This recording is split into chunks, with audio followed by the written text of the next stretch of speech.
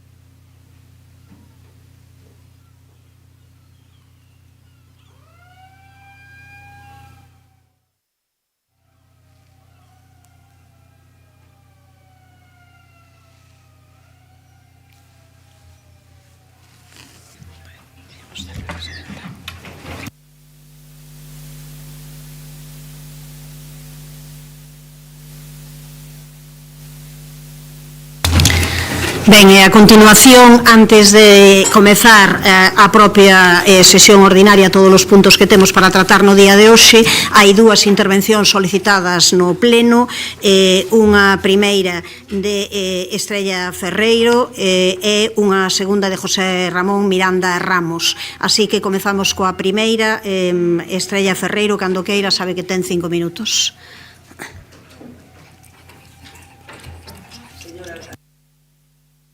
Concelleiras e concelleiros, grazas pola intervención. Como voceira dun colectivo que, mediando eleccións, pasou de útil a incómodo, deixo algunhas reflexións. que ansia deste goberno por ser o primeiro que? Foi o primeiro en democracia, señor Lestegás, en pedir á veciñanza delación de consideralo oportuno. O primeiro en alardear nos medios, señora San Martín, de incumprir promesas electorais e agora aspira a podio por aprobar cunha escasa dose de diálogo unha carga por estadías. Xa hai quen propón como alcume para este equipo de winner is. O imposto vai gravar o dobre aos usuarios de EBUT que aos que se aloxan en modelos similares. Non sabemos se basea a proporcionalidade no diferente impacto dos turistas ou nas diversas calidades aloxativas. Extraña que hóspedes que pagarán 2 ou 2,5 euros sexan o dobre ou máis de impactantes que os que abogarán 1 euro noite. Será logo a calidade. Ese turismo de calidade. Entendíamos que calidade é a que se debe garantir ao turista, poñamos por caso, cun bo servicio de desplazamentos. Porén, vimos descubrir, grazas á ordenanza, que o turismo de calidade é con medalla de prata o que pernota en BUT. Concédenlle exactamente o dobre de categoría que aos que pasan a noite en apartamentos e vivendas turísticas. Diálogo, señora Louzao, por definición da Academia, é discusión ou trato para chegar a un acordo. Podemos, por tanto, afirmar que non se deu. O que si houbo foron declaracións de intencións, sen apreciarse ánimo de chegar a acordo. Remitíndonos ás reunións deste mes, a totalidade da asistencia, mesmo algunha que se declarou membro do club de fans da tasa, xustificou dialécticamente a necesidade de adiar a súa aplicación, mínimo ata finais de outubro, mellor ata pasado decembro, por minimizar os inconvenientes que tería para o sector a posta en marcha inmediata. O 18 de xullo anuncian como xenerosa medida de gracia que a carga entrará en vigor o 1 de outubro, que segue sendo tempada alta e hai numerosas reservas comprometidas con antelación para todo o mes. Parécenos que en política, como en todo, agás quizáis nos campeonatos deportivos, o importante non é ser o primeiro, senón bordalo. Mais este é un exemplo entre bastantes do rigoroso procedemento de como lle cadre. Desde hai tempo, calquera bando, decreto ou ordenanza, esta tamén, xustifícase en base aos clamores. Xa no seu día, a praza enteira era un clamor por modificar o pexón. E así, regular as vivendas de uso turístico. Daquela, señora Rosón, tampouco houbo diálogo e o ordenamento que bordeou a extinción celebrouse neste pazo con cava e olés de paso dobre. Mas chegaron as eleccións e as consecuencias foron para moitos de vostedes as dun tango. É mágoa que ao final tamén voten os que non claman, aínda que é verdade que non poucos centos de votantes fixérono enganado, señora alcaldesa, vostede sabe. Hai quen sostén que as persoas votan cunha man no corazón e coa outra na carteira. En maio do 23 quedou demostrado que, con poucas excepcións, a man dominante é a da carteira. Compre prudencia tanto aos que aspiran a seguir gobernando como aos que optan a mandar de seguido. Non se deixen conducir polos clamores. Conveñen para xustificar a súa vontade, mas acostuman ser cantos de serea que con frecuencia, evidenciado quedou, bótanos da estrada. Señora alcaldesa, señoras concelleiras e concelleiros, o noso colectivo solicita que cumpran o que prometeron antes das eleccións, que xa están aí as próximas, que adíen o cobro da carga por estadía ata finais de decembro, que corrixan as non poucas eivas na proposta da tasa turística e, por que non, que se habitúen a implementar ese diálogo que tanto arelan mentras están na oposición e que muda en se hace saber cando acadan algunha cota de mando en tropa. Moitas gracias. Gracias, señora Ferreiro. Ten agora a quenda de palabra José Ramón Miranda Ramos. Ten 5 minutos, cando queira. Bos días a todos, alcaldesa, concelleiros, concelleiras e veciños. O motivo polo que hoxe nos encontramos aquí esta humilde representación da veciñanza da aldea de Vilamayor, da parroquia de San Paio de Sabugueira en Lavacolla, e máis concretamente das veciñas e veciños das vivendas afectadas pola situación que actualmente se está vivindo nesta aldea, é para poñer en coñecemento e de algún xeito denunciar o agravio comparativo que algúns veciños creen estar sufrindo.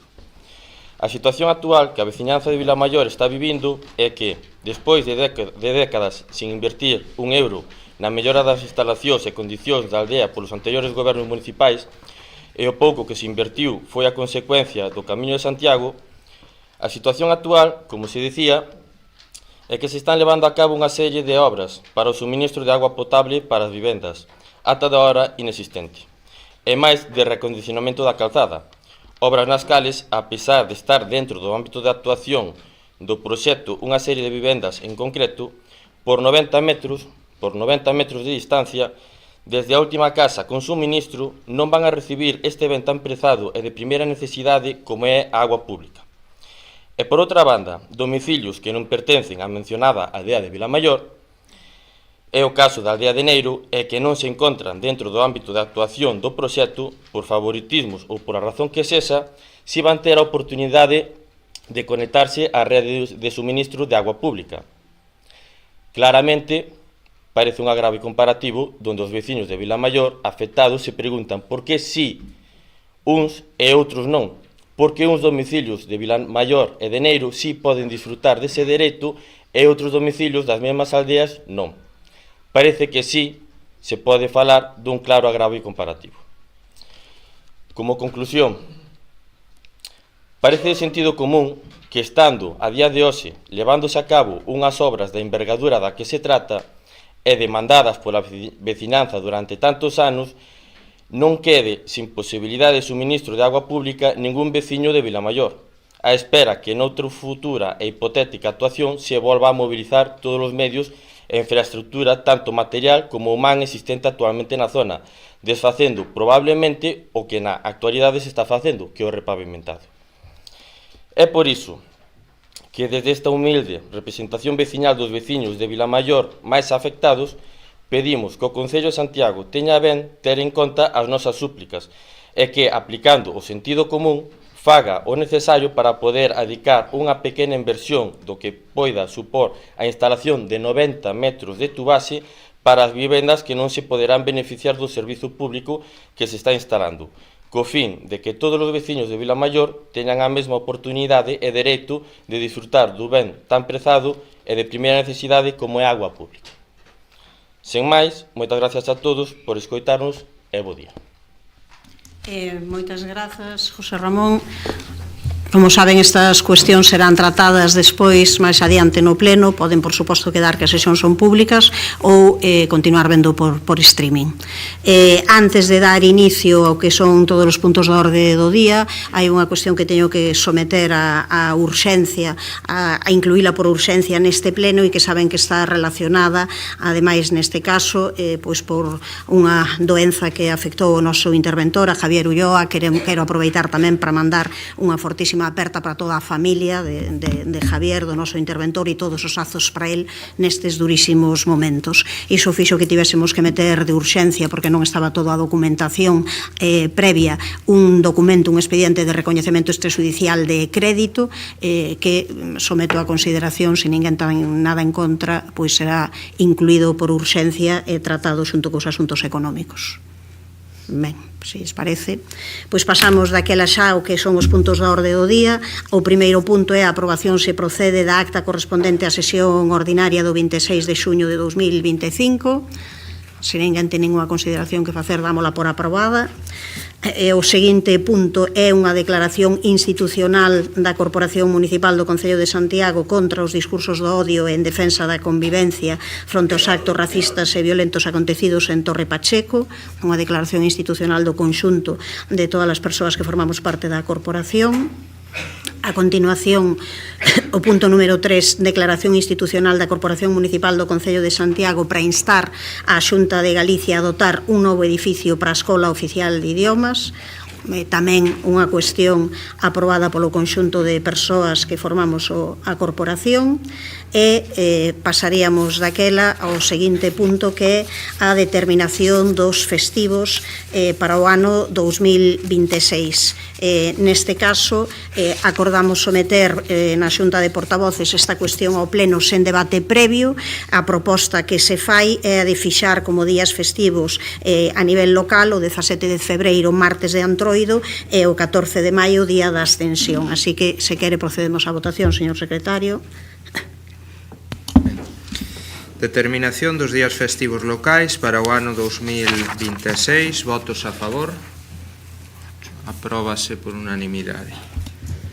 Ben, pois se lles parece, a continuación, como comezaríamos cos puntos de carácter económico, incluiramos o debate deste expediente de recoñecemento extrajudicial de crédito baixo a codificación 2025 REC 01 en relación coas obrigas derivadas da aprobación das facturas incluídas neste expediente, registradas na conta 413 a 31 do 12 de 2024 por importe total de 1.376.456 euros con 33 céntimos. Ten a palabra o señor César cando queira.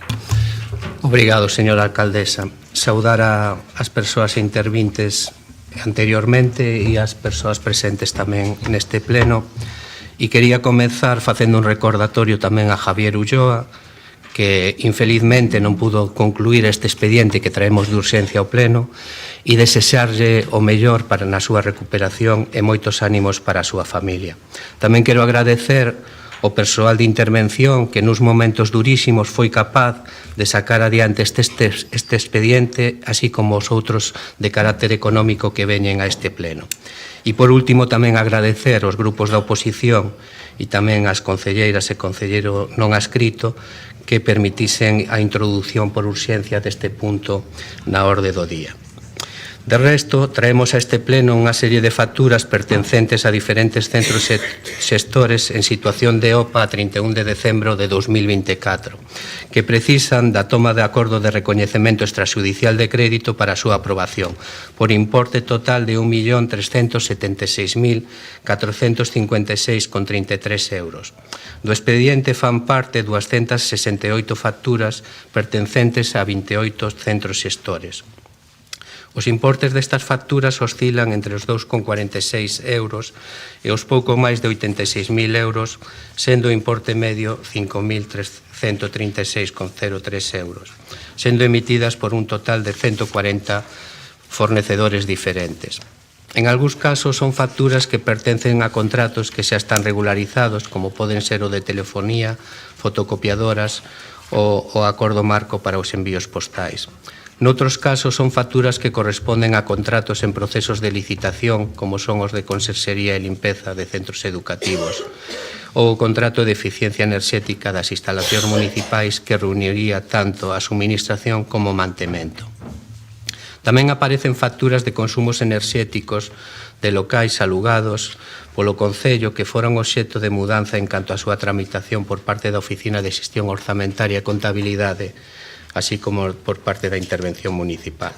Outras facturas refírense a contratos menores cuxa tramitación estamos tentando mellorar por diferentes vías, comenzando pola mudanza que fixemos nas bases de execución do orzamento de 2025. Todas as facturas que inclúe este expediente xa teñen crédito habilitado para o seu pagamento, ben a través da incorporación de remanentes, ben a través do crédito extraordinario aprobado definitivamente hai uns días. Por todo isto, agardamos o voto favorável de todas as integrantes do pleno municipal. Moito obrigado. Obrigada, señor César. Ten a palabra o señor Muiños, cando queira. Sí, bos días, señora alcaldesa, un saúdo ás persoas intervintes, a todos os asistentes pois, a este pleno. Non? Estamos ante un novo pleno no que volvemos pois a falar de facturas pendentes, facturas no caixón e, polo tanto, de persoas e empresas que non cobraron en tempo e forma e que van cobrar despois de pasar este pleno, iso agardamos. Precisamente traen aquí tamén neste pleno un plan económico financiero por isto mesmo, porque non son capaces de pagar en tempo e forma e incumpren os límites de débeda comercial. A verdade é que nós non vemos que as cuestións que propoñen vayan cambiar, porque levamos pleno tras pleno falando de facturas, falando de que se propoñen cambios que van ser estruturais e que van a axilizar pois, o tema. Aplicacións que van a chegar, que van a reformular o pago, pero nós o que estamos a ver pois é todo o contrario. Trae, como ben decía o compañeiro Manuel César, a este pleno un expediente de case 1.4 millóns de euros de facturas pendentes. Cando hai só un mes pasados, trouxeron outro expediente para saldar tamén obrigas pendentes por un importe pois moi similar. Pois miren, é que isto xa está a ser pois unha constante que non creo que se deba de permitir. Ademais, estamos a falar dun expediente que hai facturas de todo tipo, facturas pendentes de servizos que se pagan a través de recoñecementos extrajudiciais porque están sen contrato, facturas hasta de un xantar do ano pasado, unha simple comida, sobre tempos, hai incluso facturas pendentes dende o 2023. E sobre os importes, como ben decía, van desde os 7 hasta os 60.000 euros. Pois esta é unha boa mostra da contabilidade do goberno do BNG, iso está claro. E miren, como xa dixemos no pleno pasado, e non son verbas ademais miñas, que era do que plantexaba sempre a oposición cando nós éramos goberno, como nós somos responsables e os provedores de Santiago non teñen culpa ninguna da súa mala xestión e hai que pagarlle, nós facilitaremos a nosa aprobación coa nosa abstención. Grazas. Grazas, señor Muiños. Ten a palabra a señora Val, cando queira. Moitas gracias. Bueno, bo día a todas e a todos. En primeiro lugar, saludar aos intervintes, a José Ramón Miranda e a Estrella, que nos acaban de compartir aquí as súas impresións sobre temas esenciales e fundamentales no noso Concello. Polo demais, bueno, sométese a consideración de pleno este expediente de recoñecemento extrajudicial de crédito. Nos solidarizamos e tamén saudamos desde aquí o interventor, deseándolle a pronta recuperación, pero tamén entendemos que no Concello de Santiago de Compostela non só traballa o interventor, teñen vostedes, insistimos, máis direccións de área ca nunca. Entendemos que o último informe de fiscalización é o último que sae, pero a verdade é que tiveron tempo máis que abondo para adiantar, para ir adiantando, tamén para facilitar o examen da diversa e cuantiosa documentación que contén o expediente deste recoñecemento extrajudicial de crédito, porque en última instancia o que queremos, o que quere o Grupo Municipal Socialista, pois é facilitar a aprobación deste expediente de recoñecemento extrajudicial de crédito, e por eso, pois aínda hoxe, a primeira hora, estuvenlle solicitando ao Concello de Facenda unha relación que nos permita ver de un modo máis ou menos armónico pois o conxunto de relación de facturas que se someten á consideración do Pleno, porque insistimos, dende o Grupo Municipal Socialista o que non vamos a facer é darlle unha bofetada ao Goberno na cara das empresas, porque o que últimamente polo que se ve é o que se está a facer aquí. Polo demais, como decía o concelleiro, pois sometes a consideración deste Pleno pois un recoñecemento extrajudicial de crédito de 200 e pico facturas que suman pois 1.376.000 euros. As facturas son pois de diverso calado, son de diversa tipoloxía, pero sí que é verdade que convén chamar a atención sobre as 9 facturas que suman 365.000 euros do Servicio de Xestión de Multas. Son facturas que comprenden o Servicio de Xestión de Multas de Tráfico dende o mes de maio de 2024 ata o mes de decembro de 2024. É un expediente que o Goberno municipal ia municipalizar. De feito, a estas alturas xa debería de estar municipalizado porque o tiña todo super claro, pero o certo é que a día de hoxe nada sabemos ni da municipalización, nin tampouco da licitación, e o certo é que este servicio se está a prestar en precario e é un serio problema que este servicio, precisamente este servicio que non sabemos se é un servicio esencial para o funcionamento do Concello, se este a prestar a estar en precario, co cual pois insistimos unha vez máis que o Goberno municipal se poña as pilas na regularización da contratación, porque a día de hoxe o Goberno municipal non regularizou todavía ningún solo contrato de trato sucesivo, dos poucos contratos, insistimos, que quedaban pendentes de regularizar. Tamén chamamos a atención das facturas que hai no Departamento de Educación, tanto no ámbito da Conserxería e Limpeza como no ámbito da Ludoteca de Fontiñas. O servicio de Conserxería e Limpeza era único, o contrato do Departamento de Educación de trato sucesivo que estaba pendente de regularizar.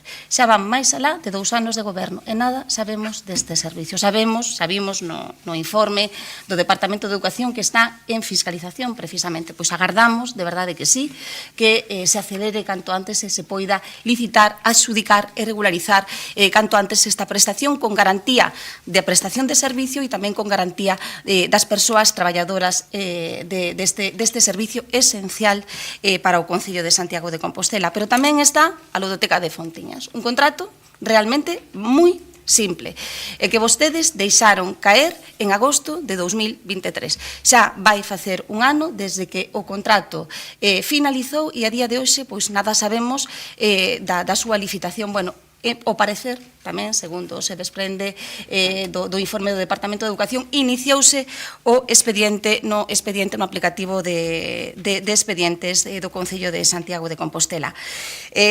Despois, bueno, simplemente chamar a atención tamén sobre as facturas da área de informática. Hai nada máis e nada menos que 63 facturas da área de informática, cando a día de hoxe, creo que este departamento conta con máis personal co que nunca tuvo na historia deste Concello. Chama infelizmente a atención pois que un contrato que en teoría debería de estar regularizado, que é o contrato de telefonía, pois teñamos que asistir e asistiremos constantemente pois a que volvan, a que sigan traendo este tipo de facturas, porque este contrato pois nos deixámoslo prácticamente adxudicado, pero vostedes pois meteron a pata na adxudicación, no procedimento da adxudicación de contrato, que provocou pois un vicio de nulidade que afecta pois a tramitación ordinaria destas facturas, co conseguinte castigo aos provedores. Polo demais, insisto, quíteme da segunda intervención, vamos a votar a favor, porque o que non vai a facer o Grupo Municipal Socialista é darlle unha bofetada ao goberno na cara das empresas provedoras dos servicios municipais. Tamén é verdade que votamos a favor en conciencia, porque analizamos o expediente, son servicios que queda acreditada a súa prestación, as cousas como son, é importante tamén poñelo de manifesto, e polo demais, pois, en última instancia, volvemos a insistir unha e outra vez que regularicen os poucos contratos que quedan pendentes de regularizar, que lles deixamos, os poucos contratos que lles deixamos pendentes de regularizar, pois para avanzar pois na mellora do pago a provedores do Concello de Santiago de Compostela. Nada máis. Grazas, señora Valdes. Contareille un minuto na seguinte intervención polo Partido Popular, señora Ferreiro, cando queira. Moi ben, bo día a todos e a todas, e especialmente pois as persoas aquí presentes que nos acompañan hoxe. En primer lugar, pois pedirlles unha vez máis que deben enviar a documentación coa antelación suficiente para poder revisala adecuadamente. Non só dicimos nós, senón tamén o reflicte nos seus informes o órgano de intervención. Xa poñemos a mellor das intencións para admitilo por urxencia, pero vostedes deben atense o seu compromiso de remitir a documentación a maior brevidade posible.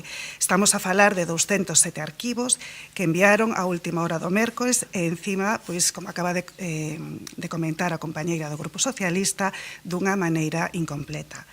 Por favor, pídolles que non convertan esta actitude nun costume, porque senón non contarán con noso apoio.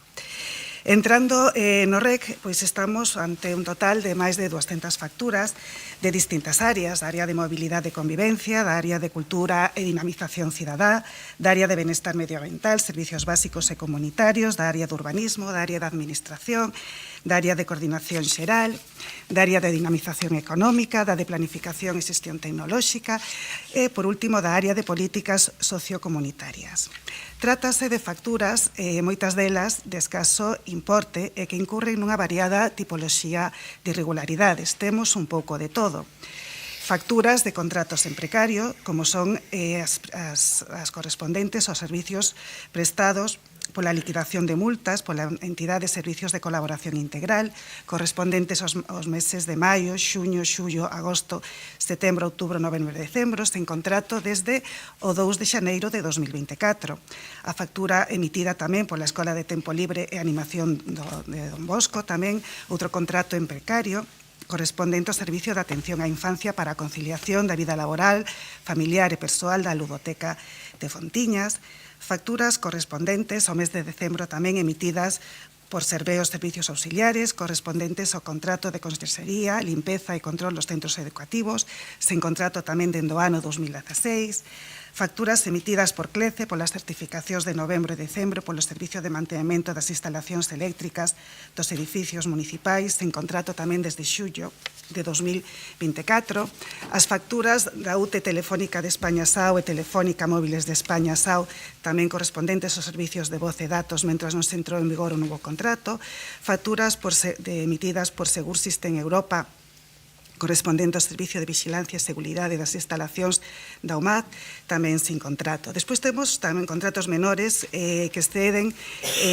dunha duración superior a un ano, límite establecido pola lei, prestacións que poderan ser obxeto dun contrato menor pero que non teñen cobertura contratual, contratos menores por faltas de saldo nas aplicacións, como son as de Telefónicas Solucións de Informática e Comunicacións que correspondentes ás operacións de ciberseguridade, gastos correspondentes a servicios recorrentes e repetitivos, como son os relativos ao mantemento de determinadas aplicacións informáticas do Concello de Santiago, facturas de prestación de servicios realizadas en anos anteriores, como as de Rico España polos servicios de impresión, ou as facturas das comunicaciones, que corresponde tamén ao contrato de mantemento de bases de datos. E tamén habría que resaltar que temos varias facturas de distintas áreas funcionais, de dinamización económica, coordinación xeral, cultura e dinamización, correspondentes a distintas actividades relacionadas co Nadal, como serían a campaña de Nadal, o mercado de Nadal ou incluso a programación, na que se entende que, dado que son necesidades permanentes tramitados como contrato menor, deberían licitarse nun único contrato por lotes aprobado previamente a actividade e valorando as distintas prestacións que forman parte da unidade. Tamén temos un caso curioso e peculiar dun servicio de redacción de proxecto que adolece de varias irregularidades. Non se indica de forma expresa os prezos facturados que se axustan ao mercado. En diversas actas de conformidade, o concepto de gasto se indica de maneira completa ou indeterminada, obviándose en moitos casos os períodos de facturación. E, ademais, foi adxudicado no ano 2019, pero a súa execución esténdese dende o ano 2020 ao ano 2023, incumprindo, polo tanto, o principio de duración dos contratos menores.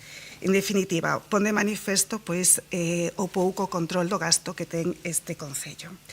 Por último, resaltar que, ademais de enviar a documentación ao órgano de intervención tarde e arrastro, como se manifesta na petición de emenda que consta en varios dos informes, dicirlles que as presas non son boas, non poden deixar isto para o último momento e logo apurar a todo o mundo. En fin, vemos todo tipo de deficiencias, máis do mesmo, tras 2 anos de legislatura.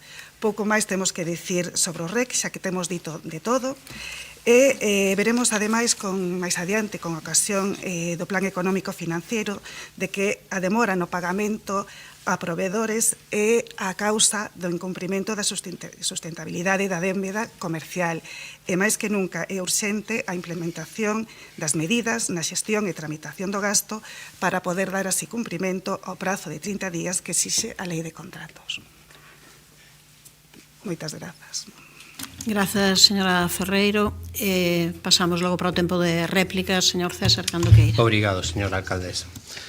Ben, señor Muiños, vostede xa se anticipa un punto e fala do plan económico financiero e di que é debido ao incumprimento no pagamento da débeda a fornecedores. O plan económico financiero é como consecuencia de que se incumpre a regra do gasto, pero non o incumprimento do pagamento da débeda a fornecedores.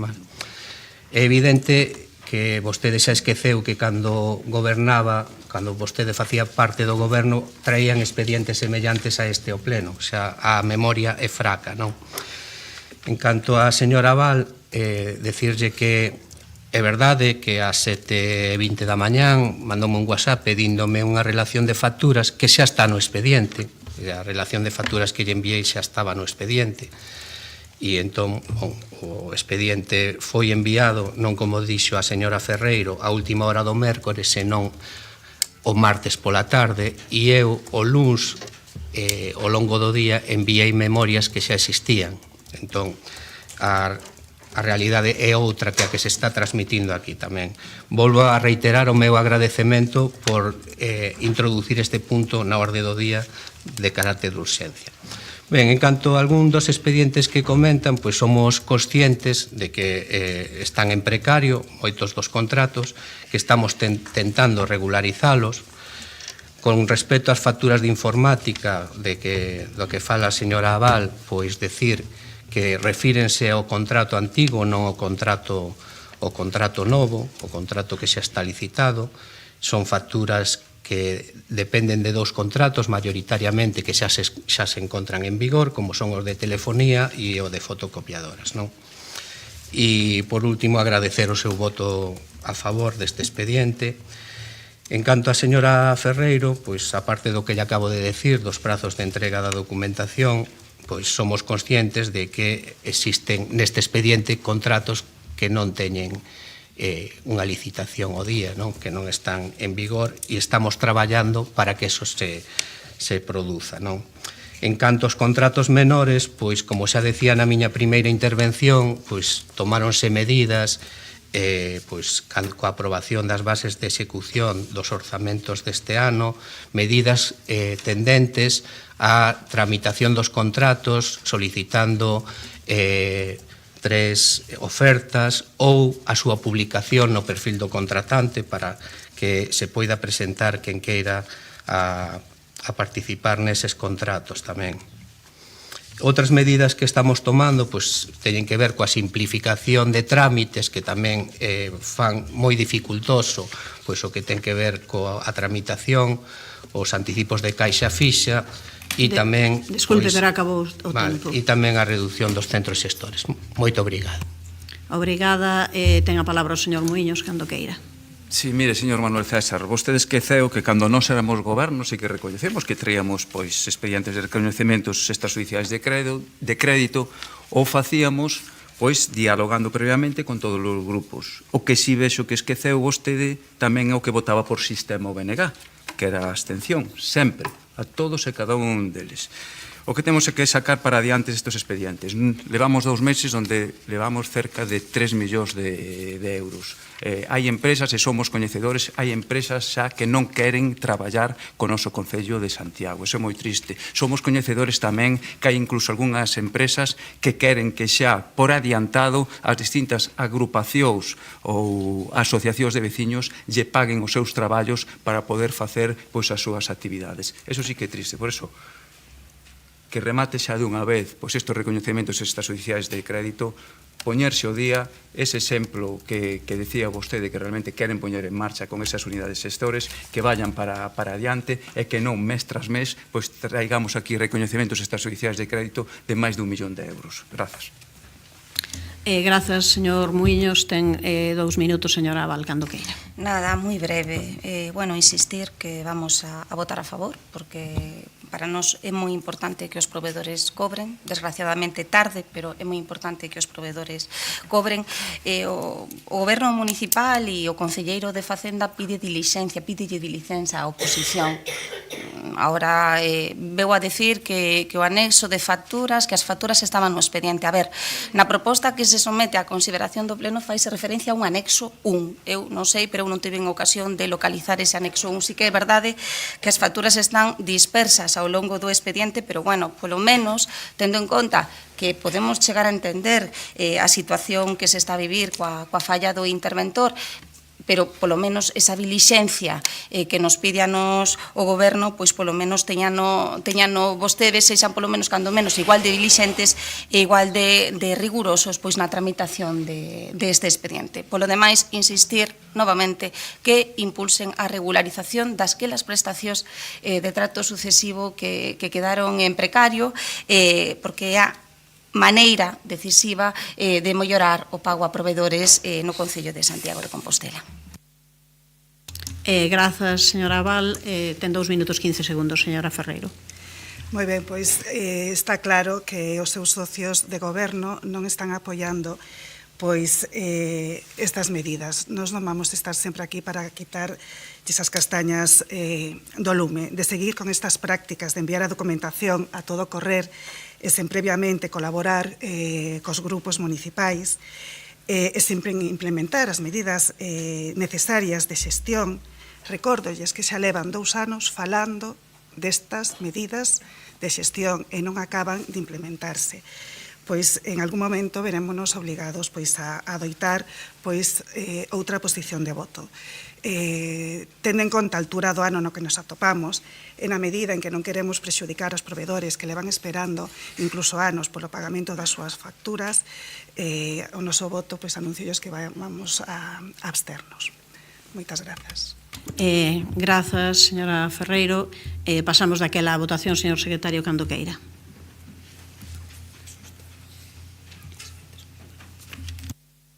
Expediente de recoñecemento extrajudicial de crédito 2025 REC 01 para aprobar gastos rexistrados na conta 413 por importe total de 1.376.456 euros e 33 céntimos. Votos a favor. Grupos municipais, BNG, Compostela Verde Socialista. Votos en contra. Non hai. Abstencións. Grupos municipais, Partido Popular e concelleiros non adscritos. Apróbase. Pasamos ao seguinte punto da orde do día, que, segundo acordado na Xunta de Portavoces, será sometido a votación sin debate. O punto é a aprobación da disponibilidade de créditos no Orzamento Xeral do Concello do ano 2025 por importe total de 1.530.250 euros con 39 céntimos, financiado con entregas a conta da participación en tributos do Estado do ano 2025. Daquela, como dicía, como acordamos que fose en debate, pasamos directamente á súa votación. Señor secretario. Aprobación da disponibilidade de créditos no Orzamento Xeral do Concello do ano 2025 por importe total de 1.530.250 euros e 39 céntimos financiados con entregas a conta da participación en tributos do Estado do ano 2025. Votos a favor. Grupos municipais, BNG, Compostela Aberta e Socialista. Concelleiros non adscritos, non nos vira. Votos en contra. Non hai. Abstencións. Grupo municipal do Partido Popular. Apróbase. Pasamos ao seguinte punto, punto número 6, a aprobación do Plan Económico Financeiro do Concello de Santiago de Compostela correspondente ao período 2025-2026. Ten a palabra o señor César cando queira. Obrigado, señora alcaldesa.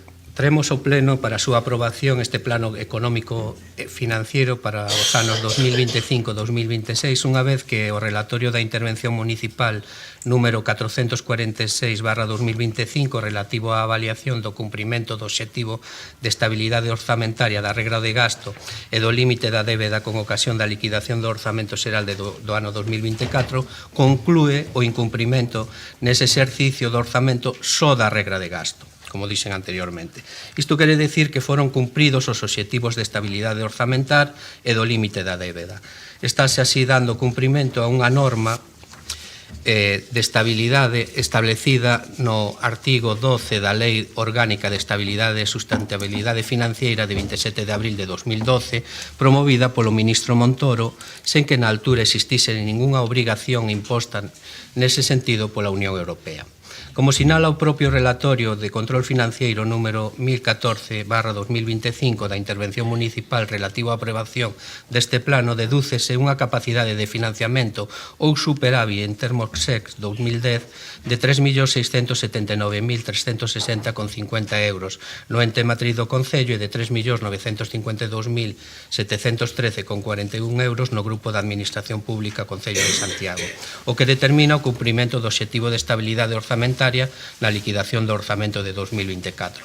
Así mesmo, dedúcese o cumprimento da regra de gasto o incumprimento da regra de gasto na liquidación do orzamento en termos consolidados do exercicio 2024 nunha cuantía de 6.705.695,41 euros, situándose a tasa de crecemento consolidada en 8,97% superior á tasa de referencia que para o ano 2024 é do 2,6%. o cumprimento da regra de gasto prodúcese só na entidade incolsa. Tamén é importante salientar que o mesmo relatorio sinala que no cálculo das magnitudes de débeda pública derívase que as magnitudes de endevedamento e carga financiero atópanse dentro dos límites establecidos pola normativa de aplicación, polo que non é preciso a autorización do órgano de tutela financiera con carácter previo á concertación de operación financiera a longo prazo prevista para o financiamento de investimentos no orzamento de 2025. Convén lembrar que o ratio de endevedamento da liquidación de 2024 é 32,68%, cun volumen de débeda viva consolidada a nivel das administracións públicas a 31 de decembro de 2024 de 40.482.703,41 euros e o ratio de endevedamento da liquidación de 2024, incluído a operación de crédito de 2025, é 33,93. Por lo tanto, estamos moi lonxe do 75% que establece a lei, non estamos menos da metade. Se a isto unimos que o Concello conta cun aforro líquido positivo en 2024 de 5.309.359,13 euros e un remanente líquido de tesourería para gastos xerais consolidado en 2024 de 24.220.283,54 euros, é evidente que o Concello de Santiago non se encontra nunha situación alarmante no que se refire ás súas finanzas. Mas como a lei é a que é, e traemos para a súa aprobación este plano, unha vez enviado ao organismo de tutela das entidades locais da Subdirección Xeral de Política Financiera e resoltas todas as aclaracións solicitadas polo mesmo. Non é difícil incumprir a regra de gasto partindo dun orzamento prorrogado como foi o de 2023 e coincidindo con ano electoral onde se produciu unha mudanza de goberno.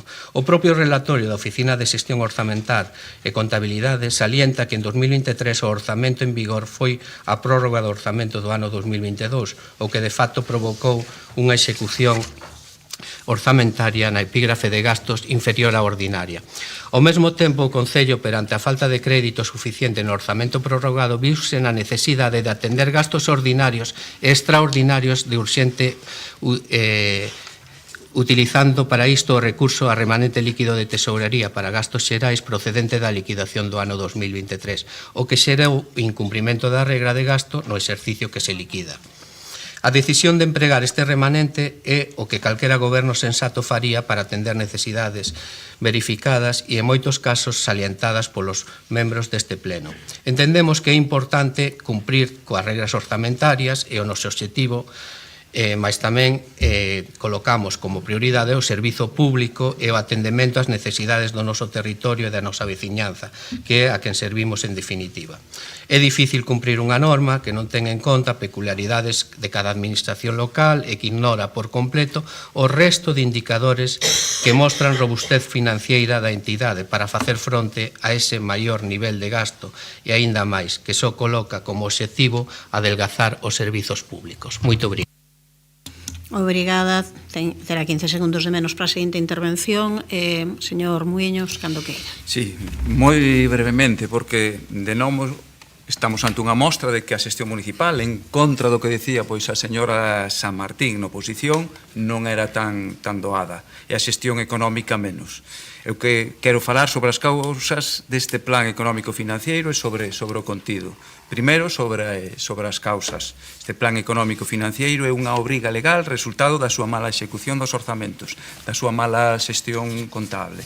Non pagan as facturas. Tamén que amosao. No anterior pleno viñeron facturas por importe de 1,5 millón. En este, acabamos hora de debatir outro lote de facturas que estaban no caixón. E así seguimos. Dicían ter vostedes pois esa fórmula do éxito, a receita secreta para que o pago a provedores se realizara pois dentro do prazo legal. Pois ben, non só non tiñan a fórmula, senón que o ano pasado o período medio en pago a provedores chegou a estar nos 119 días. É dicir, 4 veces. 4 veces o período medio de pago que establece a normativa vixente, que o sitúa pois en 30 días. Polo tanto, as receitas contables do BNG son as que obrigan agora a elaborar pois este plan económico financiero, porque se deu un incumprimento da sustentabilidade da débeda comercial, é dicir, un incumprimento sistemático do período medio de pago a proveedores no último trimestre do 2024. E non é que non se pague porque non hai cartos, así o decía, os informes din claramente que este incumprimento non ten base na situación financiera do Concello. De feito, pois hai superávit, senón que se debe a atrasos na tramitación e a aprobación do gasto, é dicir, as facturas no caixón. O mito das boas xestoras esmorece por momentos. E, por certo, non só incumpren o período medio de pago a proveedores, incumpren tamén o prazo máximo no que tiñan que ter presentado este mesmo plan económico. Tiñan que facelo nun mes que se constatara o incumprimento, e non o fixeron. Chega tarde ata para corrixir os seus propios erros. Imos agora pois, ao contido. As medidas que nos propoñen para cumprir coa sustentabilidade da débeda comercial e, polo tanto, reducir ese período medio de pago, brindes ao sol. Por exemplo, primeiro, din que van a identificar os contratos menores que deben ser obxecto da licitación e promovelas para que non presenten problemas na fiscalización. Pois miren, en cada pleno municipal estamos a falar de un contrato que se debe renovar e que as súas facturas se pagan a través de recoñecementos extrajudiciais. Podríamos pois, empezar por regularizar pois, estes, non? Despois din que van reforzar o servicio de contratación con máis persoal técnico xurídico. Non sei, isto xa está previsto na convocatoria de emprego público deste ano, será para o seguinte, como van a facer? Ou, tamén me pregunto, aínda máis persoal, porque xa temos máis coordinadores, directores de área que nunca. Outra medida, falan da creación desas unidades de xestión para reducir os centros xestores que estiveron a facer pois ora neste tempo pois que as están a traballar. Estas medidas que se iban con isto que se iba a arranxar gracias a esa reducción de centros xestores, xa levan anunciado durante bastante tempo e varias veces.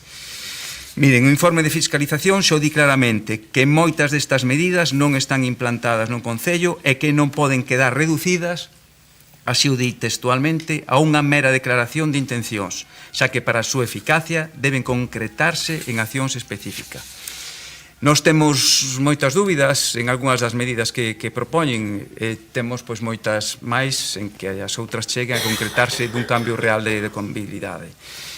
Imos facilitar por responsabilidade pois a aprobación dese plan, agardemos pois que se podan arranxar toda esta serie de problemas. Grazas. Grazas, señor Muiños. Ten a palabra a señora Abal, cando queira. Moitas gracias. Bueno, o Grupo Municipal Socialista pois vai a aprobar o Plan Económico Financeiro, xa que como pon de manifesto, puxo de manifesto o concelleiro, e se pon de manifesto no expediente o incumprimento da regra de gasto, pois non provee, non deriva dunha situación de déficit estrutural que signifique a adopción de medidas correctoras e o contido do expediente pois cumple os requisitos mínimos que se exixen na lei. Trátase dun plan que, como dicíamos, ao non ter orixe nun déficit estrutural, non contempla ningún tipo de medida correctora, considerando únicamente pois, as proxeccións tendenciais de ingresos e gastos para os exercicios no que debe de estar vixente este plan económico financiero, o exercicio 2025 e 2026. É necesario, polo tanto, como se pon de manifesto nos diversos informes que forman parte do expediente, que se leve a cabo un control exhaustivo sobre a execución orzamentaria, de modo que esta se adecue ás previsións previstas no plan, tanto en materia de ingresos como en materia de gastos, pois para corrixir tanto, evitar que volva a incumprirse esta regla e tamén, sobre todo, pois cumprir o dato relativo ao período medio de pago a proveedores. Neste sentido, recordamoslle ao Goberno Municipal que o 11 de xuño o Grupo Municipal Socialista solicitou precisamente a evolución de ingresos e gastos no que vai de exercicios sin que a día de hoxe obtuveramos resposta. Agardamos que non la envíen canto antes, sobre todo tendo en conta o contido deste expediente e as advertencias que pon este expediente encima da mesa a de levar a cabo un control exhaustivo de ingresos e gastos municipais. Dito isto, pois debemos facer as seguintes consideracións. En primeiro lugar, e por non variar, o Goberno vai tarde. Os plans económicos financeiros deben ser presentados no prazo máximo de un mes dende que se constate o incumprimento e deben de ser aprobados no prazo máximo de 2 meses desde a súa presentación. Tendo en conta que a liquidación do Orzamento Xeral do ano 2024 pois aprobouse o 23 de maio de 2025, cabe indicar que o plan económico financeiro se ten presentado fora do plazo establecido para elo. En segundo lugar, é importante poñer de manifesto que o cumprimento dos obxectivos de estabilidade orzamentaria e de sostibilidade financeira non é consecuencia da boa xestión do Goberno de Goretti San Martín. Deriva, esencialmente, por non decir únicamente, do forte incremento dos ingresos procedentes do Estado, esencialmente do forte incremento que sufriu o ingreso que procede do Fondo Complementario de Financiación e da compensación do IAE. No Fondo Complementario de Financiación, ingreso procedente da Administración Xeral do Estado, estamos a falar dunhos ingresos de máis de 7 millóns de euros respecto do ano 2023, onde a cifra acadou a cantidade de 19 de casi 20 millóns de euros, é dicir, estamos a falar de case 28 millóns de euros respecto do ano 2023. Isto, o Goberno do Estado presidido polo Partido Socialista está achegando máis que nunca recursos ás comunidades autónomas, recursos ás entidades locais e parece que iso pois non se pon en suficiente valor. E é o Goberno do Estado, as achegas das entregas á conta do Goberno do Estado o que están garantindo a sustentabilidade financeira e a estabilidade orzamentaria do Concello de Santiago de Compostela. Fixo no ano 2024, está a facer no ano 2025, como se puxo de manifesto no expediente que acabamos de aprobar, que se habilitan eses 1,5 millón de euros gracias precisamente ao incremento das achegas do Goberno do Estado pois para manter os servicios públicos. E tamén se está anunciando que no ano 2026 pois tamén os incrementos das achegas do Estado se incrementarán. Quíteme da seguinte intervención. E, por último, poñer de manifesto, pois unha vez máis, a mala xestión do Goberno presidido pola alcaldesa Goretti San Martín. E iso a pesar, sei que somos pesados con este tema, de contar cunha estrutura directiva máis robusta da historia deste Concello. E non o decimos porque gasten máis, porque xa sabemos que esta regra de gasto pois é un pouco delicada, por dicilo así, senón que non foron capaces, pese a gastar máis, de continuar coa tendencia crecente de aumentar o capítulo de investimentos. É dicir, vostedes gastan máis, sí que é verdade, pero diminúen a execución do capítulo de investimentos en 1,5 millón de euros respecto do ano 2023. E iso que gastan máis, pero diminúen a execución do capítulo de investimentos en 1,5 millón de euros respecto do ano 2023, pese a ter o orzamento máis alto da serie histórica, pese a contar coa estrutura directiva máis forte do Concello e pese a gastar máis, con lo cual deben de revisar este parámetro porque este parámetro é moi importante pois para garantir pois unhas boas condicións no Concello de Santiago de Compostela e sobre todo tamén teñen vostedes unha moi mala xestión porque a pesar de todas as medidas que din que están adoptando, a pesar de contar coa estrutura directiva máis robusta da historia deste Concello, incumplen sistemáticamente o período medio de pago cos datos máis malos tamén das últimas series do Concello de Santiago de Compostela. E, de feito, pois os últimos datos publicados, nós, polo menos, tuvemos acceso ao dato do mes de maio, pois sitúa o período medio de pago en máis de 88 días, co cual pois é realmente preocupante esta situación. Grazas, señora Abal. Ten a palabra polo Partido Popular a señora Ferreiro, cando queira. Bo día de novo. Na mesma liña que o resto dos compañeiros dos grupos municipais, outra vez incumprindo prazos. Anteriormente da presentación do orzamento, logo da liquidación, en este caso da presentación deste plan que, segundo recolle o artigo 23 da Lei Orgánica de Estabilidade Orzamentaria e Sustentabilidade Financeira, os plans económico-financeiros deben presentarse no prazo dun mes desde que se constate o incumprimento. Pois ben, se a liquidación do orzamento xeral do ano 2024 se aprobou o 23 de maio de 2025, este plan está claro que se presentou extemporaneamente. Xa fai tempo que vimos repetindo que este Concello se caracteriza por o elevado retraso no pagamento de facturas a proveedores, a baixa porcentaxe de execución do orzamento, os remanentes históricos, o uso abusivo da figura do REC, o elevado número de contratos en precarios, as carencias estructurais de organización, de coordinación e innovación e de implantación tecnolóxica. E agora, todo isto ten consecuencias que se materializan na obriga de presentar este plan polo incumprimento, por unha parte, da regra de gasto, como xa explicou o concelleiro competente, e por outra parte tamén do incumprimento da sustentabilidade da débeda comercial.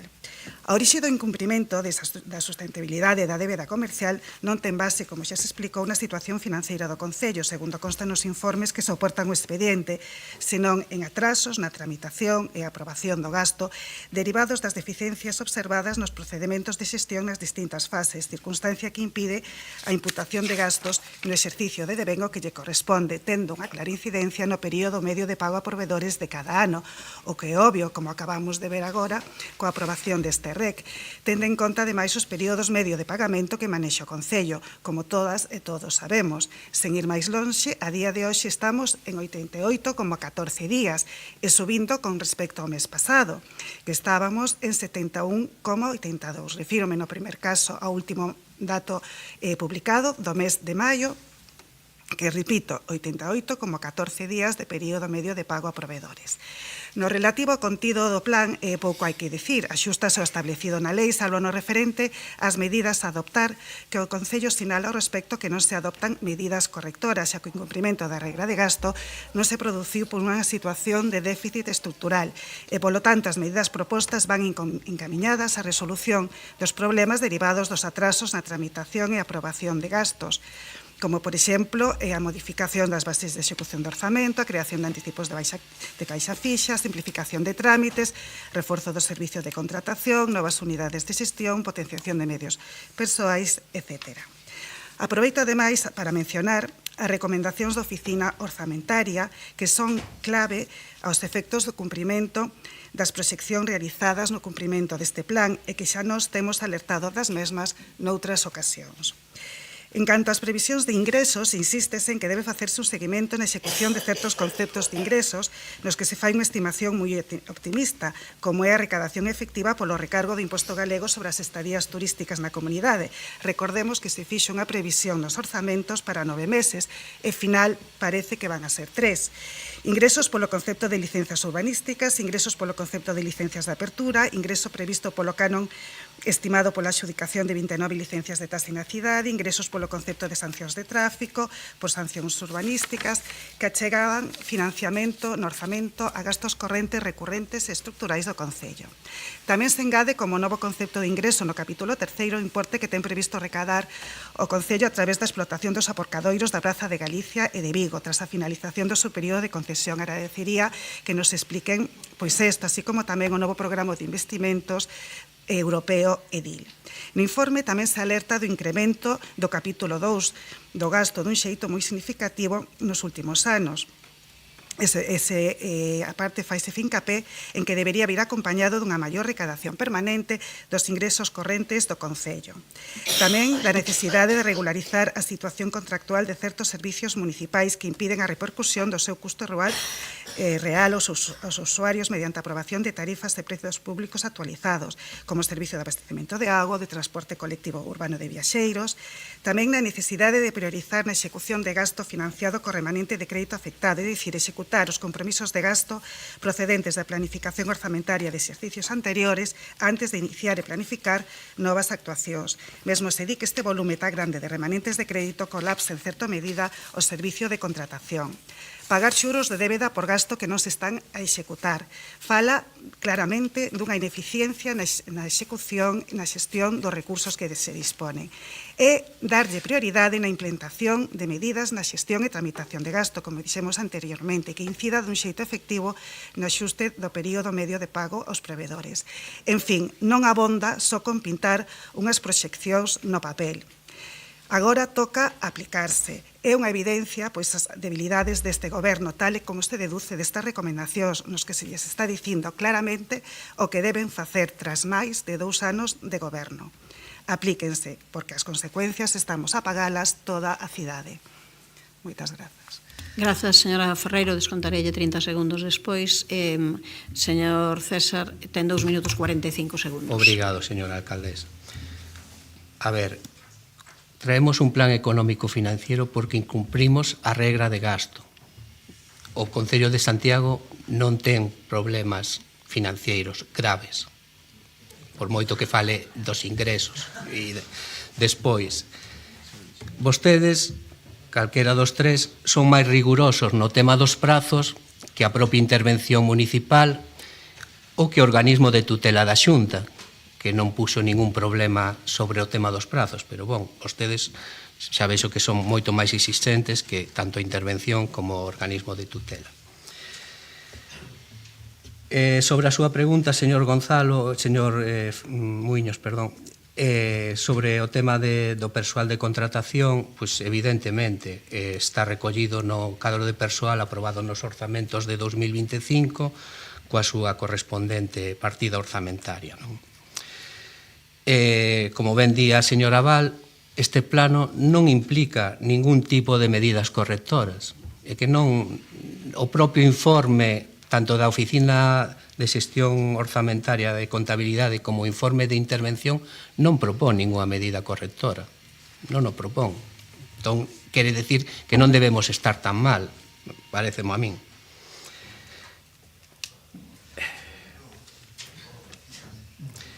Señora Val,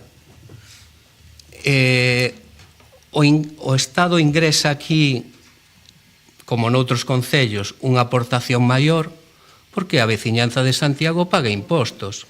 E como paga impostos, pois temos dereito a participar nese reparto. Parecemo que non é nada sorprendente que se aumenta a recadación no Concello de Santiago por parte do Estado, que o Estado ingrese unha partida maior. A min pareceme o máis lóxico, non? Non é ningún motivo de orgullo do goberno central. É unha evidencia que se dá por feito, non? E con respecto á estrutura directiva, parece ser que vostede tampouco tiña ninguna estrutura directiva cando vostede gobernou, non? Estaba sin ningún director de área, sin ninguna directora de área.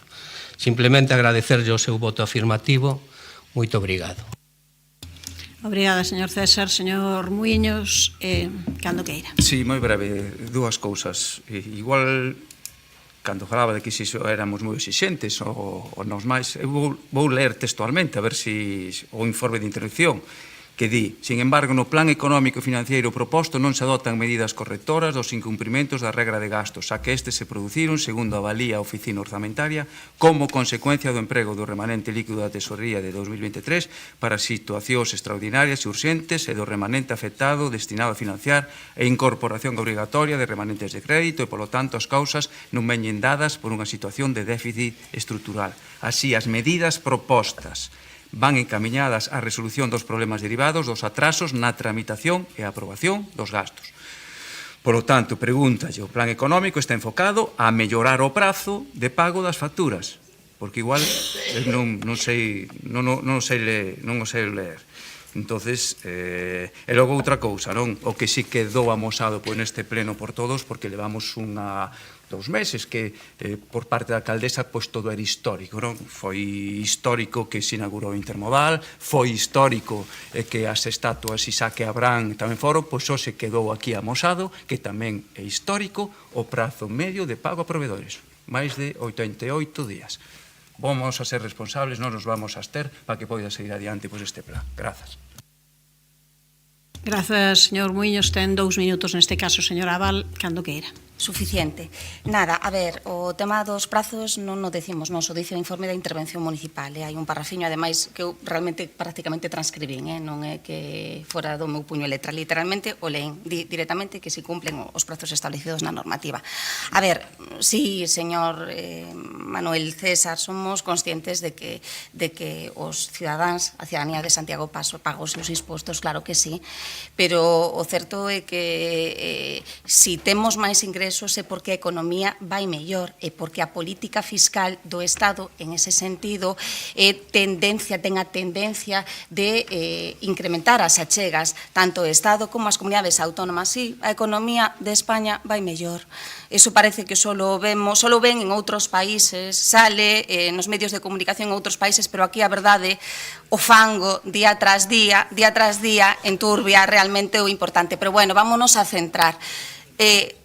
Insistimos, os que coñecemos un pouquiño o orzamento do Concello de Santiago de Compostela sabemos que vive e sobrevive gracias aos incrementos cuantiosos que se viñeron producindo na participación dos tributos do Estado e non o incremento do Fondo de Compensación da Comunidade Autónoma, que non sabemos por qué leva prácticamente conxelado ano tras ano, polo menos con respecto aos municipios de gran poboación. É un tema para facerso mirar, porque realmente, parafraseando un pouquiño o señor César, si a cidadanía de Santiago aumenta paga os seus impostos, incrementan as achegas do Estado, non entendemos por que o fondo da comunidade autónoma non se incrementa con respecto ao Concello de Santiago, sino que está conxelado. Finalmente, señor César, sí, esta concelleira en particular está a favor da estrutura directiva, pero unha estrutura directiva que sirva. Lle recordo que vostedes, o Bloque Nacionalista Galego, a alcaldesa Goretti San Martín, criticou profundamente os órganos directivos do Concello e ao final non predicou co exemplo e contratou máis órganos directivos que nunca.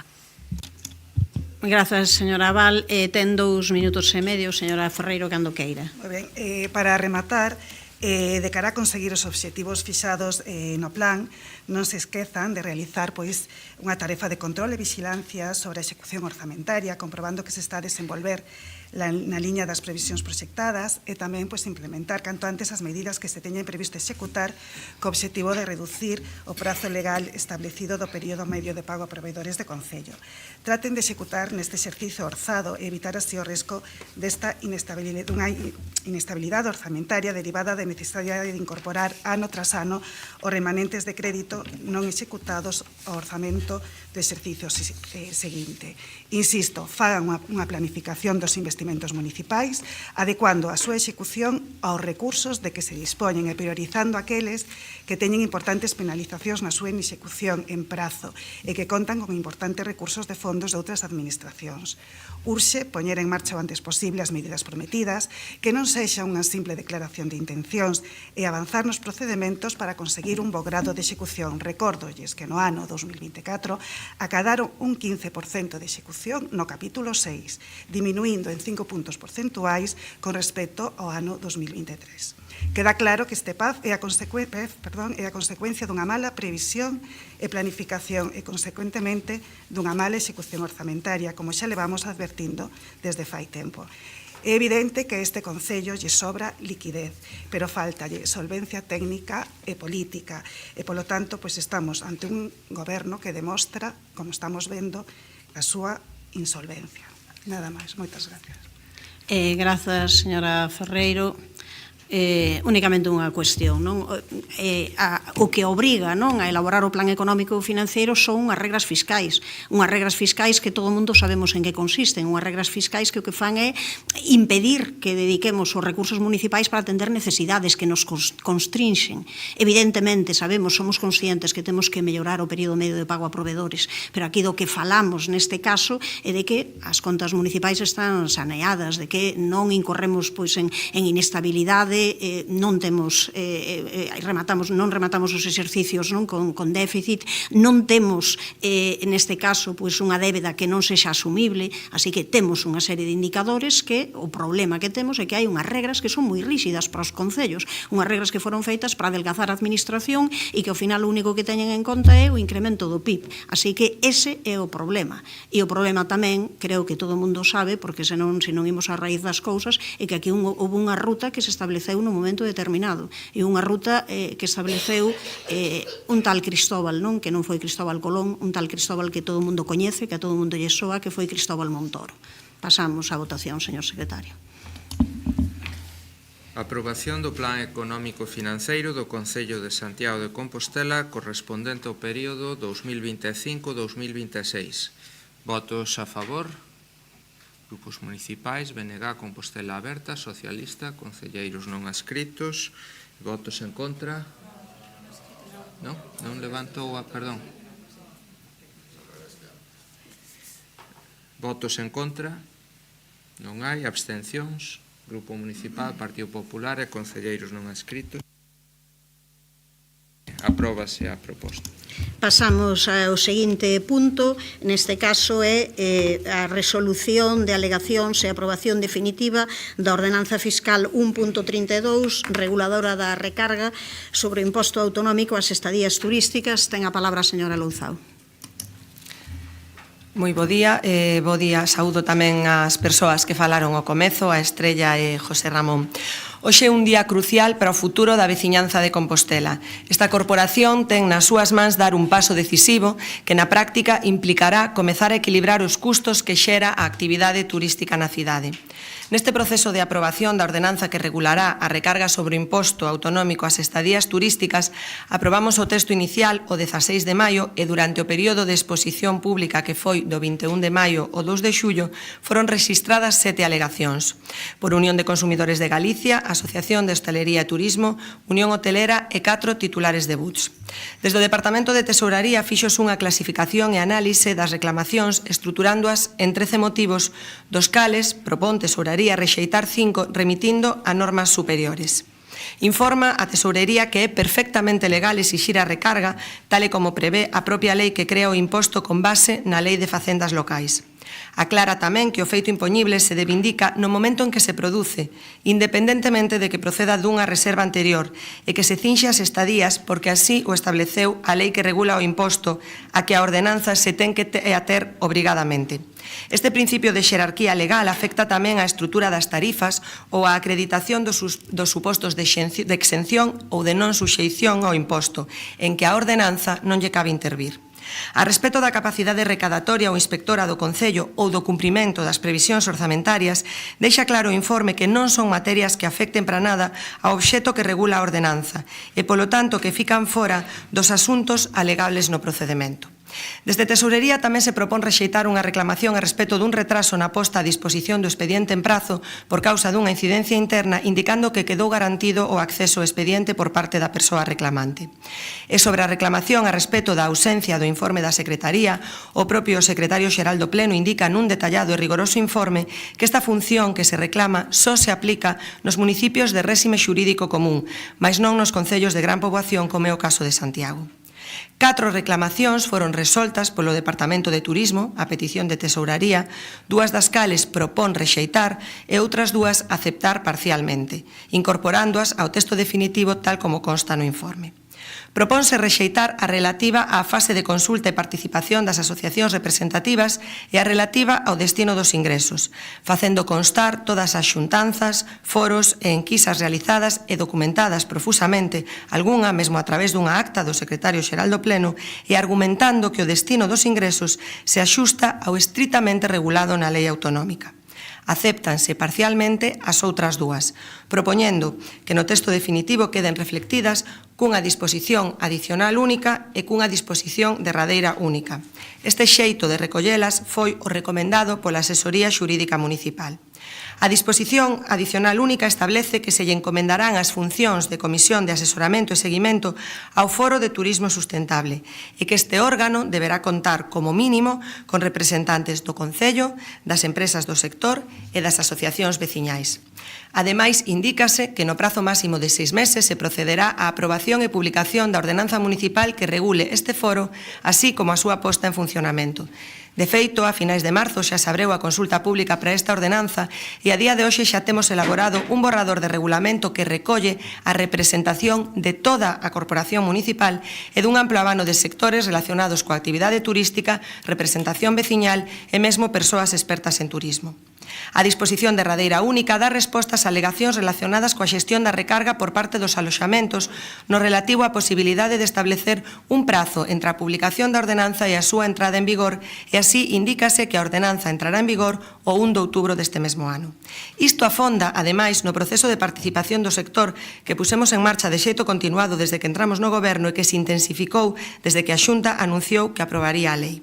Neste proceso, en que estiveron representadas todas as asociacións do sector, quixemos abrir unha convocatoria máis ampla e moito máis ambiciosa, incluindo as persoas responsables dos aloxamentos turísticos xa a nivel individual nunha convocatoria sen precedentes. Froito desta xuntanza e atendendo as cuestións que se nos trasladaron e tal e como nos comprometemos ali mesmo, introducimos este cambio na data de entrada en vigor para que os establecementos, sobre todo os máis pequenos e que contan con menos medios materiais e humanos, poidan dispoñer dunha marxe de tempo prudencial para adaptaren os seus procesos de xestión e introduciren os axustes que precisen para facer efectivo o cobro desta recarga. Moitas grazas. Grazas, señora Louzao. Señora Rosón, cando queira. Bueno, moi bo día a todas e a todos. Saudar as persoas que interviñeron ao comenzo do pleno e amosar o meu absoluto respeto a todo o que dixeron aí, iso vaya por diante, e tamén desexar a pronta recuperación do noso interventor Javier Ulloa. A pregunta que nos temos que facer antes de abordar a cuestión da taxa turística non é se o turismo debe aportar, senón se podemos seguir sostendo este modelo sen que nos custe calidade de vida. E a resposta é non. Compostela leva recibindo, sobre todo nos últimos anos, unha enorme afluencia turística que, ademais dos positivos efectos económicos, está a xerar crispación en termos de convivencia entre veciño e turista e supón tamén un sobrecusto en determinados servizos. E quero deixar claro que, fronte ao que poidan decir os escépticos, a taxa turística nen afecta a afluencia de turistas nin vai en contra do sector nin do turismo. En última instancia, sirve para mellorar a nosa oferta turística. Polo tanto, non existe motivo para poñerse a unha taxa. Agora ben, o debate aquí é sobre como se implanta a taxa. A ordenanza que traen a este pleno é unha ordenanza accidentada. Non dialogaron dende o principio co sector e isto sería grave sempre, pero o é máis grave cando o sector vai ser quen teña que cobrar esa taxa. É que vostedes non dialogaron cos axentes encargados de recadar ese tributo. A taxa, ademais, chega tarde, deixando tras de sí un desaxuste orzamentario porque hai 2,6 millóns de euros dibuixados nos nosos orzamentos municipais no capítulo de ingresos que estaba previsto obter por unha taxa turística que non vai a recaudar nin un só euro neste ano para as arcas públicas. Polo tanto, a taxa turística chega tarde e, a pesar diso, chegan sen diálogo previo. Que fixeron, ademais de perder o tempo? Miren, eu estou neste salón de plenos non para perder o tempo, nin moito menos para facerlle perder o tempo ás miñas veciñas e veciños. Por iso, aínda que a crítica é necesaria, tamén o é poñer alternativas. E nos procuramos facer achegas para mellorar a xestión desa taxa, para intentar achegar posturas e, sobre todo, para que a taxa non só se cobre, senón que o recadado se revista en Santiago de Compostela e que se faga canto antes. Por iso exiximos coñecer a composición do foro que vai a xestionar o 80% do recadado. Non podíamos aprobar a creación dunha taxa que vai xestionar un órgano do que descoñecíamos quen ia formar parte. Mais aínda, cando xa vimos a mala xestión do diálogo que practicou ata agora o Goberno, queríamos garantir que tanto o sector turístico como as asociacións veciñais tiñan voz e voto sobre o que se vai a dirixir o recadado. E aínda que estamos satisfeitas con este punto, a señora Louzao sabe que esta é unha negociación inacabada. Queremos reforzar a presencia das asociacións dos barrios que máis sofren a presión turística. Estou segura de que aquí tamén haberá acordo. Tamén reclamamos concretar o destino de parte dos fondos. Hai un 20% que non é obrigado a dirixilo a actividades turísticas e nos propuxemos destinalo a reforzar servizos de limpeza, mantemento e conservación fundamentalmente. E sobre o 80%, aínda que ese foro terá a última palabra, quixemos acordar o compromiso político do Goberno para que apoien 3 propostas que faremos ali. A realización dun biomapping na Praza Obradoiro na noite dos Fogos do Apóstolo e a promoción de actividades culturais e deportivas para os períodos de baixa tempada turística, precisamente para avanzar nesa desestacionalización. Pero, ademais, creemos necesaria necesario que se reforce o control e vixiancia da descarga de turistas que fan os autobuses en diferentes puntos da cidade. Esa descarga debe facerse exclusivamente darse na de Xoán 23 e outros aparcamentos habilitados para esa función, para que tamén os excursionistas aporten e o fagan coa taxa que deben pagar de case 20 euros por autobús neses espazos. Todo isto tamén está aceptado polo goberno local, poderá confirmalo agora a concelleira de Turismo. Résteme da segunda intervención, se me excedo, señora alcaldesa, a xestión da ordenanza para a taxa turística ata agora non foi boa. Pero a xestión da taxa turística podemos traballar para que se xa mellor, con diálogo, consensos amplos e participación do sector e da veciñanza. Nos estamos nesas, non estamos aquí para entorpecer nin bloquear, estamos aquí para ofrecer solucións e axudar a gobernar o noso Concello. Temos a certeza, as 4 concelleiras non adscritas, de que o Concello precisa máis recursos económicos. Temos a certeza de que Santiago precisa taxa turística e incluso tamén temos a certeza de que a taxa será boa para o sector turístico con máis recursos para mellorar a nosa oferta cultural, deportiva e festiva. Pero, como xa dixen algunha vez, a responsabilidade de gobernar está moi por riba das promesas baleiras que se fan para contentar a todo o mundo. E o noso voto neste pleno sempre é pensando no mellor para o noso Concello, pensando sempre no interese xeral. Santiago precisa que o turismo contribúa para que o modelo turístico non nos custe calidade de vida. Polo tanto, Mila, Gonzalo, Marta e eu votamos sí e comprometémonos a seguir traballando da man do sector, da veciñanza e co goberno local para chegar posturas e conseguir conxuntamente a mellor gobernanza da taxa turística. Grazas. Grazas, descontarei un minuto despois. Señor Guinarte, cando queira. Bos días, alcaldesa, concelleiras e concelleiros. Saúdo en primeiro lugar a Estrella e a José Ramón, que interviron antes do inicio deste pleno, e tamén quero enviar un saúdo a Javier, o noso interventor, e desexarlle unha pronta e total recuperación. Bueno, a posición do Grupo Municipal Socialista no tema da taxa turística é a que era. Nós estábamos a favor da taxa turística e seguimos estando. Iso non significa, nin moito menos, avalar o como se fixeron as cousas, e deso falarei tamén. Pero o que hoxe se vota é unha ordenanza e a resolución das reclamacións e alegacións presentadas ao proxecto que inicialmente foi aprobado neste pleno. É sabido que esta ordenanza nace da Lei 5/2024 de medidas fiscais e administrativas. Esa é a lei que crea a posibilidade de gravar cun imposto as estadías turísticas e establece o marco legislativo do que pouco se move e pouco se pode mover a ordenanza.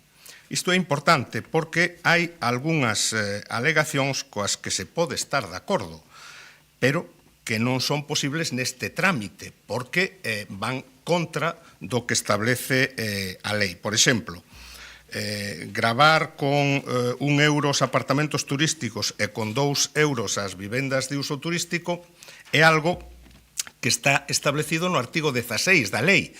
É verdade que se podía optar por unha recarga nuns casos do 100% e noutros casos do 50%, pero habería que xustificalo, e se se opta por unha recarga lineal, pois eso é o que establece a lei. Por outra parte, non aplicar a taxa a reservas feitas con anterioridade ven imposto tamén polo artigo 18 da lei, cando di que o devengo prodúcese ao inicio da estadía. É certo que se podía a lei facer de outra maneira. A lei catalana, no artigo 34.3, prevé que cando se pagou o aloxamento coa reserva, pois non se recarga nese caso a estadía coa taxa, pero eso non está previsto na lei galega. É posible que as asociacións de consumidores fagan algunha reclamación ao respecto, pero eso non é algo que a ordenanza poida cambiar. Bueno, xa o dixo a concelleira de Turismo, hai algunhas modificacións coas que esencialmente concordamos. En primeiro lugar, que a aplicación efectiva da tasa sexa a partir do día 1 de outubro. Esa foi a nosa pretensión, que non se aplicase antes desa data. Agosto, desde logo, non é un mes adecuado, pois, en fin, hai unha altísima ocupación, os responsables dos establecementos están a outras cousas, e logo, pois, habería un tempo para traballar e dialogar co sector. É verdade que despois da reunión do 16 de xullo a concelleira de Turismo dixo que o goberno barallaba retrasar uns días a implantación efectiva. Bueno, finalmente foron 60 ou 61 días, alegrámonos porque, insisto, esa era a nosa pretensión. Podía ser máis alá, é verdad, podía ser en novembro, podía ser en xaneiro. Bueno, agora sabemos que algunha cidade ten a pretensión de implantala en setembro.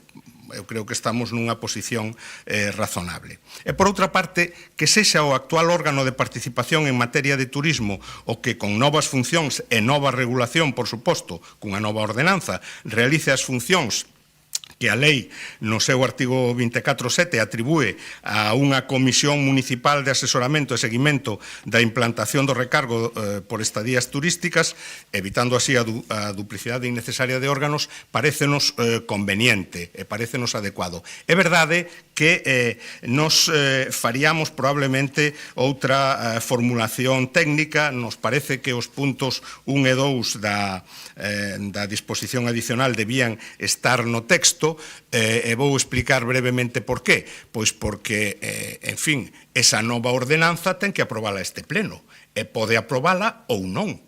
E se non a aproba nos 6 meses, ten que haber un órgano que faga esas funcións. É certo que eu creo que se deduce da regulación tal como está, que é o actual Consello Municipal de Turismo, pero eu creo que debía quedar aínda máis explicitado no texto. Descónteme do segundo turno.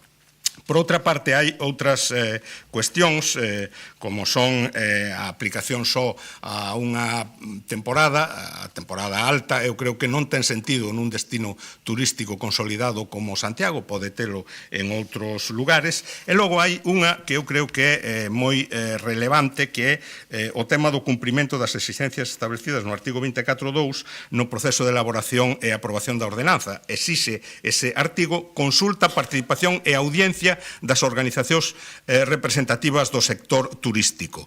Bueno, seguramente se cubreu o expediente, pero debeuse facer moito máis e moito mellor. Políticamente faltou diálogo co sector. Sí, sei que é maioritariamente contrario á implantación da tasa nas súas organizacións, pero precisamente por eso debeu haber máis diálogo, porque hai que dialogar cos discrepantes, cos que coinciden con un. Home, se pode falar, pero non é necesario o diálogo para chegar a consenso. Por tanto, sabemos que non houbo reunións antes do día 16 cos responsables dos establecementos, 15 días antes da data na que se pretendía implantar a tasa. Por tanto, faltou diálogo. Agora hai 2 meses. Agosto non será moi hábil, pero setembro é un mes que se debe aproveitar para seguir dialogando co sector, resolver os problemas, buscar solucións compartidas, porque o sector, estou seguro, que non se inventa problemas. O que quere é seguridades e resolver os problemas que eles ven na aplicación da tasa. Grazas, señor Guinarte. Será 1 minuto 40 menos. Polo Partido Popular, señor Berea, cando queira. Moitas gracias, presidenta. Despois de escoitar ao resto de compañeiros, hai unha realidade. Aquí hai 17 concelleiros de 25 que opinamos que isto é unha tremenda chapuza. Isto é unha realidade despois de escoitar as intervencións do resto de compañeiros, non? Por lo tanto, podemos darlle a volta a este argumento. Pódese votar a favor dunha chapuza? A coherencia en política é moi importante. É certo que en Santiago hai un acordo político para implantar unha taxa turística, con diferentes matices, con diferentes intensidades. Primeiro a taxa excursionistas, despois a taxa hoteleira. Todo ano únicamente en tempada alta, con prioridades, onde podemos destinar o que recademos pola taxa turística, pero había ese acordo, había esa vontade política de ter entre todos, e non só os 25 concelleiros, senón a industria turística, de ter entre todos un imposto que fora un orgullo colectivo. Non? A quen lle correspondía poñer en marcha pois esta política, esta unanimidade, é o goberno, e non foron capaces de facelo, non foron capaces de facelo ben. Porque, inda que se aprobe ou non se aprobe hoxe a taxa turística, o que queda claro é que hai unha ruptura social. Hai unha ruptura social entre o goberno e a industria turística. O que tiña que ser un proxecto de cidade que contaba, insisto, co consenso político, pois vai a ser unha nova chapuza do BNG.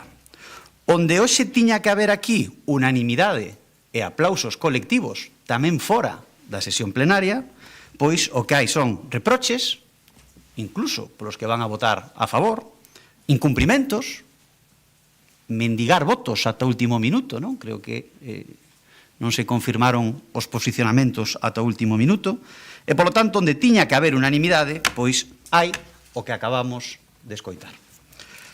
Pódese votar a favor dunha chapuza? As ganas, as prisas, as ansias lexítimas por ter unha taxa turística supón que votemos a favor dunha chapuza.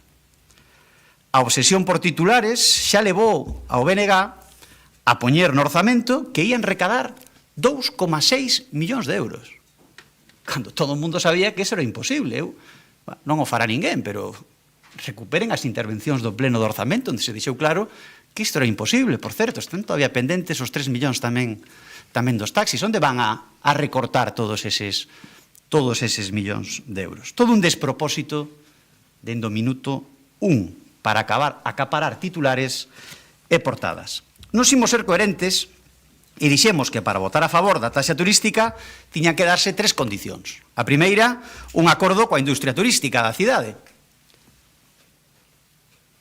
É evidente que non hai ese acordo coa industria turística coa cidade. E máis, estamos ante a maior ruptura social entre o Concello e a industria turística na historia desta cidade. Un informe de viabilidade dos servicios técnicos do Concello onde dixeran que o Concello está preparado para xestionar a taxa turística. Lendo o novo informe do interventor, o que di non é que se fixera ningún axuste para mellorar a situación do departamento, é que di expresamente que hoxe está peor que hai unhas semanas cando se aprobou inicialmente a taxa turística e nós dixemos que queríamos que se axustara o departamento para poder facer fronte á xestión tributaria deste novo imposto. Destino dos fondos. Bueno, pois mercadeo de última hora, papeles que van e que veñen, foro sí, foro non, todo moi serio, todo tremendamente serio e todo moi ordeado nun imposto desta envergadura. Non? Bueno, pois cada un pode ter a súa intuición a onde van a ir a maior parte destes cartos. Non? Pódese votar a favor dunha chapuza destas dimensións? Bueno, o Partido Popular de Santiago, para decidir o seu voto, fixe un exercicio que facemos sempre e que moitas veces trasladamos neste pleno. Se nos gobernáramos, aprobaríamos a taxa turística? Sí, unha taxa turística negociada coa nosa industria turística, unha taxa validada polos servizos técnicos do Concello e unha taxa onde se sabería a onde ia ir cada euro. Se nos gobernáramos, aprobaríamos esta taxa turística, o que se trae hoxe aquí no pleno? Non, evidentemente non, polo que acabo de explicar. Por lo tanto, mantémonos no que dixemos sempre. Taxa sí, chapuzas do BNG, non, nestas condicións, non podemos votar a favor da proposta desta ordenanza fiscal. Moitas gracias. Grazas, señor Berea. Serán 30 segundos menos na segunda quenda. Pasamos ao tempo da réplica. Señora Louzao, cando queira. Moitas grazas. Dicía ao comezo da miña intervención hoxe un día crucial para o futuro da veciñanza de Compostela porque esta corporación ten nas súas mans un paso decisivo para comezar a equilibrar os custos que xera a actividade turística na cidade. É un fito importantísimo para o futuro de Compostela e este goberno non escatimou esforzos para que sexa unha realidade. Dialogamos, sí, dialogamos, recollemos suxestións e incorporámolas ao texto definitivo. Aí está a proba. Temos todos os informes favorables dos servizos municipais, señor Berea. Fixemos un traballo minucioso, rigoroso e acorde aos requisitos que marca a lei da Xunta. Lei que xa dixemos moitas veces que non é a que nos teríamos feito, pero que íamos traballar no marco que nos deixaran. E lei que, por certo, existe grazas ao traballo e ao esforzo deste goberno que se empeñou desde o primeiro minuto en que a chamada taxa turística tiña que ser unha realidade no noso país. Por iso, demandamos ao presidente da Xunta, ao que lle chegamos a enviar dúas propostas de lei. Dicía vostede, señora Rosón, que a taxa chega tarde. Nós traballamos desde o minuto 1 para que chegase canto antes, desde o primeiro día. E por iso, alegrámonos de que hoxe xa haxa outros concellos que decidiron tamén cobrar este imposto. Sempre dixemos que detrás de Compostela viría o resto do país e estamos seguras de que cada vez serán moitos máis concellos. Nós seguiremos neste camiño de escoita e diálogo permanente para que unha vez que entre en vigor a recarga, o destino dos fondos sexa coherente coa filosofía en que se basea a propia recarga. Sempre dixemos que unha parte do recadado se debía destinar ao reforzo do servizo de mantemento, limpeza e conservación de todo o concello ou a promoción de actividades deportivas ou culturais como poden ser sen ningún problema e perfectamente a recuperación do videomapping no Obradoiro polo Apóstolo ou a execución do plan director da Alameda. Eses son, precisamente, o tipo de proxectos que desde o Goberno propoñeremos ou apoiaremos a quen os propoña no Foro de Turismo Sustentable. Mais o foro non terá só as atribucións que establece a lei, será o órgano onde tamén se debatan outras cuestións de relevancia en materia turística, como a taxa ao excursionismo, da que tamén vimos falando prácticamente desde o inicio de mandato. Acadar fondos que equilibren os sobrecustos que ocasiona a actividade turística significa exactamente isto, promover prácticas e iniciativas que se enmarquen no modelo do turismo sustentable e ter a opción de financiar servizos e actividades fundamentais para as persoas residentes, porque tal e como nós defendemos sempre, o que é bo para as persoas que vivimos aquí é bo para as persoas que nos visitan. Iniciativas que ao mesmo tempo que son boas para quen vive en Compostela tamén serven para dinamizar o sector. O que hoxe votamos aquí non é só unha ordenanza fiscal, é dar un paso adiante para atender unha demanda da xente de Compostela, unha demanda social que é un clamor da nosa veciñanza e que ademais é de xustiza. Eso é o verdadeiramente importante. Todo o demais son excusas, que cada quen vote en consecuencia. Moitas grazas. Grazas, señora Louzao. Ten 2 minutos, señora Rosón, cando queira. Brevemente, como dixen ao final da miña primeira intervención, Santiago de Compostela, como outras cidades turísticas, precisa dun instrumento que permita financiar os sobrecustos derivados do turismo nos servicios públicos e ao tempo manter o modelo turístico e promover políticas de desestacionalización efectivas. A taxa turística é un instrumento para facelo, é un instrumento que se xestiona desde a gobernanza participativa. Polo tanto, mantendida a todas as partes, actitude positiva, propositiva desde xa e seguiremos traballando para mellorar a composición dese foro para conseguir que a taxa, aínda que non parte da mellor ordenanza, teña a mellor xestión posible desde a transparencia e o consenso. Unha transparencia e un consenso que, a pesar do que se diga, pois non houbo ata agora, e repito, porque o acordo non exime de crítica, que o goberno local en minoría absoluta pois peca, e o digo sinceramente, moitas veces de soberbia, e practica con demasiada frecuencia a lógica dos feitos consumados. E, neste caso, pois tamén volveno a facer. A pesar de todo, eu tamén creo que este é un día importante e, polo tanto, repito, o grupo, as catro concelleiras non adscritas votaremos a favor desta ordenanza. Nada máis e moitas grazas. Grazas, señora Rosón. Ten a palabra a señora Rozas. Moi bo día a todas e a todos. Eu non tiña pensado intervir neste pleno porque o debate sobre a taxa turística dímolo na súa aprobación inicial ou se tocaba falar das alegacións presentadas e se non houbera esas alegacións non se celebraría esta sesión plenaria con este punto na orde do día. Por eso a miña intención inicial era non intervir. Mais creo que é necesario, despois de escoitar todas as intervencións, insistir que hoxe, máis alá das fórmulas, máis alá do debate sobre o como, hoxe estamos ante unha victoria, precisamente por iso, porque non estamos a debatir sobre si taxa turística sí ou taxa turística non. Non estamos a debatir sobre o concepto, que sí o fixemos fai unha década, cando gobernaba Compostela Aberta, e que sería moi interesante revisar o debate e as intervencións daquelas sesións plenarias de todos os grupos políticos aquí representados e escoitar o antes e o despois. Pero rectificar é de sabios, evolucionar é de sabios, e o que é evidente é que hoxe existe un consenso político e un consenso na sociedade que non existía naquel momento, e que hoxe estamos ante unha situación de triunfo, e que en vez de falar do concepto de fondo, taxa turística, estamos a falar sobre cuestións técnicas ou burocráticas que se poden resolver, que teñen solución. E o importante é que teremos taxa turística en Santiago. Creo que é un día realmente importante e que hai que agradecer. Hai que agradecerlle a todas as persoas e colectivos que durante unha década non decaeron no seu empeño e no seu esforzo para que hoxe tivéramos este día e hoxe sexa unha realidade que Santiago é a primeira cidade de Galicia con taxa turística. A pesar de todas as presións recibidas, que non foron poucas, eu estaba aquí, fai esa década, estaba aquí cando Compostela Aberta era tachada de turismofóbica por apostar por unha ferramenta como a taxa turística.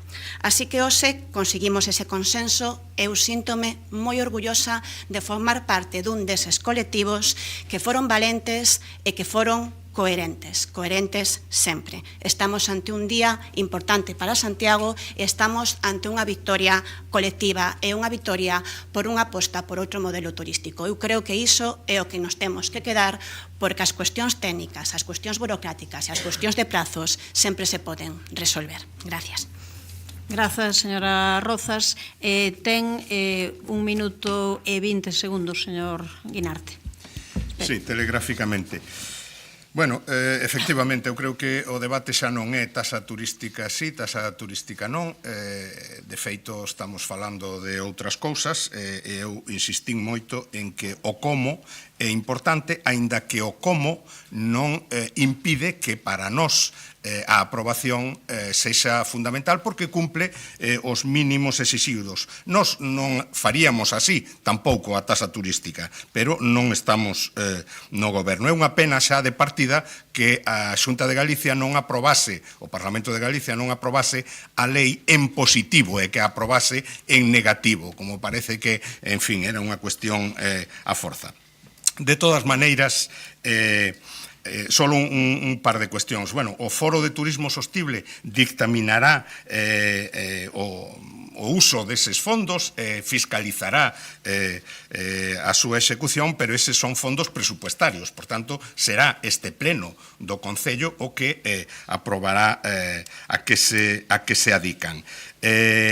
Eu prescindiría un pouco da épica, realmente decir que é un día histórico, é un día crucial, pois, en fin, eu creo que os días históricos xa se van agotando, eu creo que é un día importante, hai unha medida importante que se adopta. Eu o que sí lle pediría á Concelleira de Turismo e ao Goberno Municipal é diálogo co sector, e que deixe claro que non comparte os berros de membros das súas organizacións políticas que din o turismo é colonialismo. En Santiago, eso non é admisible. Rematou o seu tempo, señor Guinarte. Tempo agora para o señor Berea. Espere que poña ten 2 minutos e medio, cando queira. Falar de diálogo, creo que falar hoxe de diálogo creo que é un chiste, non? É unha evidencia que non hai acordo e que o diálogo foi lamentable nos últimos 15 días, a mediados de xullo, cando, pois, prácticamente, dende primeiro de ano, se sabía que isto íase poñer en marcha. Fala vostede de diálogo, ou fala o goberno do BNG e Compostela Aberta de diálogo, cando teñen diante a maior ruptura social dun goberno de Santiago coa industria turística da cidade, senón a máis importante, unha das máis importantes industrias desta cidade. Por lo tanto, entre épica e diálogo, quédome co chascarrillo do señor Guinarte. Imos a día histórico por semana neste concello, non? E, bueno, xa que este vai a ser o novo bálsamo de Fierabrás, como era esa policía ou eses traballadores que puxeron para vixiar, repartían mapas, non? E medían o ruido dos turistas, que era a medida estrela deste goberno para a convivencia dos cidadáns cos turistas. Creo que non se volveu a saber nada máis. Non sei se o van a volver a poñer en marcha ou aquelo tamén foi unha medida histórica que parece que non funcionou, non? Bueno, imos esperar por este bálsamo de Fierabrás. A partir do ano que ven todos os problemas turísticos estarán solucionados. E, bueno, pois este goberno terá ese tic de ser o número 30 ou o número 40 día histórico para a nosa cidade. Póñanse a traballar porque dicía que os informes son favorables, pero hai que ler tamén o que din os informes. Eu leo expresamente o que están dicindo os seus funcionarios, porque son os seus funcionarios. A carencia de medios para realizar a comprobación. Esta carencia está agravada a día do presente informe. Non fixeron nada para intentar solucionar este problema, senón que o agravaron. Por lo tanto, menos portadas, menos días históricos, menos bálsamos de Fierabrás e poñámonos, ou póñanse, porque é a súa obriga a traballar. Nos imos ser coherentes, é unha taxa que non ten acordo co sector, que non ten o Concello preparado para a súa xestión e que non ten os destinos perfectamente delimitados, pois non imos a votar a favor. Grazas, señor Berea. Eu quero comezar esta intervención agradecendo o voto favorável tanto do Partido Socialista como das concelleiras non adscritas a unha regulación que é moi importante para Santiago de Compostela e que ven completar un longo proceso. Un proceso onde Santiago de Compostela xa foi vanguarda e xa foi pioneira, porque justamente conseguimos con noso traballo, con noso esforzo, compoñerlle sobre a mesa a Xunta de Galicia dúas propostas diferentes mesmo de regulación.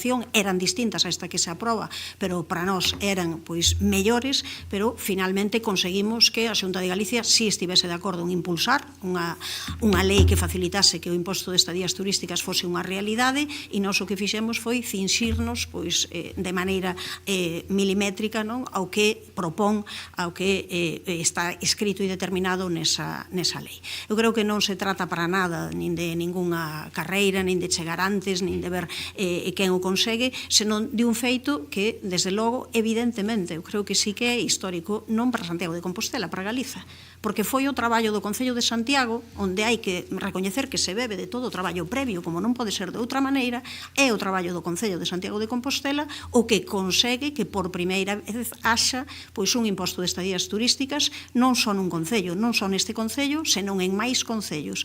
E, sempre digo mesmo, son moitos os concellos turísticos que están petando na nosa porta e dicindo que tamén a queren implantar. Así que eu creo que isto é unha responsabilidade social sobre un feito sobre o que se leva moito tempo debatendo. Houbo espazos, foros, debates, xuntanzas, houbo lugares para os que debater e nos que a día de hoxe eu creo que ninguén pode dubidar de que a poboación de Santiago de Compostela está de maneira moi maioritaria a favor deste imposto de estadías turísticas, que é un imposto que vai favorecer, que vai axudar justamente a algunhas cuestións que teñen que ver con esa sustentabilidade turística e que non vai facer, non vai impedir que a xente veña a Santiago, senón que a xente que chegue contribúa tamén a algunhas das cuestións que teñen que ver coa sustentabilidade turística. Por suposto, sempre na liña de continuar dialogando, de continuar falando, de chegar a acordos, pero creo que hoxe é un día importante para Santiago de Compostela. Con este agradecemento, estou segura que a maioría da poboación de Santiago de Compostela para ela será un día feliz. Pasamos á votación, señor secretario.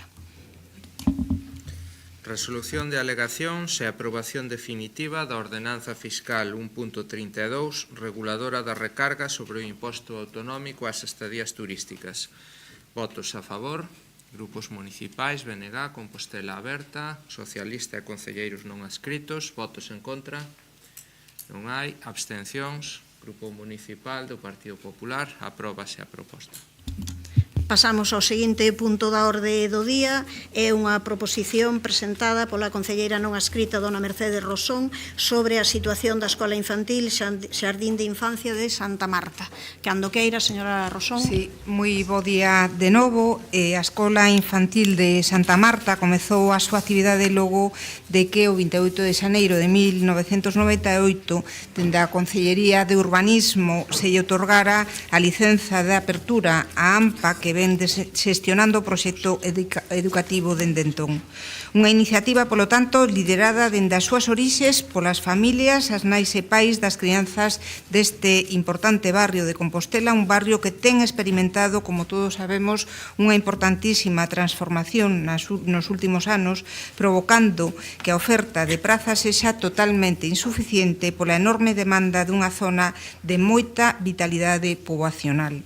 O edificio onde se atopa instalada esta escola representa pois a última pegada, o último reduto da historia do Burgo das Nacións, xa que as instalacións do centro son unha das edificacións daquel conxunto construído en Vite durante a década dos 60 con motivo dos 2 anos consecutivos de aquel momento, que despois pasou a ser residencia universitaria, unha parte moi importante de compañeiros e compañeiras miñas da universidade residiron ali pois centos e miles de estudantes universitarios.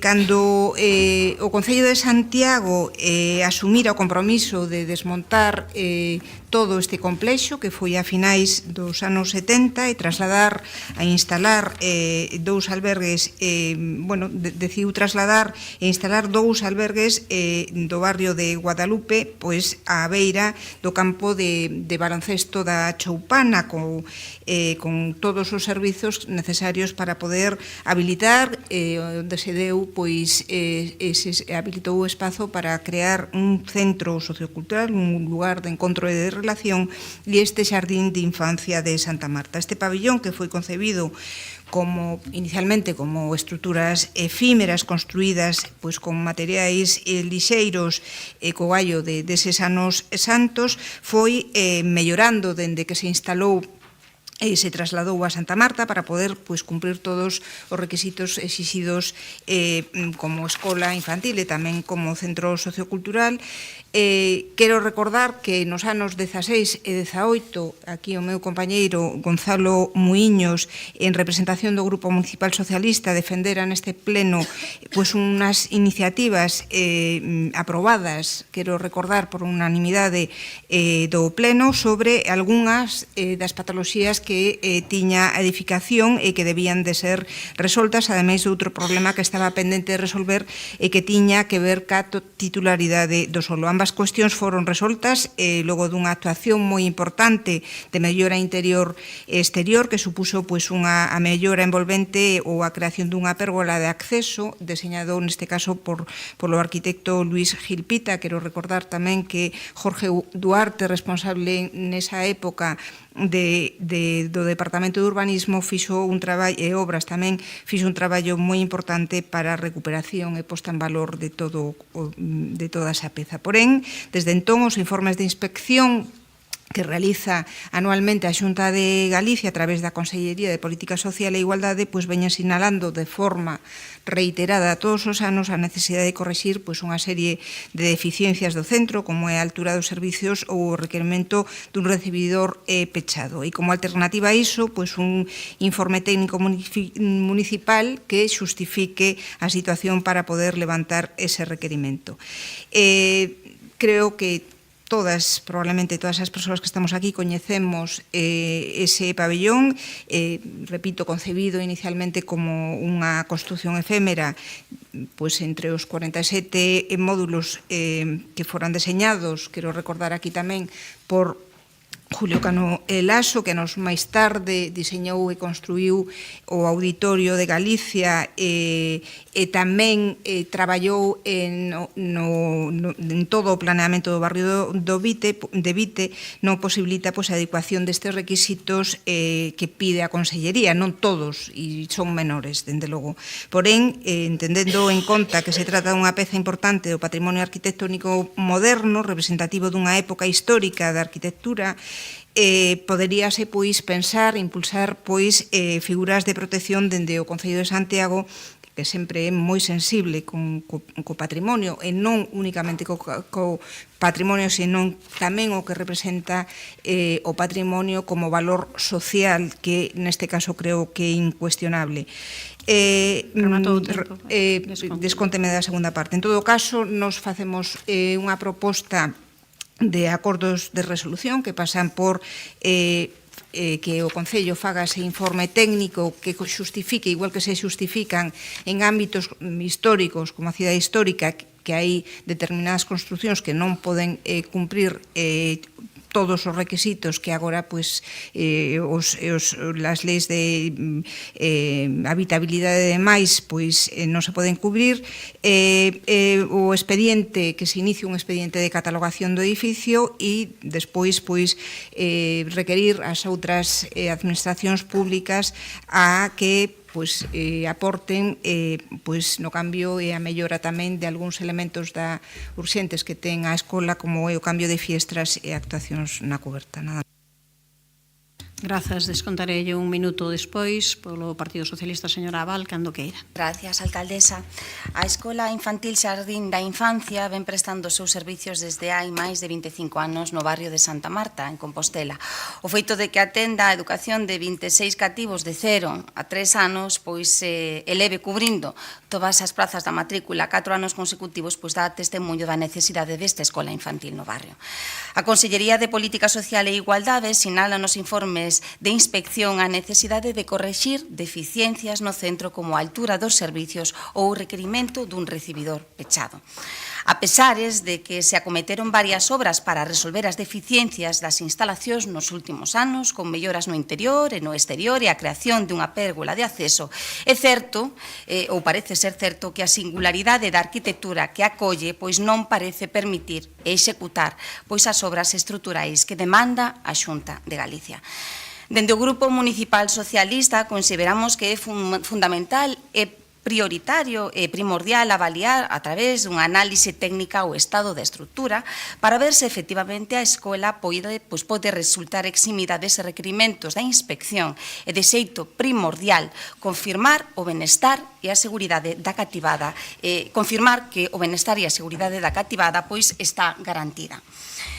Neste sentido, o certo é que vemos moi a caída a emenda do Goberno de avaliar a situación da escola e establecer todas as canles de comunicación coa Xunta de Galicia para manter a impartición da educación de 0 a 3 anos no barrio de Santa Marta.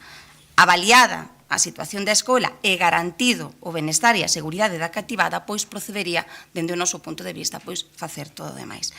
Non obstante, o certo é que se o Goberno municipal ve que pode prioritariamente garantir o benestar e a seguridade da cativada, dando cumprimento ás propostas que se propoñen nesta proposición, o Grupo Municipal Socialista, dende logo, non terá ningún problema en facilitar a aprobación desta proposición nos termos expostos. Grazas, señora Abal. Ten a palabra o señor Lestegás, cando queira. Hola, bon día. Nos presentamos unha emenda, facía referencia a la Marta Abal, para sustituir os 3 puntos desta proposición por un único punto que teña o seguinte contido.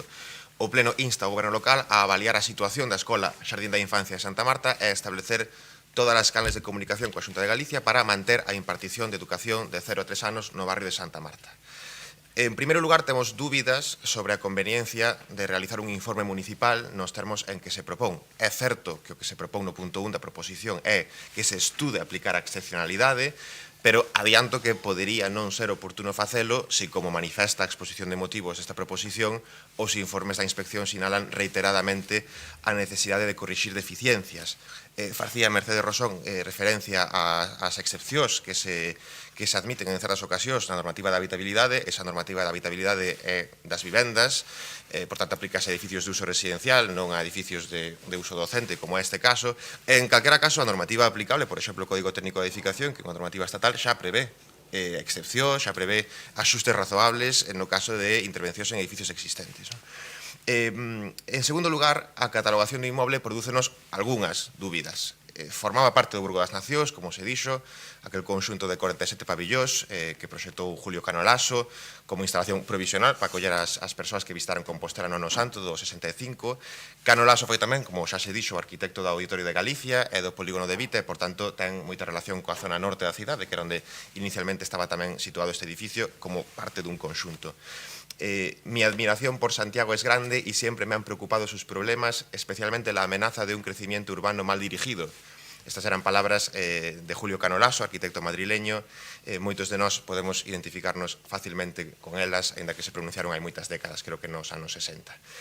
Independentemente do interese que tiña o Burgo das Nacións como conxunto arquitectónico, ainda que fose como conxunto efémero, podería discutirse que o teña este edificio que hoxe nos ocupa na súa situación actual como peza individual illada no barrio de Santa Marta, no outro extremo da cidade con respecto á súa localización e, por tanto, poderíamos dicir, ou poderíase dicir, descontextualizado.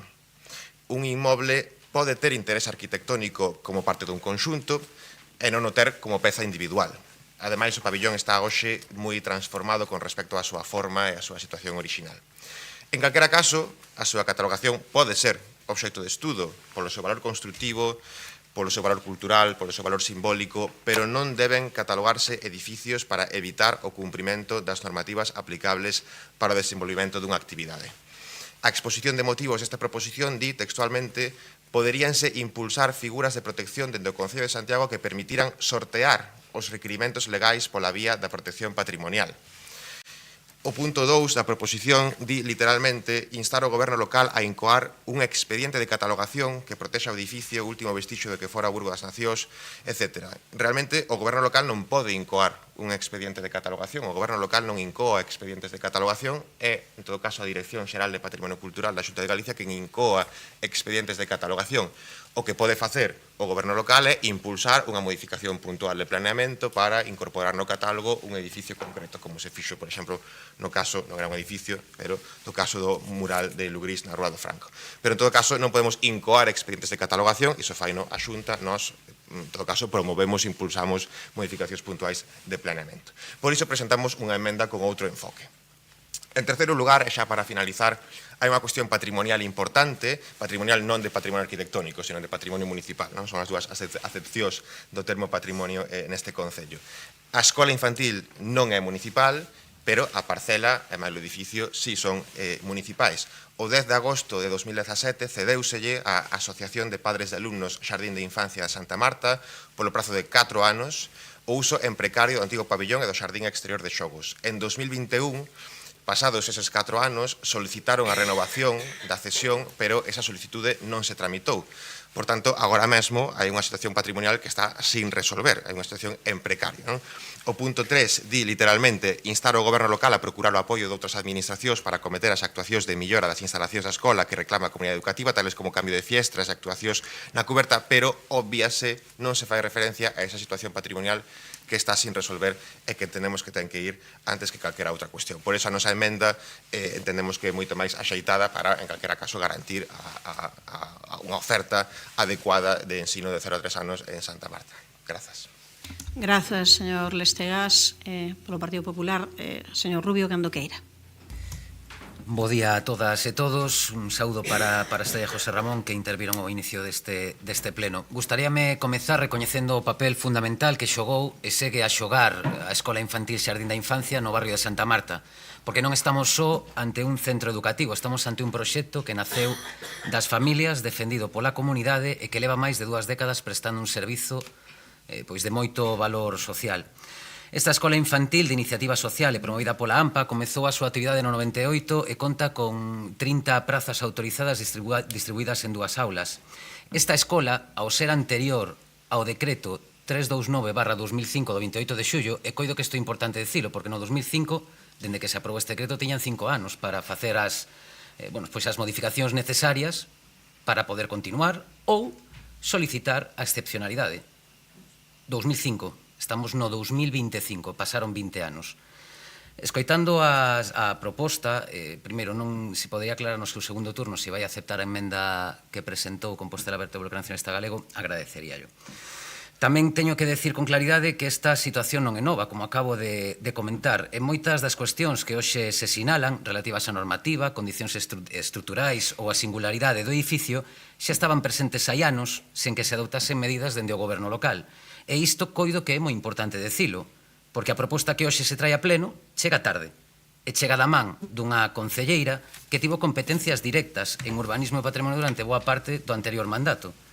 Non se trata de mirar atrás de verdade con ánimo destructivo, pero sí coido que é importante lembrar que a responsabilidade tamén é asumir o que non se fixo e se puido facer, porque non sei se a escola infantil pechou do 19 ao 23 ou se continuou aberta e non se fixo absolutamente nada, porque o único que se fixo no relato na exposición de motivos foi falar dunha proposta que Gonzalo Muñoz levou no ano 17, creo recordar. Co cal, nos 4 anos de mandato anterior, pois non se axudou a AMPA para tramitar esta excepcionalidade, nin se propuxo ningún expediente para a conservación do patrimonio.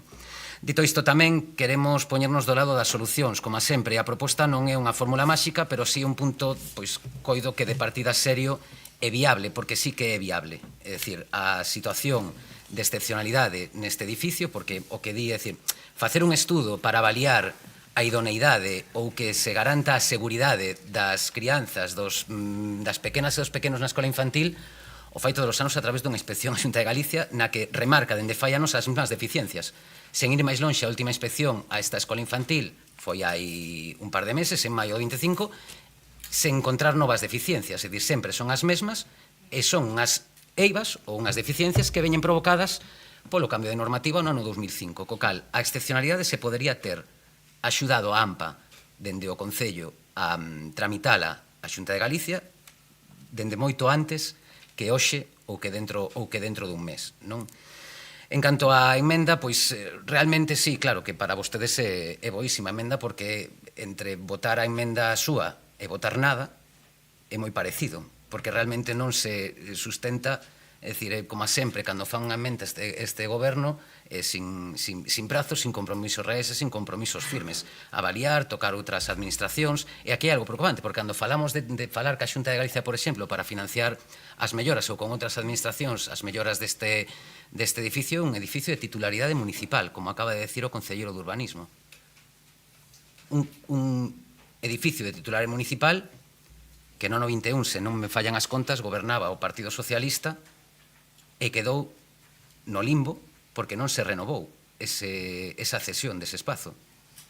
Entón, o mellor, esta proposta debería comezar pedindo, pois o mellor, unha renovación da cesión do espazo, a axuda do Concello para pedir a excepcionalidade á Xunta de Galicia para que esta escola infantil poida seguir aberta, e gustaríame tamén saber, señora Rosón, de onde saca os datos ou cal é o dato concreto para afirmar con esa rotundidade que as prazas son totalmente insuficientes no barrio de Santa Marta para escolas infantís.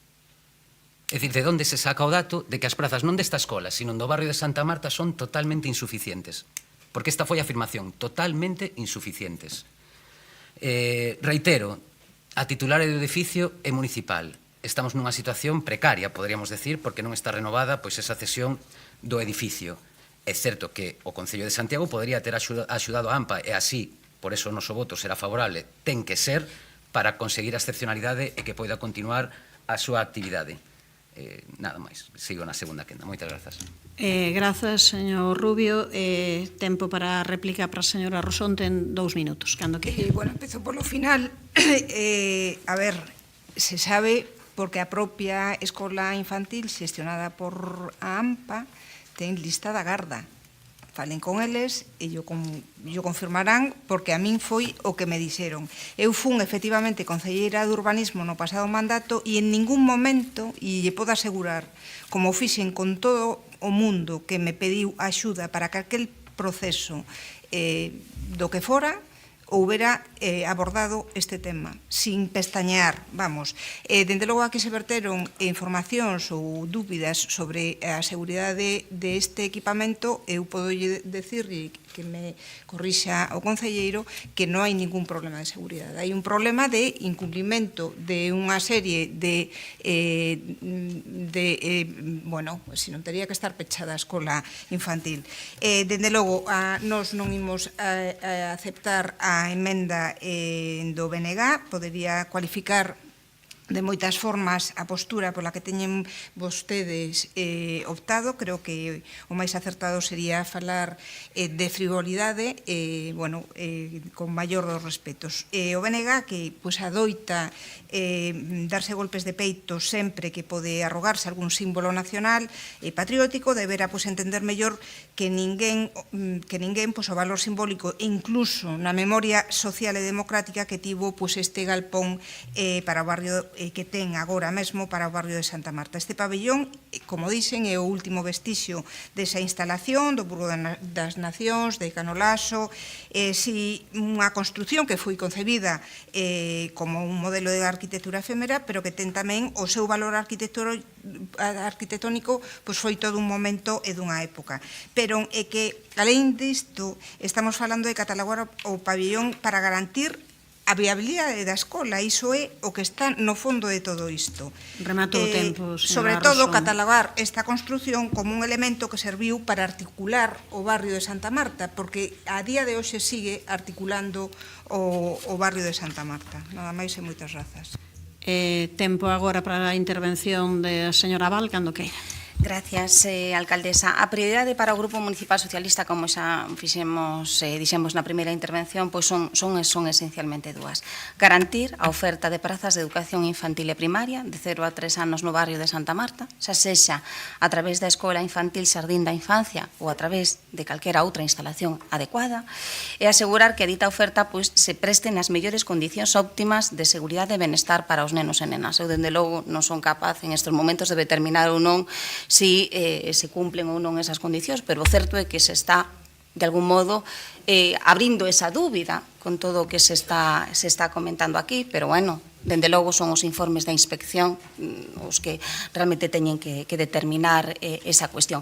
En este sentido, entendemos que, ademais, os informes da inspección, e posto que se pide a implicación do Goberno municipal, entendemos que a avaliación que propón o Goberno municipal axudará a determinar se a escola Xardín da Infancia, porque sempre 2 ollos ven máis que un, ou 4 ollos ven máis que 2, disculpade, eu o refrán son un pouco así daquela maneira, disculpademe, axudará a determinar ou contribuirá a axudar a determinar se a Escola Infantil Xardín da Infancia pode resultar eximida desos requerimentos da inspección que realmente parece que non determinan o pecho do centro, ni moito menos, pero que de algún modo, por outro lado, se está dicindo que igual condicionan a súa viabilidade.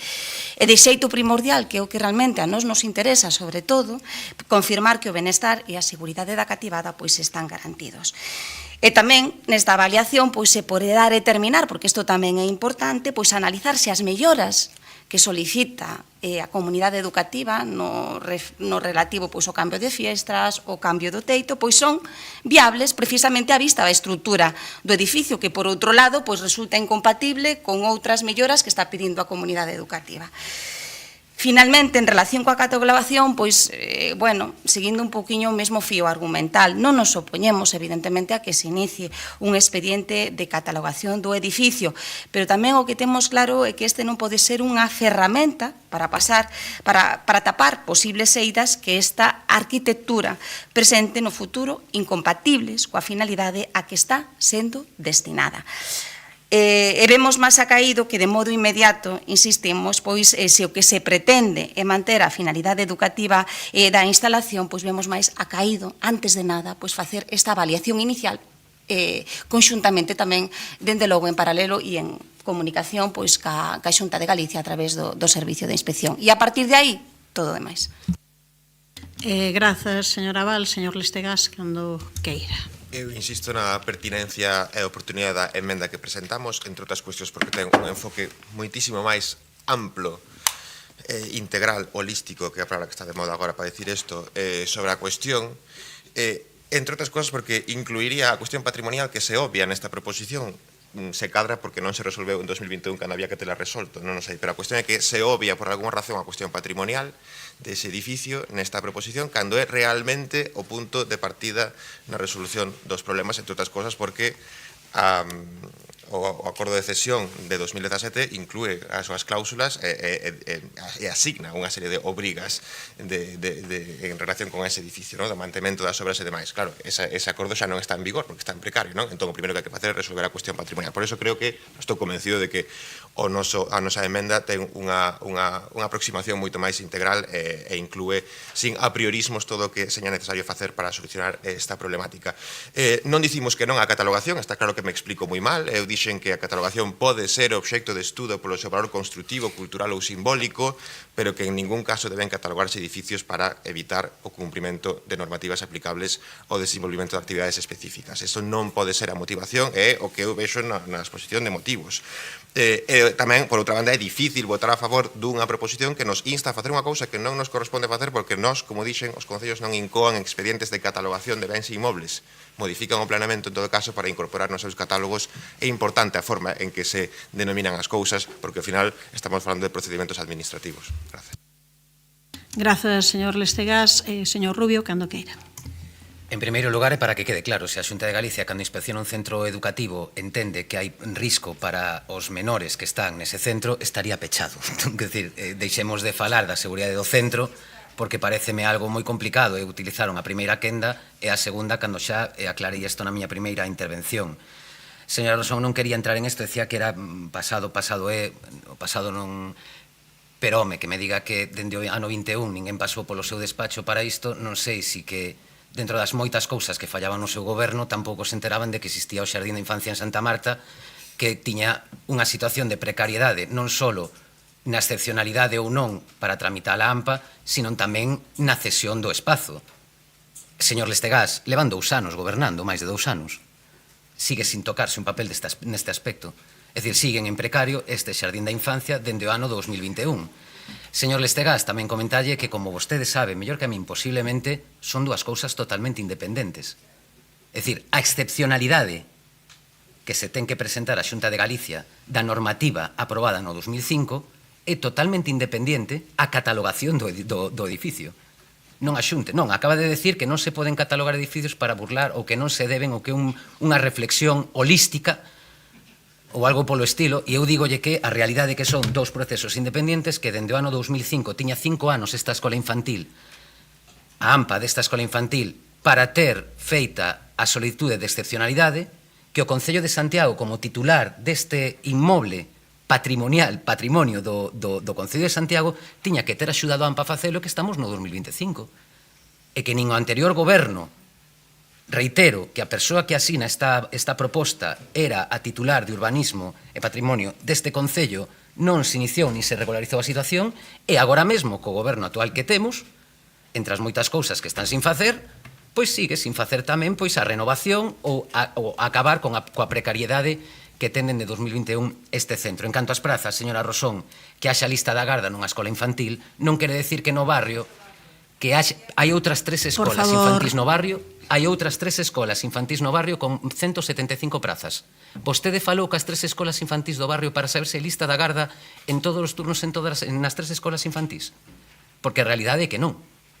Entón, cando nos falamos de que hai un problema de prazas, home, Santiago de Compostela ten máis de 1.100 prazas en 28 centros privados financiados polo ensino gratuito de 0 a 3 anos da Xunta de Galicia. Por certo, o Xardín de Infancia de Santa Marta son 100.000 euros anuais das prazas que ten que aporta a Xunta de Galicia.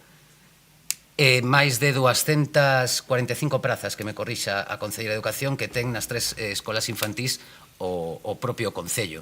Co cal está garantida a accesibilidade ao ensino de 0 a 3 anos. Moitas grazas. Remato o tempo, pasamos á votación, señor secretario. Únicamente quero...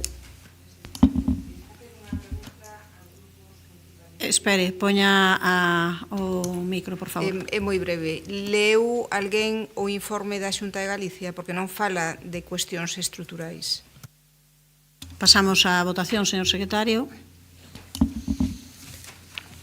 Proposición presentada pola concelleira non adscrita, dona Mercedes Rosón Ferreiro, sobre a situación da Escola Infantil Xardín da Infancia de Santa Marta.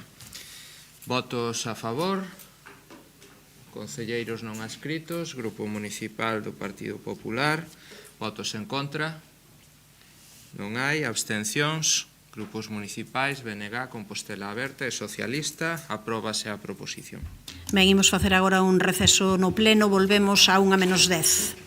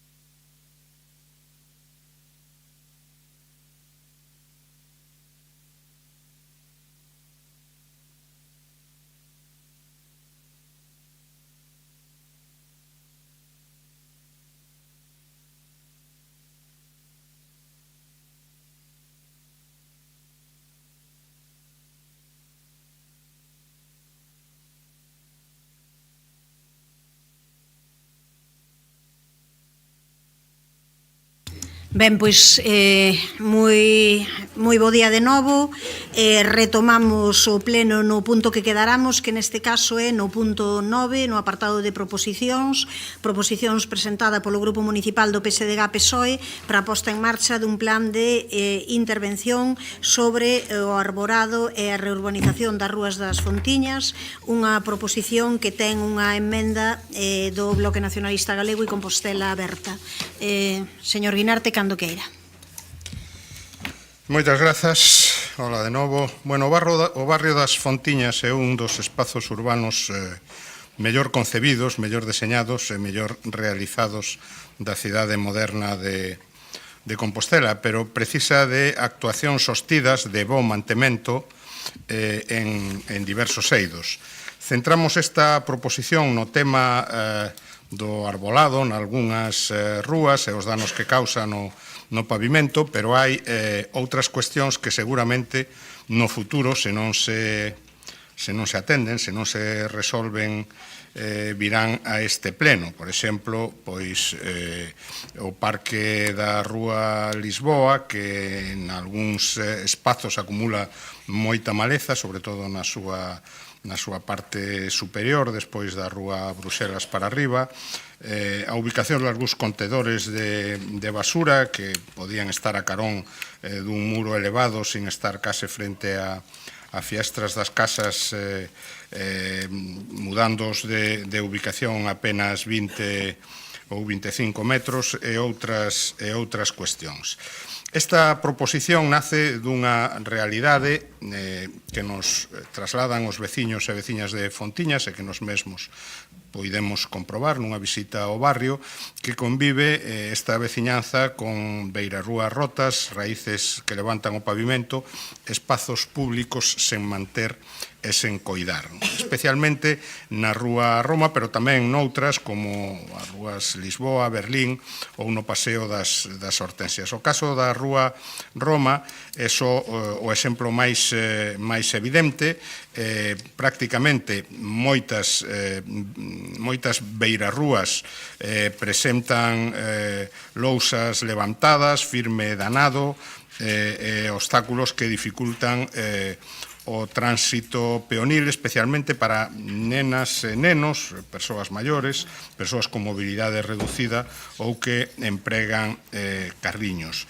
Ademais, algúns ámbitos desas beirarrúas xa se percibe que foron reparadas porque as baldosas que se puxeron non son exactamente as orixinais, pero xa están outra vez levantadas, non? O Paseo das Hortensias no Parque de Carlomagno, paralelo á Rúa Roma, presenta tamén un estado preocupante de deterioro, especialmente nas lousas do pavimento, moitas das cales están rotas, soltas, levantadas, dificultando o tránsito e xerando un risco real de caídas ou de accidentes. A falta de mantemento continuado e de actuacións correctoras agrava a sensación de abandono destes espazos públicos que deberían ser unha prioridade para o Concello dada a súa relevancia social. Falamos dun problema, por suposto, que vai moito máis alá do deterioro estético, porque o levantamento das beirarrúas provoca, de feito, dificultades de mobilidade, situacións de risco para persoas maiores, perda da calidade urbana e, por tanto, afecta a seguridade peonil, a accesibilidade e, en suma, a convivencia urbana e o aproveitamento do espazo público.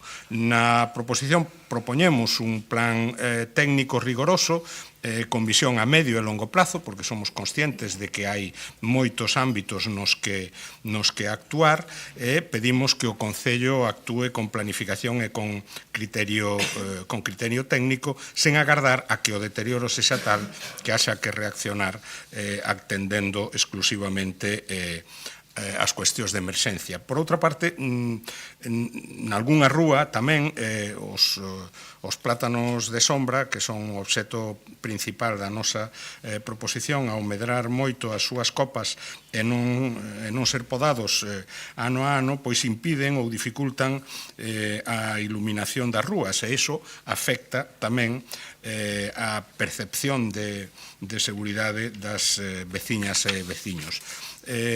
Aceptamos a emenda do Goberno municipal porque entendemos que preserva o sentido da nosa proposición, que, de feito, no punto 3 resumía o conxunto do que pretendíamos coa mesma. Grazas, señor Guinarte. Señora Castro, cando queira. Grazas, señora alcaldesa, e bo día, concelleiras e concelleiros. Un saúdo tamén para os representantes que estiveron ao inicio do pleno, tanto Estrella como José Miranda, e, por suposto, os meus mellores desexos para Javier Ulloa. Ben, os plátanos de sombra, que así son coñecidos, foron moi populares no urbanismo pola súa resistencia, tamén polo seu crecemento rápido, e sobre todo porque dan unha gran sombra en verán e ao ter folla caduca deixan pasar a luz no inverno. Foron populares aquí, pero noutros moitos municipios tamén. E é certo que, co paso do tempo, teñen causado bastantes problemas, sobre todo polo crecemento das súas raíces. As árbores, a ninguén se lle escapa que son moi importantes para unha cidade, pero está claro que non todas as árbores son adecuadas para todas as rúas. Os plátanos de Fontiñas e eu chegamos xuntos ao noso barrio no ano 1992.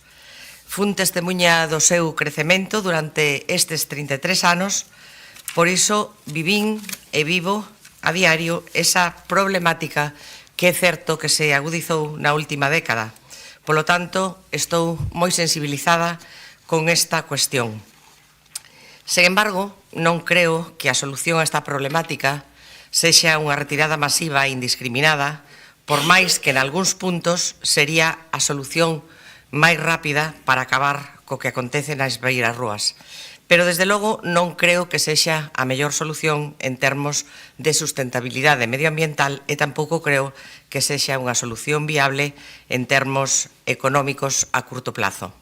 Aquí en Santiago xa se impulsou no 2011 unha acción para reemplazar 180 plátanos en Fontiñas e daquela esta actuación estaba orzada en máis de 200.000 euros. Polo tanto, estamos falando dunha actuación que require un esforzo económico importante.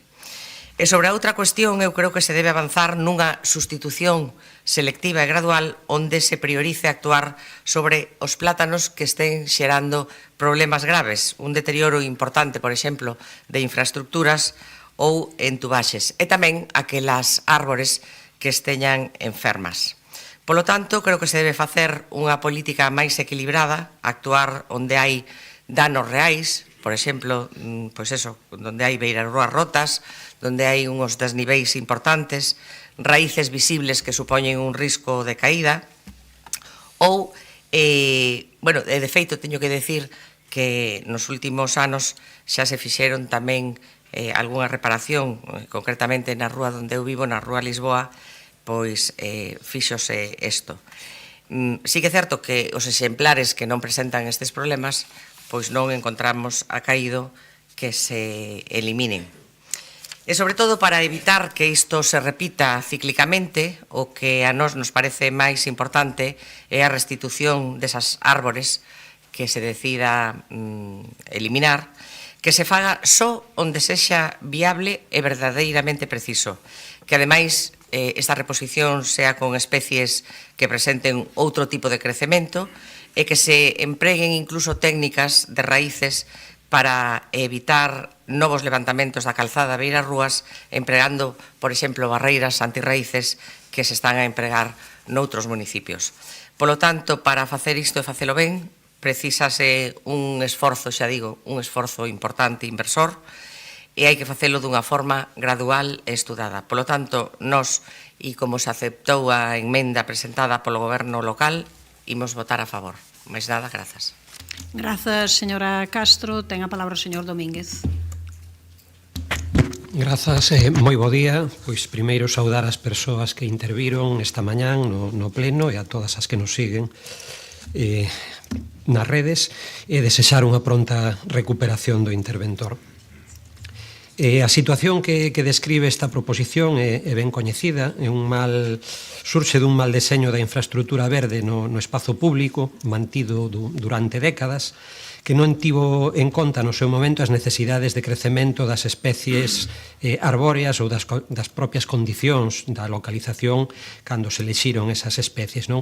Está a provocar problemas de mantemento e mesmo de falta de accesibilidade, que non é suficiente coas reparacións de mantemento puntuais que se levan facendo nos últimos anos. As árbores, ao ver limitado o seu crecemento pola compactación do solo, levantan os pavimentos para poder permitir que medren as súas raíces.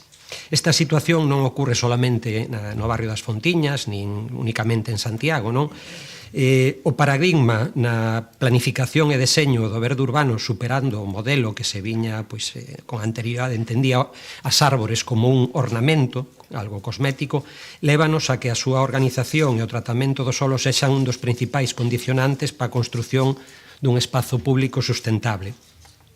A solución a este conflicto non require de estudos complexos, xa que existen evidencias técnicas e experiencia práctica de outros anos que apuntan cara a medidas correctivas claras, como estamos a facer noutros puntos da cidade en cada obra que estamos facendo. Primeiro, incrementar o redeseño das zonas verdes, permitindo unha maior permeabilidade do solo, e unha maior disponibilidade de espazo para as raíces das árbores, para que poidan medrar e desenvolverse correctamente, a revisión e a adecuación do tipo de especies arbóreas plantadas, como apuntaban as intervencións anteriores, priorizando aquelas compatibles cos espazos reducidos cando sexa o caso. Concordamos pois, na necesidade de estudar a ampliación dos alcorques, a sustitución por outras especies e o trasplante, sempre que sexa viable, daquelas unidades que foron mal prescritas no seu momento. E terceiro, pois a implementación de proxectos de reurbanización que garantan a compatibilidade co resto das funcións do espazo, de tránsito, estanciais, de servizos públicos, etc. Por todo isto, a solución a esta problemática non depende de novos diagnósticos, senón de aplicar criterios de deseño urbano sustentables e a longo prazo que equilibren a infraestructura verde coa multifuncionalidade do espazo público, como decíamos, non? En este sentido, concordamos coa necesidade de abordar as actuacións necesarias e planificalas ao longo do tempo, non só no barrio das Fontiñas, e en canto ás árbores, pois deberán ser sustituídas aquelas, de ser o caso, aquelas que sexan necesario, as que poidan ser trasplantadas. Nese sentido, pois este goberno xa deu pasos para ten localizados os puntos onde a problemática é máis acentuado, programadas actuacións en distintos puntos do barrio para ir solucionando estes problemas, insisto, froito do mal deseño do espazo público das Fontiñas. Agradecer que fose aceptada a emenda e aclarar que o noso voto será favorable. Grazas, señor Domínguez, polo Partido Popular. Señora Ferreiro, cando queira. Grazas, señora alcaldesa. O levantamento das beirarrúas en múltiples rúas de Fontiñas, especialmente na Rúa Roma, pero tamén noutras como na Rúa Lisboa, Berlín ou no Paseo das Hortensias, como consecuencia do crecemento superficial das raíces dos plátanos de sombra, non é un tema novo, nin tampouco a proposta chegado é, xa que nos podemos remontar ao ano 2009, cando o goberno socialista, apoiado polo BNG, manifestaba que no primeiro trimestre do ano 2009 se contaría cun estudo técnico para abordar os problemas que xeraban o crecemento das árbores en Fontiñas. De feito, xa se achegaban datos, o 60% das árbores plantadas nos viais acabaron por deteriorar as beirarrúas. Dicíase que unha solución sería tratar as raíces e se iso non daba resultado que se optaría pola substitución das árbores desa especie moi expansiva, opción que se fixo na Rúa Berlín, afirmando que no ano 2009 se lle daría unha solución ao problema. Pero no 2009 non puido ser e demorouse o ano 2011, cando se destinaron máis de 200.000 euros para a retirada de máis de 200 árbores de plátano e sustitución por outras especies máis adecuadas como as fotinias e ligustrum, nas rúas de Berlín, Londres e Viena, así como actuacións aparelladas de pavimentación e recubrimento do caucho nesas rúas. Pasaron máis de 14 anos e de entón pouco case nada se fixo ao respecto, polo que non podemos máis que apoiar calquera intervención que se faga en Fontiñas, xa que detrás do crecemento destas árbores atópanse consecuencias como as carencias de iluminación, pois ao agrandarse minguan a capacidade lumínica, como está ocorrendo na Rúa París. O seu desenvolvemento cara abaixo, é dicir, o crecemento das raíces, levanos provocando problemas non só nas beirarrúas, senón tamén nos sumidoiros, como ten acontecido na Rúa Berlín. Así mesmo, o crecemento das ramas fai que tapen xanelas e farois debido á necesidade urxente de poda que os veciños levan reivindicando e que non se ven realizadas desde fai anos, sobre todo na Rúa París e na Rúa Roma, que en concreto nesta última levan 5 anos sen cortar e faise preciso acender a luz ás 2 da tarde. A realidade é que o barrio de Fontiñas está abandonado. Invítoles a un paseo polo barrio no que sin dúbida decataránse de que non é posible andar en plano debido ao gran número de lousas levantadas, nuns casos debido ás raíces das árbores, pero noutros non, debido a unha falla de mantemento, o que ten graves consecuencias no ámbito da accesibilidade das cadeiras de rodas, de carritos de bebé e, como non, a posibilidade diaria de tropezar de calquera persoa. Da falta de limpeza, da recollida de lixo non funciona, pouca frecuencia e o lixo está varios días na rúa, o que dá lugar á proliferación de insectos e ratas, tema que se tratou no pleno anterior, a falta de limpeza da maleza, das follas das árbores. E que podemos dicir do paseo das hortensias? O paseo das malezas, como lle chaman os veciños de Fontiñas. A maleza que incluso tapa os bancos, as lousas levantadas, farois rotos, o lixo sen retirar. Voulles ensiñar a continuación unha imaxe do circuito da saúde, que en vez de circuito da saúde poderíamos chamar circuito mortal, porque tendo en conta o risco de caídas tanto para as persoas usuarias do circuito como das persoas que frecuentan o parque para realizar outro tipo de exercicio. Pedilles ensino unha imaxe na que se ve as lousas levantadas, na que se ve os bancos tapados pola maleza, en fin, unha desfeita. Tamén podemos ver as basuras a tope e tamén tapados pola maleza. E, bueno, e por último, o Parque da Rúa Lisboa é unha pena como está, cheo de buratos, e dende fai tempo sen poder xogar os nenos nos columpios, tanto nos pequeniños como nos outros. Ao principio estuveron usando uns sí e outros non, mentras supostamente se arranxaban os buratos do chan, pero ao final, casi un ano, e non se arranxou nin unha cousa nin a outra, e os nenos sin columpios. Tamén teño fotos. Aquí poden ver como está o chan. Aquí temos outra onde o tobogán, aquí temos os columpios en columpios. Bueno, que lle podo dicir? O contrato de mantemento dos parques e xardíns, por certo, leva parados 2 meses á espera dun informe técnico. Polo tanto, o noso sí máis rotundo a esta proposición que imos a apoiar, que a aceptación da emenda ou sen a emenda. O importante é que se fagan as actuacións necesarias para garantir o benestar da veciñanza do barrio de Fontiñas. Moitas grazas. Grazas, señora Ferreiro. Señor Guinarte. Moi brevemente. Bueno, obviamente, nós non somos arboricidas e non pretendemos que se talen indiscriminadamente nin os plátanos de sombra nin outras árbores do barrio. De feito, no texto inicial da proposición nos reiterábamos a referencia a que as decisións estivesen tomadas ou basadas en estudios técnicos e entendemos que no punto 3 así se vai facer tamén. Somos conscientes do elevado custo que iso pode supoñer, por iso falamos de unha intervención por fases, con previsión plurianual, e que inclúa a retirada daquelas árboles que sexan necesarios, estrictamente necesarios. É evidente, en fin, sin ser moi experto, que hai algunhas zonas onde hai plátanos, por exemplo, na rúa Atenas, creo recordar, que os plátanos están nun talude de vegetal e, por tanto, aí non afectan para nada as lousas das beirarrúas. Que pode haber outras alternativas? Pois fantástico, os técnicos decidirán. O que pasa é que, claro, hai algúns exemplos que se poden ver de raíces que xa están por riba da cota da propia beirarrúa. Non sei se iso ten remedio sin facer tobogáns como hai xa nalgúnas zonas. Por tanto, agradecemos as manifestacións de apoio a esta proposición e confiamos en que se materialice o que nela se pide, en fin, nos prazos razoables. Grazas, señor Guinarte. Señora Castro, non sei se quere intervir. Non. Ui, agora foise isto. Vale. Señor Domínguez. Sí, moi brevemente. Decide aí, por favor. Seguiremos, pois, revisando non só arborado en materia dese crecemento das raíces, reparando en aquelas zonas pois onde sexa necesario as beirarrúas, ampliando, como decíamos antes, pois eses alcorques naquelas zonas, sobre todo pois na rúa Roma, que ten unha amplitude a beirarrúa moi grande, permite facer uns alcorques corridos que permitan o crecemento pois das árbores.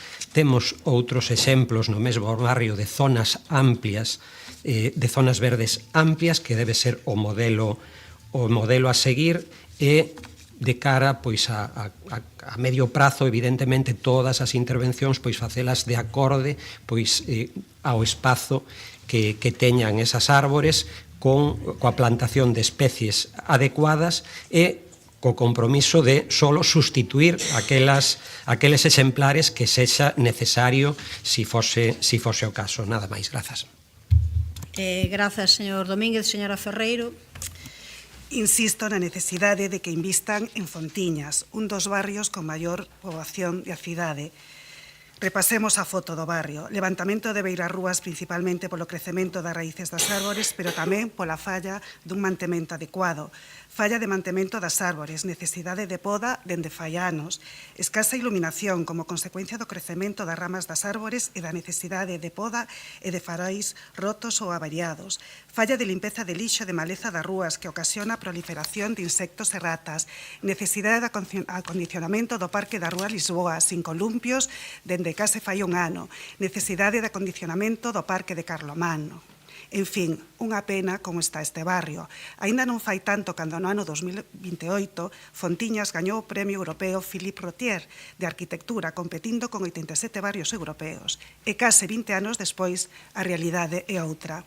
Empecemos por este primeiro paso e sigamos avanzando cara adiante, devolvendo ao barrio de Fontiñas ao menos unha parte da súa esencia originaria, de alá polo ano 1993, cando emerxía como barrio máis xoven e diverso exemplo de vanguarda. Grazas. Pasamos á votación, señor secretario.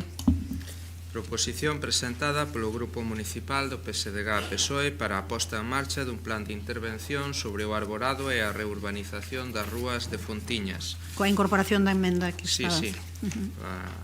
Coa emenda aceptada. Votos a favor? Unanimidade. Pasamos ao seguinte, que é unha proposición do Grupo Municipal Socialista para o impulso do solo industrial. Xa vai isto. Señora Val, cando queira. Gracias, alcaldesa. O 9 de xaneiro de 2024, a Xunta de Galicia, a través de Xestur, formalizou o contrato para a redacción do Plan Estruturante de Ordenación e Instrumentos de Desenvolvemento e Execución para a ampliación do Parque Empresarial de Asionlla no Sud 29, coa previsión de sacar a licitación as parcelas e licitar a urbanización a finais do ano 2025. O obxecto do contrato comprende, por un lado, o Plan Estruturante de Ordenación do Solo Empresarial, o proxecto de desenvolvemento e urbanización e o proxecto de parcelamento. Segundo disposto o propio contrato, o prazo de execución do mesmo determinado en función do tempo necesario para a realización dos traballos, dos prazos previstos para a exposición pública, dos trámites de audiencia, tramitación ambiental e a chega de documentación que dependa de outras administracións, fixouse en 24 meses a contar dende o día seguinte ao da asinatura do contrato, isto é, dende o 10 de xaneiro de 2024. Pero certo é que xa pasaron 18 meses desde o inicio do contrato e nin tan siquera está culminada o que é a primeira fase, a relativa á redacción da documentación completa do Plan Estruturante de Ordenación do Solo Empresarial para a aprobación definitiva do documento polo Consello da Xunta. E máis, aínda se está nunha fase moi inicial da primeira fase, xa que nin tan siquera consta a aprobación inicial e información pública do Plan Estruturante de Ordenación do Solo Empresarial. En efecto, a última novidade que consta ao respecto é o anuncio do 20 de novembro de 2024 da Dirección Xeral de Calidade Ambiental e Sostibilidade relativo ao informe ambiental estratégico deste plan de ampliación do Parque Empresarial da Asionlla, no que se conclúe que non se prevé que o dito plan teña efectos ambientais significativos e, en consecuencia, e de conformidade co disposto na Lei de Áreas Empresariales de Galicia, este plan é susceptible de aprobarse inicialmente nos termos que establece o propio informe, é dicir, atendendo ás condicións que se establecen en materia de urbanización e integración paisaxística, en materia básica de saneamento, abastecamento e xestión de aguas pluviais e en materia de contaminación acústica. Pero dende entón non sabemos nada. É imprescindible, polo tanto, que a Xunta de Galicia acelere este contrato para que a ampliación do Parque Empresarial da Asionlla no Sud 29, cunha superficie de en torno a 400.000 metros cadrados, sexa unha realidade canto antes. Pero, ademais, a ampliación actualmente en marcha do Parque Empresarial, das plazas empresariales a través do Sud 29, resulta claramente insuficiente para impulsar o desenvolvemento de Santiago a través da posta a disposición de solo industrial. E, pois, urxente poñer canto antes novas bolsas de solo industrial empresarial a disposición de aqueles que o soliciten para acoller proxectos empresariais de pequeno calado e tamén proxectos proxectos empresariais de grande envergadura con plenas garantías. Neste sentido, un bo punto de partida entendemos que sería acometer as obras de urbanización do polígono industrial do Sud 37, tercer sector de Costa Bella e do polígono do Sud 38 de Formarís, que levarían a poñer no mercado outras 138 parcelas de uso industrial para a cidade, obras, por certo, que tiña en proceso de licitación en Movisa no momento da súa disolución. Por todo o exposto, proponse ao Pleno da Corporación a adopción dos seguintes acordos. En primeiro lugar, instar a Xunta de Galicia que acelere a tramitación do Plan Estruturante de Ordenación do Solo Empresarial e dos instrumentos de desenvolvemento e execución da ampliación do Parque Empresarial da Sionlla no Sud 29, co fin de que, previo diálogo co sector e co Concello de Santiago, se convoque canto antes o concurso para a adxudicación de parcelas e a licitación de obras de urbanización. E por outro, e isto é, se cabe máis importante, instar a Xunta de Galicia e o Concello de Santiago a que no prazo de 6 meses constitúan unha comisión técnica conxunta para o seguimento e planificación de ampliación do solo industrial, definindo criterios obxectivos e prioridades para o desenvolvemento de novos espacios empresariais. Grazas, señora Abal. Señora Castro, cando queira. Grazas, señora alcaldesa. A nós, desde logo, sempre nos van a topar o carón de calquera acción que implique exixir a todas as administracións competentes que cumpran con o noso Concello, que cumpran con Santiago de Compostela. Iso sempre. E, polo tanto, sempre estaremos de acordo a instar a Xunta para que acelere a tramitación para dotar a Sionlla de máis solo industrial para que no noso Concello siga medrando o tecido empresarial, se instalen novas industrias e, polo tanto, se xere emprego. De feito, sorpréndeme que nesta profusa análise, lendo a moción de todos os antecedentes que fai a concelleira Abal, casualmente esqueza engadir o primeiro de todos os feitos que se narran, e é que en febreiro de 2024, eu mesma como concelleira socialista trouxen a este pleno municipal unha proposición para reclamar que se acelerara a ampliación do polígono da Sionlla a través do SUM 29, precisamente o que piden aquí. Casualmente isto esqueceuselle o Grupo Municipal Socialista de hoxe en día. Debe ser que agora se estila aquel lema de antes de mí non había nada, pero guste ou non, neste tema tamén hai ese antecedente. E quero recordalo porque, claro, esta proposición, e xa non é a primeira vez que ocorre algo así por parte deste novo Grupo Socialista, pois adoece de cousas locales importantes que pasaron e na que nós e eles participamos.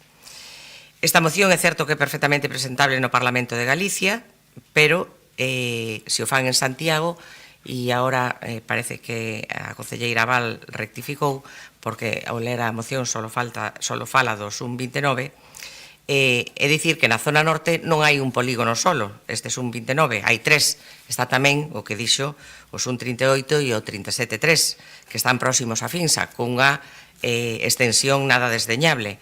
Quero recordar que o SUM 38 ten 250.000 metros cuadrados e o 37.3 170.000 metros cuadrados.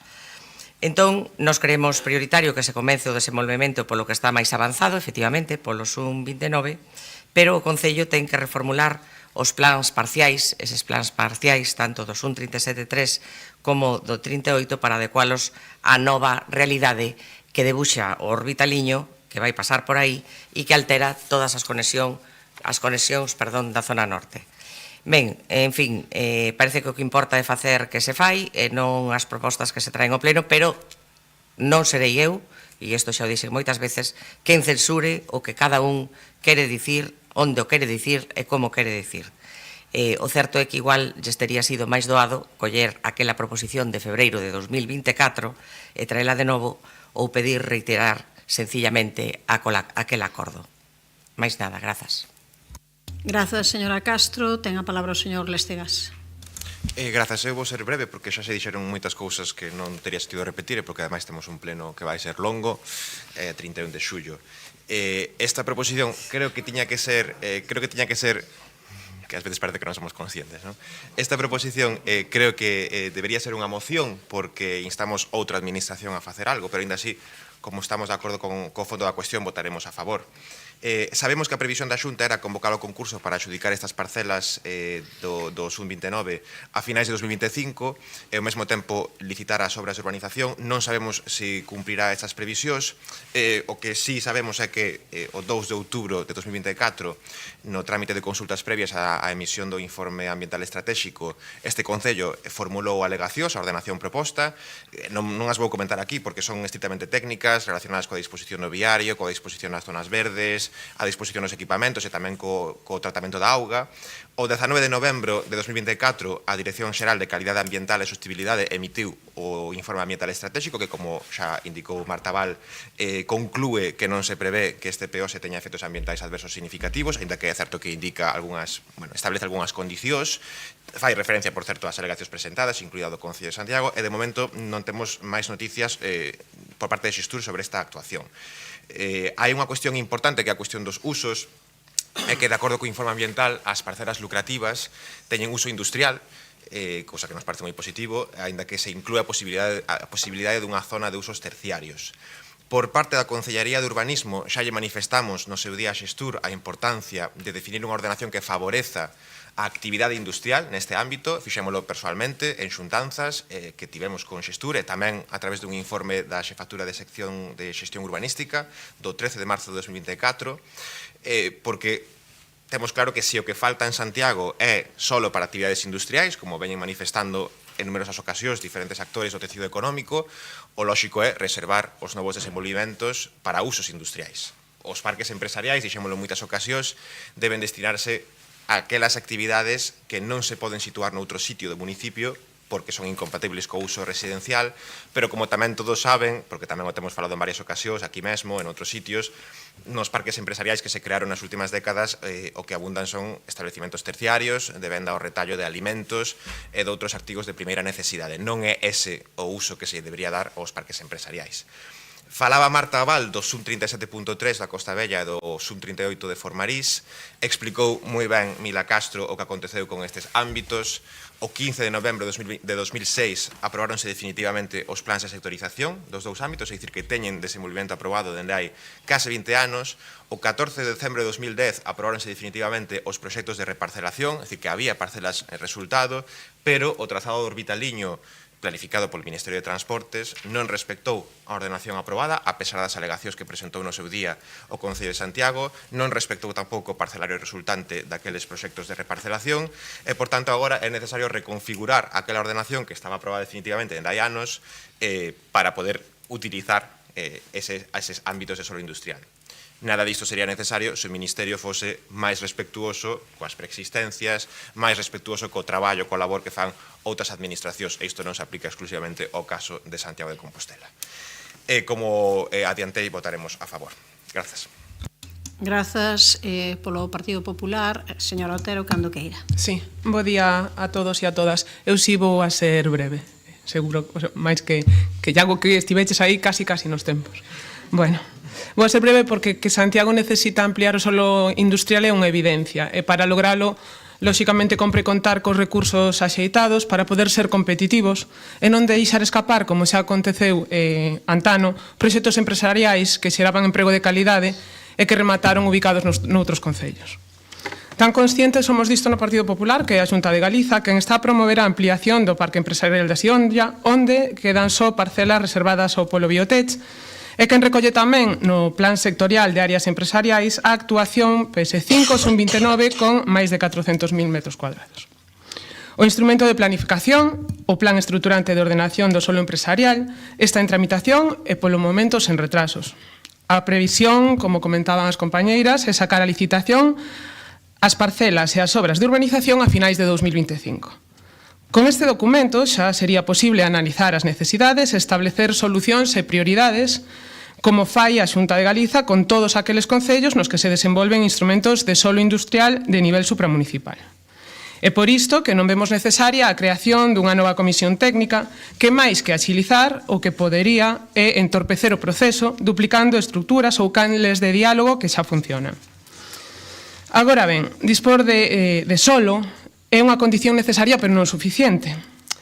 Fai falla tamén un plan de industrialización que a día de hoxe descoñecemos se este goberno ten un non e en que consistiría, así como infraestructuras axeitadas. Lembrome neste punto do Orbitaliño, da licitación do Orbitaliño comprometida polo Goberno Central e polo que preguntamos neste mesmo salón de plenos aló polo mes de maio. Anunciouse como inmediata hai case un ano e ata agora nada se ten avanzado ou ao menos que a nos conste. É importante tamén reducir os retrasos na concesión de licenzas que en nada axudan a incentivar as empresas a establecerse en Santiago. O Partido Socialista facilita nesta proposición dúas cousas: acelerar a tramitación do Plan Estruturante de Ordenación do Solo Empresarial, un documento que se está tramitando e, como digo, sen retraso algún de momento, está dentro dos prazos previstos, e a creación dunha comisión que nos consideramos innecesaria. E, polo tanto, compartindo o obxectivo de ampliar o solo industrial, pero considerando que o solicitado xa se está a facer ou non aporta valor, o noso voto será de abstención. Moitas gracias. Grazas, señora Otero e señora Abal, cando queira. Bueno, pois collendo as últimas palabras da nosa compañeira, a ver, se non aporta valor, se xa se está a facer, por que hai tanta falla de solo industrial en Santiago? E que iso é realmente a pregunta que nos temos que facer. Esa é a pregunta que nos temos que facer. Por que hai tanta falla de solo industrial en Santiago de Compostela? E non é algo que diga esta concelleira, senón que o dice realmente todo o sector afectado, que é o sector industrial, o sector económico e o sector empresarial de Santiago. Este contrato adxudicouse en enero de 2024 e a día de hoxe, insistimos, non se fixo aínda o que é a fase inicial, o primeiro paso, que é a aprobación polo Consello da Xunta do Plan do Instrumento de Ordenación deste solo empresarial, co cual, se é necesario, traeremos todos os meses este asunto ao pleno, aínda que resulte repetitivo, isto como eu pago a proveedores, aínda que resulte repetitivo, porque o importante é crear conciencia sobre o asunto e o importante é poñer o tema no debate, para que, ademais de falar da tasa turística, para que, ademais de falar da visita da princesa Leonor, se fale do que realmente importa, que é o solo empresarial, o solo industrial en Santiago de Compostela, que é o que nos vai a definir como cidade, e é o que realmente nos vai a axudar a diversificarnos, porque realmente moito falamos de diversificación, pero se non traballamos arreo todas as administracións, porque sí que é verdade que aquí teñen responsabilidade tanto a Administración da Xunta de Galicia como a Administración do Concello de Santiago, e témonos que sentar, remangarnos e poñernos a traballar arreo na posta a disposición de solo industrial. É imprescindible, polo tanto, que a Xunta culmine canto antes a tramitación, os trámites necesarios, todos estes trámites necesarios e enfarragosos para a ampliación do polígono da Sionlla no marco do Sud 29. Pero, ademais, tamén debemos decidir impulsar definitivamente o novo solo industrial. Eu, ahora mismo, non sei moi ben que trámites hai que facer no SU37, no SU38, bueno, no SU38, de feito, no marco do tema do Orbitaliño, pero, bueno, a verdade, a veces, si temos unha infraestructura como o Orbitaliño e temos que facer unha modificación no SU38, hombre, eu casi prefiero ter a infraestructura do Orbitaliño, que é unha infraestructura demandada, ademais, nese sitio, por parte do que é o sector industrial empresarial e que ten, en certo sentido, bastante lóxica, pois, bueno, igual hai que facer uns axustes en outros plans que xa tiñamos, porque nos temos que tratar de acomodar aos tempos. Entón, é necesario que se amplíe o solo no man destas parcelas, pero tamén temos que pensar en propostas máis ambiciosas, non é que o digamos nós, a verdade é que non. O Grupo Municipal Socialista e esta concelleira en concreto non ten a imaginación suficiente para sacar a colación temas, senón que é falando co sector. E o sector, moitas veces, o sector industrial e o sector empresarial de Santiago de Compostela xa ten posto de manifesto a existencia dunha bolsa de solo superior a 1,5 millón de metros cuadrados no polígono do Trame, con lo cual hai que ser ambiciosos e temos que tratar de desenvolver tamén ese solo empresarial e industrial. Grazas, señora Abal. Señora Castro. Brevísimamente, lembrando de novo, aínda que é unha moción onde se reitera unha petición feita por min mesma no 2024, o posicionamento das 4 concelleiras non adscritas non pode ser outra que facilitar a súa aprobación e votaremos a favor. Nada máis, grazas. Grazas. Señor Lestegas, non intervén. Señor Otero. Sí, nada, moi breve. O que digo é que non aporta valor ás solicitudes concretas desta proposición. Creo que dixen na miña primeira intervención en 2 ocasións que, por suposto, que fai falta máis solo industrial neste Concello. A pregunta que me plantexa a señora Val por que que fai falla ese solo industrial, por que non é disponible? Eso terame que contestar vostede, que vostede si tivo responsabilidades de goberno neste Concello e eu non. Que fixeron en canto estiveron gobernando? Grazas, señor Otero. Pasamos á votación, señor secretario. Proposición presentada polo Grupo Municipal do PSDG-PSOE para o impulso de solo industrial. Votos a favor? Grupos municipais, Socialista, Compostela Aberta, BNG e concelleiros non adscritos. Votos en contra? Non hai. Abstencións? Grupo Municipal do Partido Popular. Apróbase a proposición. Pasamos á seguinte proposición presentada polo Grupo Municipal do Partido Popular para que o Goberno local adopte políticas de vivenda a curto prazo. Señor Berea, cando queira. Moitas grazas, Presidenta. Despois de 2 anos de goberno de BNG e Compostela Aberta, creo que é importante e creo que a sesión plenaria é un bo lugar para facer un balance sobre as políticas de vivenda postas en marcha, cunha pregunta que haberá moitas respostas, a máis importante é a da cidadanía, non? Que fixeron nestes 2 anos?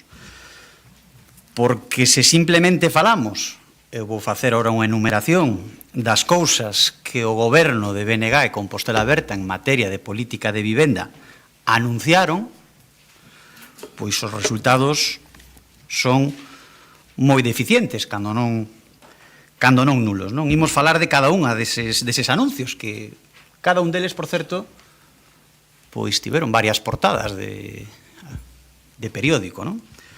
Empresa pública de vivenda era a medida estrela, non sei, como dicía, cantas veces se mencionou como a medida principal deste goberno. Sabemos algo a día de hoxe da empresa pública de vivenda? Que non saibamos nada. Non sei que nota lle podemos poñer, ou que se pode poñer o propio goberno, no que respecta á empresa pública de vivenda. Como valora o seu traballo o BNG e Compostela Aberta na posta en marcha da empresa pública de vivenda? Parece que estamos ante un evidente suspenso. Rexistro de soares, un instrumento creado por unha administración, proposto por unha administración do Partido Popular. Que fixeron vostedes? Mais que meter ao Concello nun gravísimo problema legal e patrimonial, cando, pois, creo que todos neste pleno avisamos de que esa non era o camiño, non? Creo que de 4 parcelas, se non me confundo, 3 están paralizadas xudicialmente. 75% paralizado xudicialmente e a espera das responsabilidades patrimoniais e legais que poida haber aí. Alquiler, construcción de vivenda pública, 0, nin unha soa. Declaración de zona tensionada. Outro suspenso reincidente, porque aquí, para tapar un erro, non tiñan o comodín do Departamento de Protocolo. Por certo, temos unha información, non sei se é certa ou non, supoño que o confirmará a señora alcaldesa, de que a directora de Protocolo dimitiu. Non sei se é certo, unha información que nos chegou esta mañá, gustaríanos saber se dimitiu e a causa. Non temos información, non sabemos se era unha dimisión digna ante as falacias da alcaldesa ou hai outra razón. Se fora isto, aquí sí habería épica, por certo. Aquí sí habería épica dunha funcionaria que pon por riba o seu prestixio e a súa dignidade ante as mentiras da alcaldesa, que xa é reincidente, por certo, en sacrificar funcionarios para tapar a súa incompetencia. Espero que se nos poidan responder a estas preguntas. Non temos información verificada, pero si nos chegou esta información que nos gustaría verificar, claro que sí. Tiñan outro comodín, o Departamento de Protocolo, que parece que acaba de facer un exercicio de dignidade, e a Xunta de Galicia. Son os dous comodíns que manexan, non? A Xunta de Galicia, gobernada polo Partido Popular, é moi mala e non lle deixa ao Concello de Santiago declarar zona tensionada. Pero claro, como explica vostede que esta Xunta de Galicia, tan mala gobernada polo Partido Popular, si autorizou a declaración de zona tensionada dun goberno do Partido Socialista, porque se fora unha decisión política, pois mira, aquí en plancha non se autoriza ninguna, pero zona tensionada, Partido Socialista sí, zona tensionada, BNG non, pero a culpa é do árbitro que pois é moi malo solo con o Concello de Santiago. A mellor un poquinho de menos soberbia e máis humildade, pois podería ser un ingrediente interesante nesta cuestión. Non? Parece que, como dicía antes, tamén un suspenso que parece, ademais, reincidente. Mercantilización de solo público. Volven a demostrar a súa cegueira e obsesión por recadar. Privatizan solo público para construir vivendas que van a ser máis caras, de peor calidade e que van a tardar máis. Cando construindo directamente esas vivendas, poderían ser 100% públicas, se non son capaces, pode facelo a Administración Autonómica, serían de maior calidade, máis baratas e máis pronto. Falábamos dunhas cifras. Co modelo de BNG e Compostela Aberta, un piso de 80 metros cuadrados, no mellor dos casos, en réximen especial, no mellor dos casos, estaría alrededor de 180.000 euros. Coa proposta de vivendas 100% públicas estaría en 100 e 110.000 euros por 80 metros cuadrados. E xa se a decisión de vender solo público para nós é un... résteme da seguinte, alcaldesa. Se xa a decisión de vender solo público é un erro, pois como están vendendo é un erro triplicado, non? Porque a repercusión do prezo do solo é completamente desproporcionada, non sabemos porque non ofrecen dereito de superficie para que poida retornar ao patrimonio municipal. Aquí cometín un erro, quero pedir disculpas, cando dixen que non tiña prazo de execución, erro meu, pido disculpas, sí que hai prazo de execución, que quede claro, e pido disculpas por este erro do que son único culpable. Pero hai máis cuestións, como digo, prezo desorbitado do solo, non hai dereito de superficie, 85 puntos de 100, 85 puntos de 100, o mellor postor. Ese é o interese por ter vivendas de calidade que ten este goberno.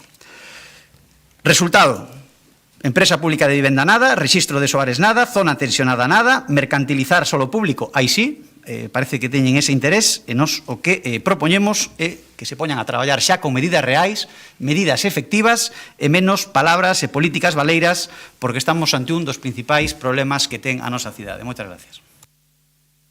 Grazas, será 1 minuto 45 menos. Pasamos logo ás concelleras non escritas.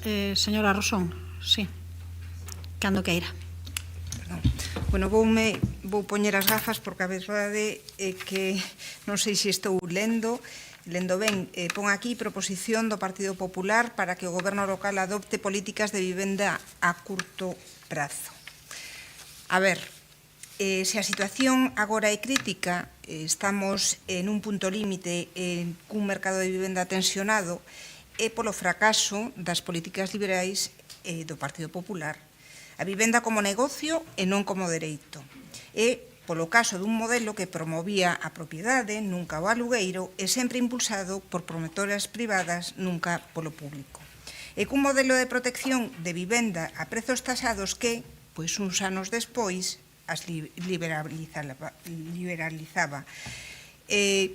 Teño repetido nesta sala moitas veces que o Partido Popular en Santiago de Compostela, nestes 16 ininterrumpidos anos de goberno en Galicia, aínda non entregou nin unha soa vivenda en Compostela. As 24 vivendas que se están executando no Castiñeiriño aínda están sin entregar. A contabilización é de menos de unha vivenda en media por ano. Pídelle vostede, o Goberno local, unha xenda para o acceso a vivenda con medidas de calado, pero sen propor ninguna medida de calado. De repente, entralles un fervor por políticas de vivenda totalmente inédito, porque eu levo sin escoitar o Partido Popular falar de vivenda ata agora, que realmente se convertiu nun problema moi serio. Pídenlle ao Goberno local, non lle piden á Xunta de Galicia, do seu partido político, que ten todas as competencias, pero sobre todo os cartos para facer políticas de vivenda. Tamén o repetimos aquí moitísimas veces neste pleno. Pero queren compartir perfis, pois comparamos follas de servizo. Cando nos estivemos na alcaldía, cando eu fun concelleira de urbanismo, iniciamos o proceso para recuperar a empresa pública de vivenda e solo, parada desde que o BNG chegou ao goberno, impulsamos políticas de rehabilitación con programas de axudas ambiciosos, reactivamos o rexistro de soares, non foi a Xunta de Galicia, foi este Concello, ese que permite agora que os edificios abandonados saian a subasta para que alguén poida habitalos e non sigan deteriorándose, e regulamos, sí, as vivendas de uso turístico para que esas vivendas voltaran ao mercado de vivenda convencional para que viviran nelas veciñas e veciños non turistas. Políticas de vivenda desde o ámbito municipal que non é competente. E fixémolas tendo en contra o Partido Popular, a vostede que votou en contra de todo iso, que se opuxo a todo iso. A un Partido Popular que na única oportunidade que tivo de ocupar esta alcaldía, a alcaldía de Santiago de Compostela, eliminou esa empresa pública de vivenda e solo que explica a construcción de vivendas no Castiñeiriño, en Santa Marta, en San Lázaro. De verdade pensan que estamos todos igual de legitimados para falar de políticas de vivenda? Señor Berea, seguramente volva a decirme, como fai habitualmente tamén o señor Constenla, que eu son a peor concelleira da historia. Voulle responder de forma moi breve. Se eu tiven competencias de goberno e vostede non, pois se nós gobernamos e vostedes non, só naquel fatídico mandato dos 3 alcaldes do Partido Popular que non lles gusta nada recordar, por algo será, nada máis. Grazas, señora Rosón, señor Guinarte, cando queira. O problema da vivenda, a escaseza da vivenda, a carestía da vivenda é sen dúbida unha das principais, senón a principal preocupación dos veciños e veciñas de Santiago, especialmente da xente nova, por tanto do Santiago do presente, pero sobre todo do Santiago do futuro, e tamén das persoas con menos recursos, por suposto. Obviamente, resolver este problema é un reto estructural que, por tanto, require medidas valentes e, sobre todo, medidas coordenadas e medidas efectivas. E hai que ser rigurosos, hai que poñer datos en riba da mesa e hai que actuar con lealdade institucional. Obviamente, non se trata aquí de sacar partido ou rendibilidade partidista, porque este tema, este problema, solo se pode resolver con políticas concertadas das distintas administracións.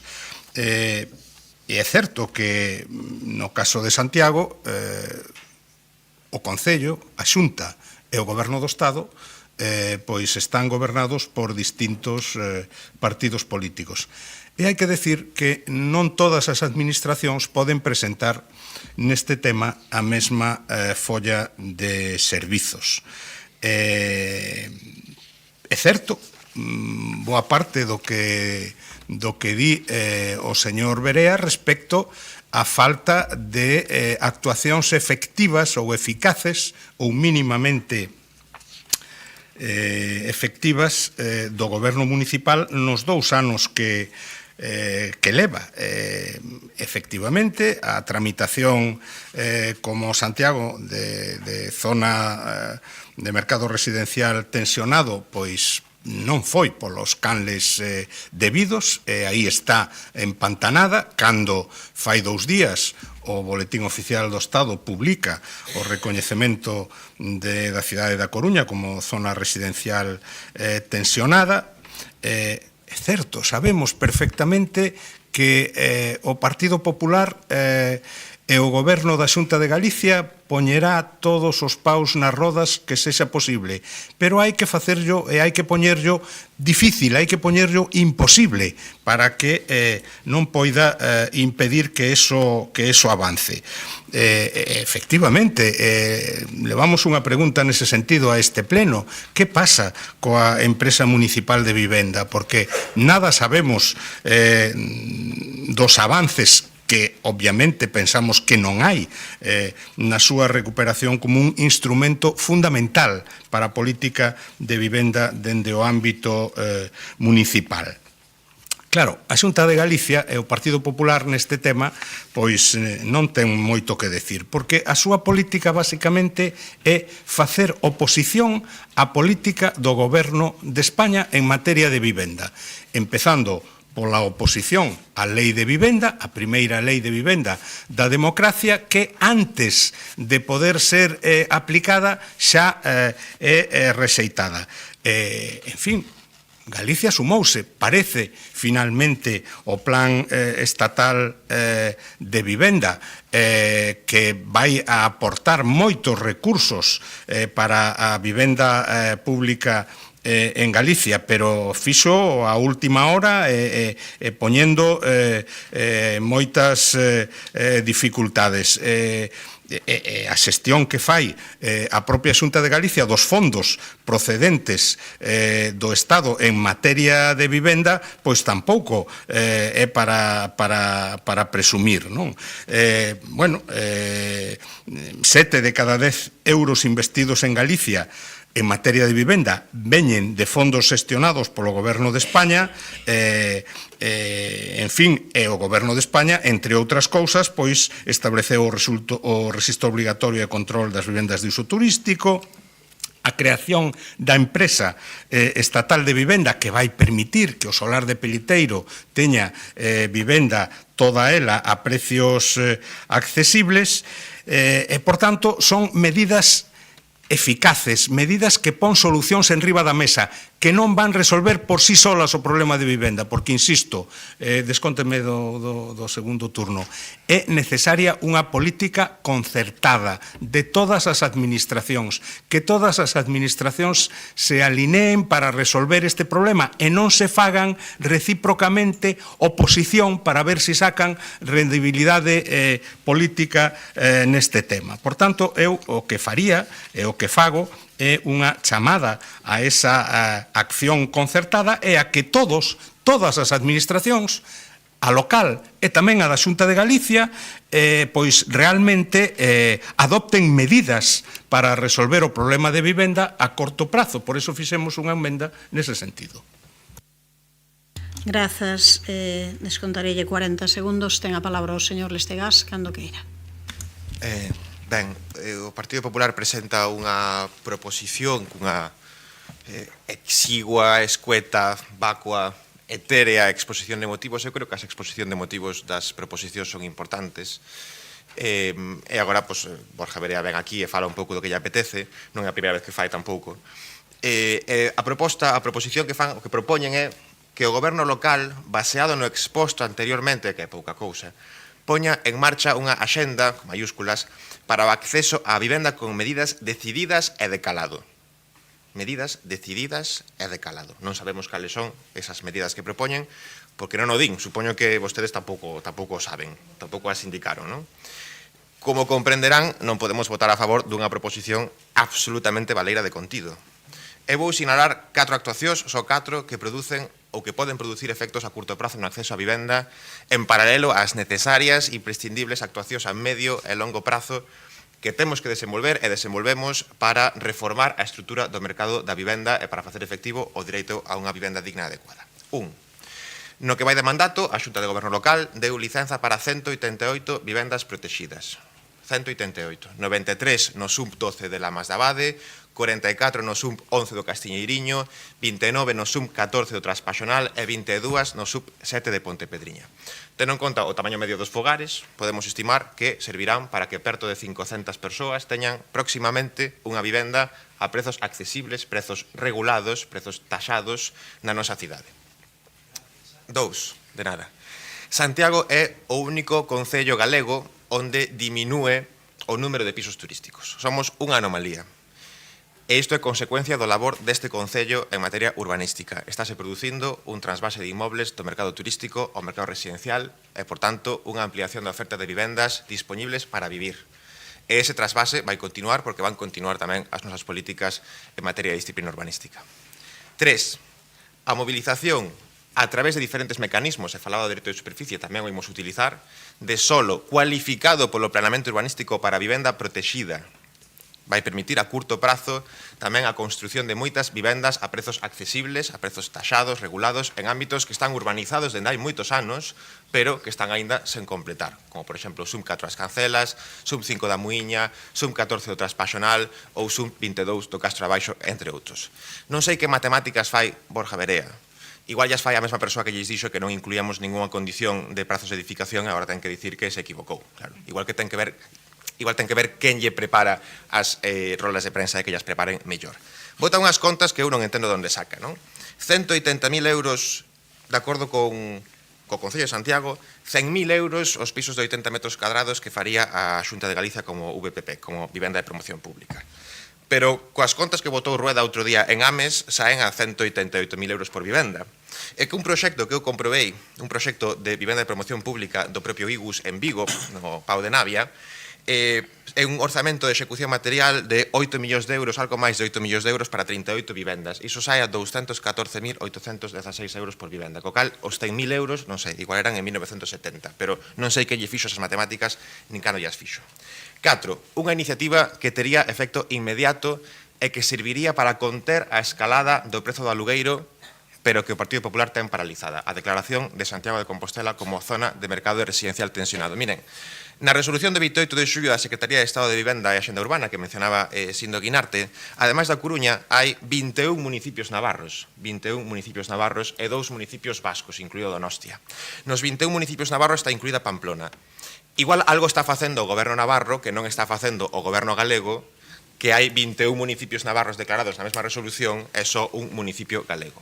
Claro, claramente o goberno navarro está asumindo as súas competencias e non transferíndolle aos concellos, axudicándolle aos concellos e despois ainda por riba dedicarse a criticar e cuestionar o seu traballo. Por certo, que neses municipios navarros e nos vascos a definición de gran posuidor inclúe os titulares de 5 ou máis inmobles de uso residencial e non únicamente os de 10 ou máis, como é o caso da Coruña, e, por tanto, en Navarra e no País Vasco están declarando, están facendo a definición de gran posuidor que nos propoñemos e que a Xunta de Galicia non quere facer.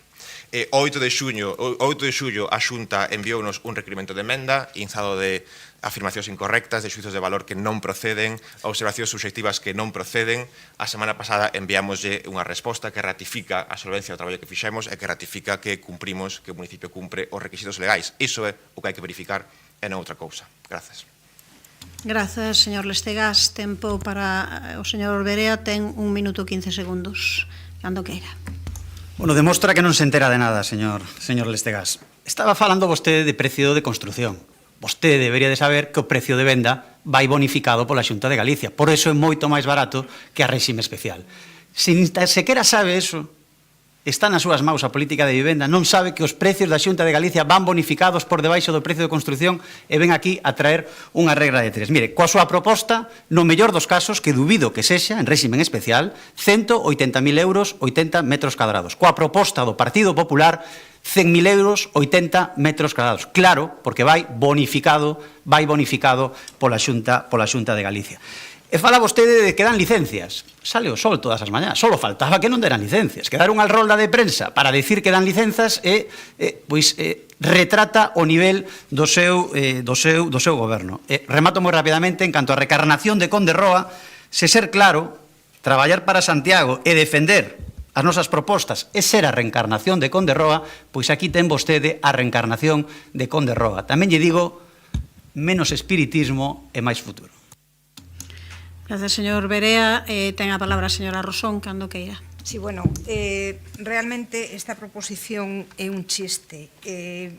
Volvo a recordar de novo que a empresa pública Movisa, que xerou máis de 2.000 vivendas protegidas e que foi promovida nos gobernos que dirixiu Sánchez de Bugallo, por certo, coa colaboración daquela coigus na persona do seu director, do tan chorado José Antonio Redondo, recentemente falecido, e que eu personalmente recordarei sempre pola súa bonomía e sobre todo por un proxecto moi claro sobre Galicia e sobre todo en materia de vivenda.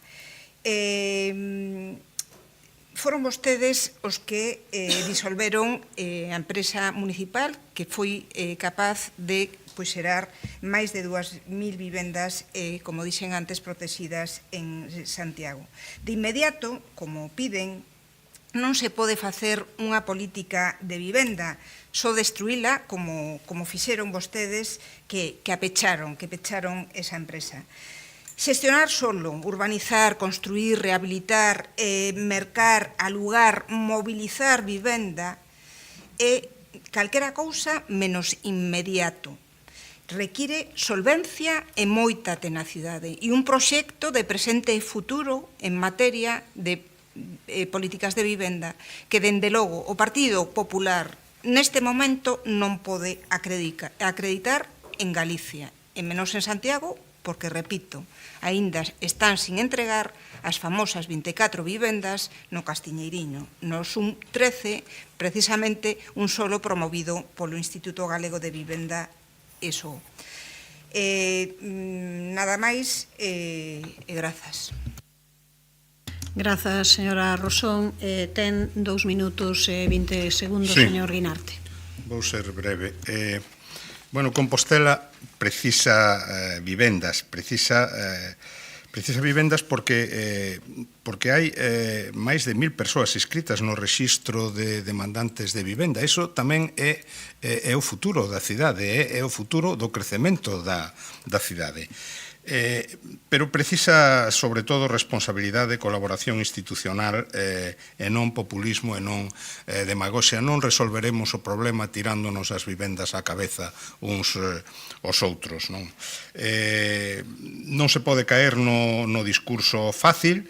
A Xunta de Galicia debe executar plenamente os fondos estatais de vivenda e activar o solo público que ten disponible en Santiago, porque ten disponible solo público en Santiago. A Xunta de Galicia só executou o 30% dos fondos do programa de acceso á vivenda no ano 24 e, por tanto, o Partido Popular que goberna a Xunta de Galicia e que é quen ten competencias, díxeno no pleno anterior, creo que foi, lendo o artigo da Lei de Vivenda de Galicia, pois está moi ben que poña deberes ás outras administracións, pero ten que predicar co exemplo e ten que cumprir coas súas obrigas e facer política de vivenda, non facer oposición ás políticas de vivenda das outras administracións. Eu non son experto en tema de prezos de vivenda pública, pero sí me chama a atención que unha resolución do Instituto Galego de Vivenda solo, creo que é de xuño do ano 24, establece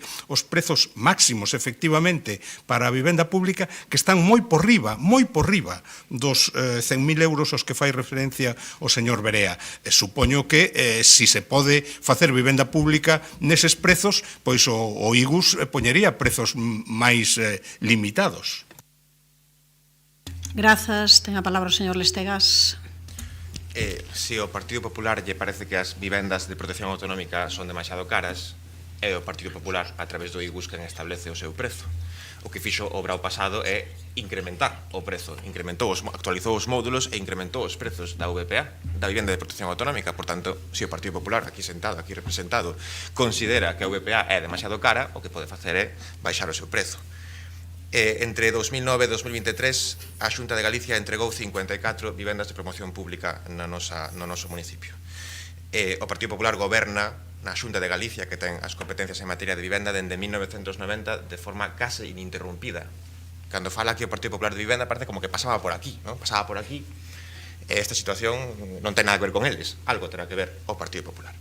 Antes mencionei só 4 actuacións, pero hai moitas máis que tamén van dar resultado a curto prazo.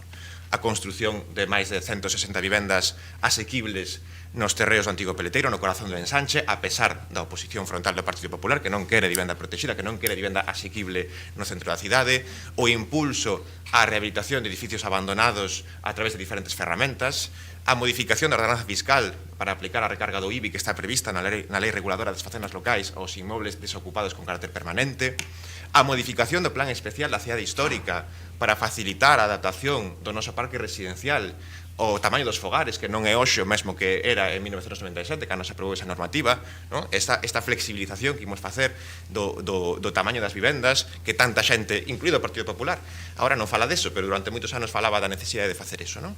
E tamén, bueno, moitas máis medidas que impulsamos e que seguiremos impulsando en exercicio das nosas competencias, que son fundamentalmente urbanísticas, a pesar da oposición frontal e sistemática do Partido Popular no Pazo de Raxoi e, lamentablemente, tamén en San Caetano. Gracias. Pasamos á votación, señor secretario. Gracias, presidenta. Supoño que varias décadas gobernando esta cidade, o Partido Socialista, BNG, Compostela Berta, algunha responsabilidade terán na situación da vivenda hoxe aquí? Ou pasaban por aí? Non teñen nada que decir? Non é culpa vosa que despois de décadas gobernando esta cidade a situación da vivenda esteña como está?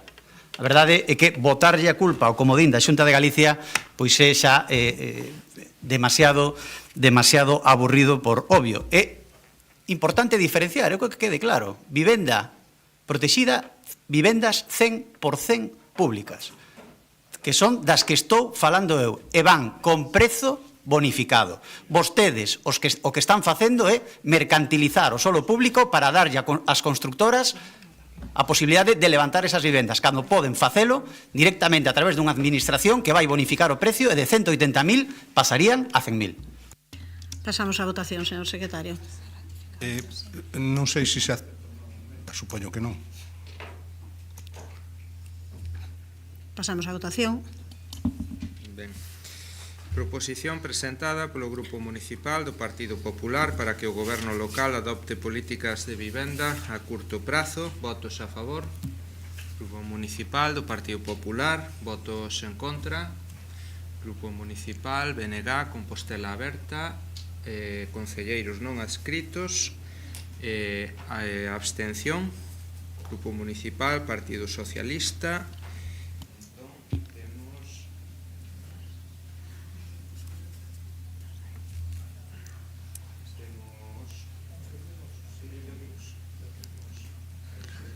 Dez, 12.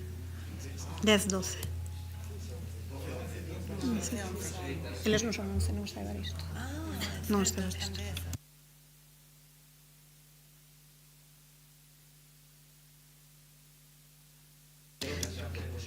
Dez votos a favor, 12 en contra e 2 abstencións.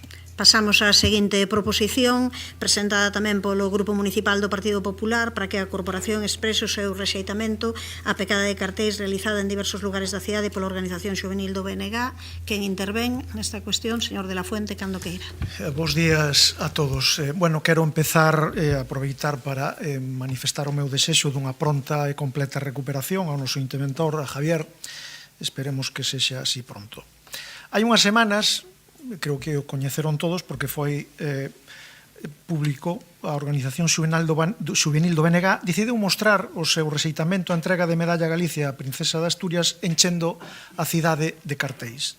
Non se preocuparon de pegalos onde debían, senón que se permitiron o luxo de pegalos onde lles petou, en portas, en ventás, en muros ou en escaparates, no ensanche ou no casco histórico. Daba igual, calquera lugar foi bo para eles para deixar a súa pegada. Os cartéis alentaban a unha movilización cidadá que, si ben é certo que non pasou de ser unha anécdota pola insignificante asistencia, manchou gran parte da cidade. Por un lado, emporcando as rúas do casco histórico, non deixaron porta, ventá, escaparate ou muro sin cubrir coa súa propaganda e, por outra banda, danando gravemente a imaxen universal, hospitalaria e acolledora da nosa cidade.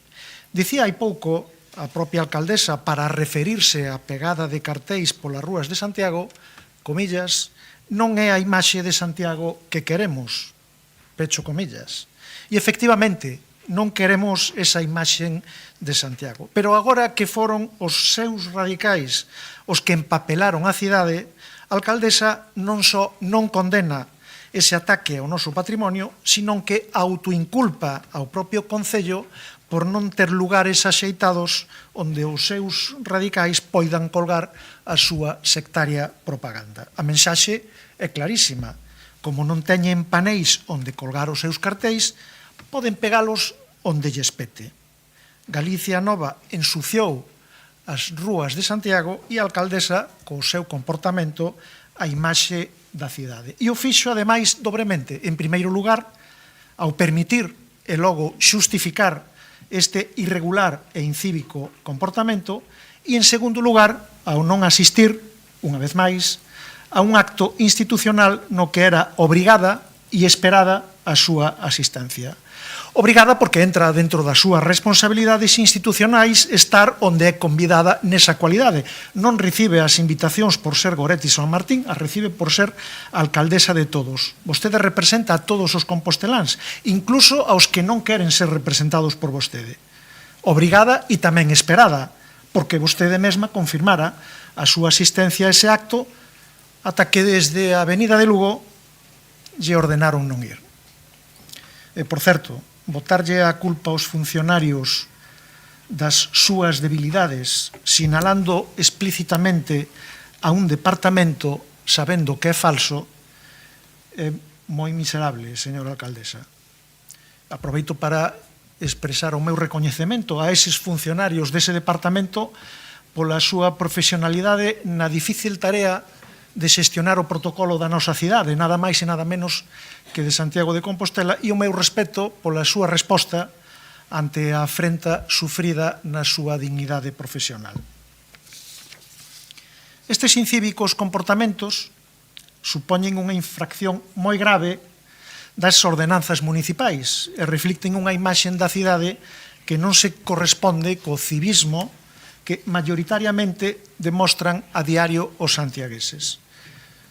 Sobre isto esperamos ávidos o expediente sancionador por esta infracción moi grave. Santiago non merece que unha minoría manche esa imaxe co seu comportamento. Hai canais suficientes para a expresión pública. Nada xustifica incumprir as normas reguladoras da convivencia dos nosos espacios públicos. Quen queira facer propaganda na cidade ten que aterse ás ordenanzas municipais e debe respetar o espazo público. Espazo público que non lles pertence, a pesar de que ás veces parecen comportarse como se así o pensaran. Actuar de outro modo só pode obedecer ao propósito de intentar quebrar esa convivencia pacífica. Comportamento que merece, creemos, unha resposta rápida e inequívoca por parte de toda a corporación. Por eso, instamos ao resto dos membros desta corporación a votar a favor desta proposición que pretende amosar o noso rexeitamento por ese comportamento incívico de colgar por toda a cidade cartéis en lugares onde non é debido. Moitas gracias. Grazas, señor de la Fuente, polas concelleras. Señora Castro, cando queira. Grazas, señora alcaldesa. Vou ser moi breve, aínda tratándose dunha proposición, creo que non vou a ocupar o tempo do que dispoño. Ben, nós as 4 concelleiras non adscritas non compartimos moitas cousas do discurso do Partido Popular sobre este asunto, no que se cadra, e non dubidando de que o que lle importa precisamente é o dano ao patrimonio público, pode ser que o interese real sexa outro, non o sei. Non sei se o Partido Popular importalle máis en esta moción a pegada indiscriminada de cartéis, 2, quen pega os cartéis, ou 3, o que poñen os cartéis. Como cada quen responde polo seu, eu voume cinguir precisamente ao texto da proposición e a nosa preocupación exclusiva vai ser a primeira que citei, que é a pegada indiscriminada de cartéis. Nos condenamos e imos condenar sempre o vandalismo, a pegada de cartéis e pegatinas e calquera acto que implique un deterioro do espazo público. Ese espazo público que é de todas e todos, ese espazo público que temos que manter e coidar todas e todos. E así o temos demostrado en este salón de plenos en reiteradas ocasións. Veña de onde veña e faga que non faga. Non sei se o posicionamento do Partido Popular sería o mesmo se os cartéis, por exemplo, dixeran que Goretti é mala, malísima, e tampouco sei se o Bloque Nacionalista Galego, de poñer os cartéis Goretti é mala, malísima, pois resulta que tería ordenado a súa retirada inmediata de ser esta situación.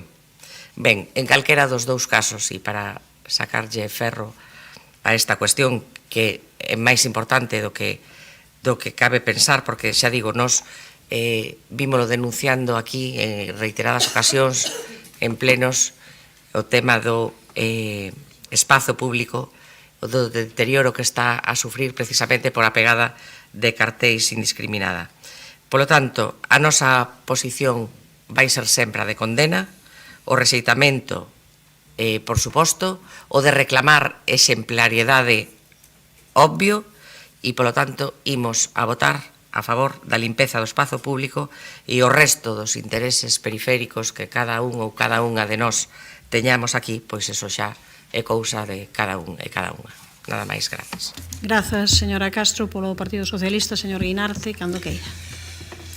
Bueno, é evidente que os feitos que se relatan e que coñecemos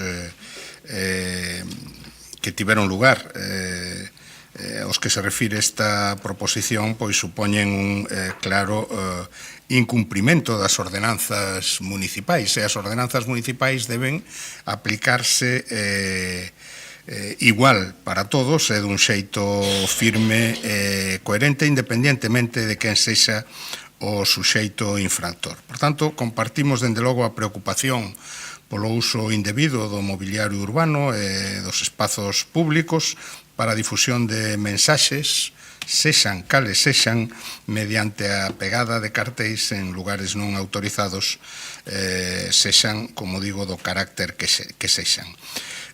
Non compartimos accións que deterioren o patrimonio urbano nin que incumpran as ordenanzas municipais, máis, obviamente, porque é un agravante se eso se produce no ámbito da cidade histórica. A cidade de Santiago, pola súa historia, polo que representa, merece o máximo coidado do espazo público. É certo que o tema, en fin, nos parece que quezáis queda, como diría, excesivo nunha proposición, e tamén nos parece que a proposición pois fai unha lectura moi particular, probablemente politizada, dun feito que, sen deixar de ser sancionable, pois, en fin, non ten, creemos, unha entidade, digo, para ser obxecto de unha proposición.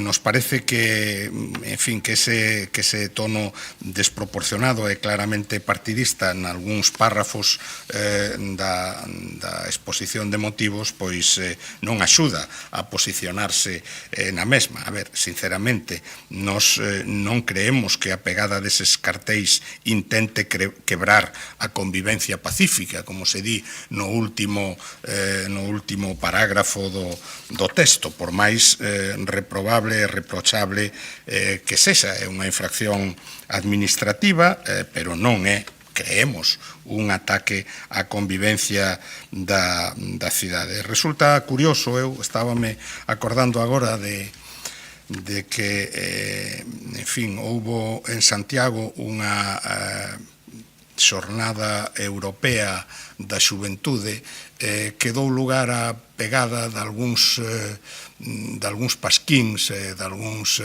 papéis en determinados lugares tamén da cidade histórica, e quen ocupaba daquela o seu escano, que era a actual alcaldesa, a señora San Martín, pois tamén considerou, en fin, que tiña aquel comportamento unha considerable gravidade. En fin, eu creo que dun lado e do outro pois hai unha lectura ideolóxica que nós non compartimos, nin compartíamos entonces, nin compartimos agora, non? Por tanto, a nosa posición é de rexeitar este comportamento, pero despexado de toda carga ideolóxica ou política. Non nos importa que os cartéis fixeran referencia a unha cousa ou fixeran referencia a outra, e ademais, desgraciadamente, é unha práctica que leva moitos anos, décadas, diría eu, repetíndose en moitos lugares da cidade, non? Grazas, señor Guinarte. Ten a palabra a señora Louzao. Moi bo día de novo. Este é un tema un tanto repetitivo deste tema dos cartéis. Falamos xa neste pleno municipal e este goberno xa deixou claro o seu posicionamento. Hai ben pouco, en concreto en marzo deste mesmo ano, cando traían vostedes unha proposición sobre cartéis e pegatinas na cidade histórica, pero xa daquela só vían os que pegaban organizacións simpatizantes co BNG. Por certo, hoxe non estamos falando de cartéis na cidade histórica, por centrar o debate. Daquela dicía o señor Villa: todos os cartéis, pintadas e pegatinas que hai en farolas, paredes e sinais da cidade histórica, todos, debo de estar facendo unha prospección, veñen do mesmo sitio, da imprenta do BNG e dos satélites do BNG. Agora saíron da cidade histórica e volven traer unha proposta na que, curiosamente, só volven ver determinados cartéis. Curioso ese filtro co que ven vostedes o mundo. Falan na súa exposición de motivos, de liberdade de expresión, de tolerancia con todo tipo de opinións, pero está claro que son palabras baleiras. Pois só así se explica que os cartéis de Galiza Nova, por certo, é Galiza Nova, non Galicia Nova, lle molesten ata o punto de provocar que fagan roldas de prensa, declaracións públicas, post en redes sociais e ata unha proposición no pleno municipal, mentras que outros múltiples cartéis non lle molesten, nin lle preocupen nin o máis mínimo. Porque sí, na cidade hai pegados moitos cartéis, pero non son todos do BNG. Hai cartéis de concertos en diversas salas, de festas e eventos varios, de festivais que organiza a Xunta de Galicia, si, e ata de eventos organizados, por exemplo, polo Concello de Teo que goberna o Partido Popular. Eses non os ven vostedes, que curioso. A galería de imaxes é variada na cidade histórica e no ensanche, pero non queremos converter esta intervención nun e ti máis. A nós, cando están mal colocados e onde non deben estar, moléstannos todos. E todos se mandan retirar e a todas as entidades lle pedimos responsabilidade. A todas. Agora ben, sí que me parece importante destacar que ao Partido Popular só lle molesten uns, ou máis ben que só vexan uns. Curioso criterio. Igual a explicación é doada e tivémola precisamente naquel pleno de marzo, no que a compañeira Mila Castro precisamente lembráballe que vostedes colocaron uns totes sen permiso na vía pública en campaña electoral e pedíalle naquel momento que retiraran da proposta de acordo a referencia ao BNG indicando que existían cartéis de diversas organizacións. E ante a negativa do señor Villa, preguntábase a señora Castro se a vostedes lle preocupaba máis a limpeza da cidade histórica ou demonizar ao BNG. E o señor Villa contestaba que as dúas cousas. Moi bonito. Un concelleiro recoñecendo no pleno municipal que quere demonizar a outra organización política. E despois falan vostedes de respeto e de tolerancia. E hoxe insisten ante a pregunta de novo da señora Castro en que queren efectivamente seguir, volve a preguntar e volven vostedes a insistir, e agora vexo que volve vostede a insistir. Póñolles outro exemplo dese, por suposto, precioso, señor Villa, precioso. Póñolles outro exemplo dese dobre raseiro, aí hai moitos máis, A Xunta incluso chegou a colocar durante o Nadal unha lona xigante no balcón do Pazo de Raxoi con horarios e un entrada de balde e logos de diversas marcas, como se isto fose un centro comercial, todos sen pedir permiso, por suposto. Na Praza do Obradoiro, Patrimonio da Humanidade. Curiosamente, esa lona tampouco lle molestou o Partido Popular, e supoño que haberían que o Pazo de Raxoi veñen vostedes. Por favor, quere guardar silencio. Grazas. En resumo, o problema non son para vostedes os cartéis, o problema é o que poñen eses cartéis, iso é o que lle molesta, e quen os pon. E vostedes non traen esta moción preocupados pola limpeza do ensanche, senón que seguen no seu intento efectivamente de demonizar ao BNG. Daquela, nós xa dixemos que desde o Goberno Municipal estábamos sempre preocupados polo cuidado do espazo público e que tamén asumíamos que en Santiago había poucos espazos de expresión, con taboleiros acaídos para que todas as entidades que o estimaran puideran colocar os seus cartéis. Se me paso, résteme, por favor. Ese é un debe que este Concello ten coa súa sociedade, viva e dinámica. Queremos seguir tendo unha sociedade activa, pero evidentemente respetando eses lugares dos que o Concello, é certo, debe dotarse en maior número. Por iso, dixemos tamén claramente, e repito, por se vostedes non o escoitaron daquela, que as paredes e os escaparates, os de ningunha zona, pero especialmente os da cidade histórica, non son lugares para pegar cartéis nin elementos similares. Traballamos na nova ordenanza de convivencia que en breve traeremos ao pleno e que terá unha finalidade pedagóxica, ademais de facilitar o labor de control e tamén, como veño de dicir, na colocación de novos paneis específicos para cartéis. E só unha última cousa. Señor de la Fuente, non é obxecto deste pleno, entendemos nós, a organización interna do Goberno. E a persoa de protocolo, só por aclarar, forma parte do equipo de eventuais do Goberno. Non ocupa unha praza de funcionariado. Moitas grazas. Grazas, señor Arauzao. Ten a palabra o señor de la Fuente para a réplica cando queira. Cando 3 minutos, sí. Puxeron de manifesto en grande medida o señor Guinarte e a señora Louzao a oportunidade de presentar precisamente esta proposición nestos términos, porque viñeron a recoñecer, o dixo explícitamente o señor Guinarte, que hai un cambio de postura da que ora é alcaldesa respecto deste problema, e o dixo tamén a señora Louzao cando acaba de decir que fai pouco tempo condenaron a posta por toda a cidade de cartelería. Sin embargo, nesta ocasión sí hai un posicionamento distinto da alcaldesa respecto a este problema. Os dixo a través dos medios de comunicación. Negouse a condenar esta actitude da organización xuvenil do BNG. Dixo que, claro, que tiñan que poñelos en escaparates, en muros e polo espacio público porque non había paneis ou cartéis ou espacios públicos habilitados para colocalos. Entonces é evidente que é oportuna esta proposición, porque hai un feito diferencial. A alcaldesa mudou de criterio, ou polo menos expresouse dando a entender que había cambiado de criterio. E que parece? Pois parece que a UPG dobrou o brazo da señora alcaldesa. Tiña unha opinión que manifestou hai meses neste pleno, pero cando se trata de criticar, condenar a actitude de certa xente, dos mozos de Galicia Nova, resulta que aí hai un cambio de criterio. Permitiuse, en realidade que permitiuse a pegada masiva de cartéis. Non fixo valer o seu cargo de alcaldesa de todos. Eso é evidente. Santiago é máis importante que o BNG. Santiago é máis importante que a señora alcaldesa. Santiago é máis importante que todos os que estamos aquí. Si non aguanta a presión dos radicais do seu partido, si non pode facer valer ante os radicais do seu partido o cumprimento das súas obrigacións institucionais, si non é capaz de antepoñer os intereses dos santiagueses antes que os do seu partido, señora alcaldesa, penso que debería de pensar en dimitir.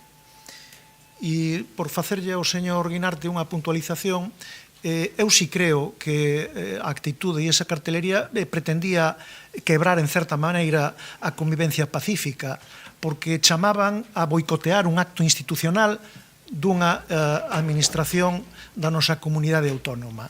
Non me vou a poñer a discutir con vostede o perfil xurídico pero fun alumno seu, pero non tan aventaxado como para poñelo en cuestión, vou parar aí, pero políticamente é evidente que estaban intentando conseguir montar revuelo e boicotear un acto, eso me parece que é evidente. Precisamente por eso hai unha cuestión diferencial evidente con calquera outro tipo de cartelería ou propaganda que non persiguen esos fins. Rematou o seu tempo.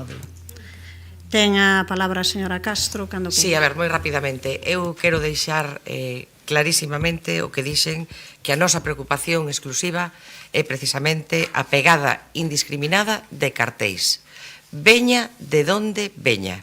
É dicir, hoxe trae o Partido Popular unha pegada de cartéis do BNG e nós condenaremos esta actitud. Pero se mañán ven o BNG e trae a este pleno unha pegada de cartéis do Partido Popular, nós condenarémolo tamén. A ventaxa que temos as non ascritas é que de momento, como non temos nin cartéis nin pegatinas, vostedes todos os que están aquí no pleno sí que non van poder traer ningunha proposición nin ningunha cousa que nos afecta a nós. Insisto, veña de donde veña, o espazo público hai que coidalo. É responsabilidade de todas e de todos. Polo tanto, nós imos votar que sí a esta proposición. Mais nada, grazas. Grazas, señora Castro. Señor Guinarte, cando queira. Sí, bueno, eu non sei se o goberno municipal o condena ou non o condena. Dende logo, a intervención da señora Louzao non foi moi na dirección de condenar este comportamento. Bueno, eu si lle atribúo, en fin, a senlleiras personalidades do goberno algunha capacidade para influir nas súas organizacións e probablemente evitar na medida ou nalgúnha medida que isto se produza. Eu non vou a facer, en fin, non vou atribuir intencións de si foi quen foi que mandou poñelos ou non dixo que se condeasen. Eso obviamente non nos corresponde, dende logo non lle corresponde a este pleno, pero teño que decir que bueno, a intervención da concelleira do grupo de goberno pois non me deixa ou non nos deixa o Grupo Municipal Socialista nada satisfeitos, porque eu creo que faltou un mínimo de autocrítica e claro, acudir tamén nesto e tú máis, pois eu creo que non é o mecanismo máis adecuado. Nos imos a votar a favor desta proposición desprovéndoa, non sei se se pode decir, de, obviamente, calquer carga ideolóxica. Nos votamos a favor porque nos parece grave que estes feitos que se produciron nunha entidade importante, xa sabemos que hai desgraciadamente cartéis pintadas en portas, pintadas en paredes de todo tipo, pero é certo que houbo unha concentración importante de pasquíns respecto deste feito. Eu sigo pensando que incluso boicotear un acto institucional non se pode considerar unha creba da convivencia, porque eu creo que a liberdade de expresión está por riba desa posible creba e realmente, en fin, sería unha limitación que eu creo que non é aceptable da liberdade de expresión. A liberdade de expresión, obviamente, hai que aceptala cando plantea cuestións respecto das que non estamos en absoluto de acordo, porque senón pouco valor tería a liberdade de expresión se só nos permite falar daquelo co que estamos de acordo. Grazas, señor Guinarte. Ten a palabra a señora Louzao, que ten, espere, 2 minutos e medio, cando queira. Bueno, eu xa expliquei a postura do Goberno a respecto das pegadas de cartéis e, por tanto, non vou repetirme. Tamén queda claro, e como dicía, é algo que xa se falou en varios plenos, que a vostedes o que realmente lles preocupa son só determinados cartéis.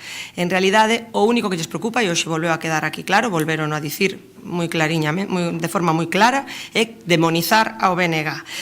O PP segue instalado nese discurso intereseiro que non serve para nada máis que para xerar ruído e asociar calquera expresión de opinións que non son do seu agrado coa criminalización. Non o fai só co BNG, nin o fai só coa cartelería, faino con múltiples ideas e persoas. Estámoslo vendo continuamente, por desgraza, nos últimos tempos, e nós non imos a colaborar en converter nin os parlamentos, nin os plenos, nin os congresos nesa lameira na que parece que o queren converter vostedes. Por certo, señor de la Fuente, os comentarios que fai vostede a respecto da alcaldesa, da súa capacidade de decisión e criterio, parecenme fora de lugar e ata irrespetuosos. Por tanto, non imos entrar nese xogo de intento de demonizar a nadie, nin dos dobres raseiros, polo que imos a votar en contra desta proposta. Pasamos á votación, señor secretario. Solamente se é para precisar cuestións distintas, se é para volver a argumentar, non, porque están utilizando un minuto para aquelas cuestións que non están no regulamento.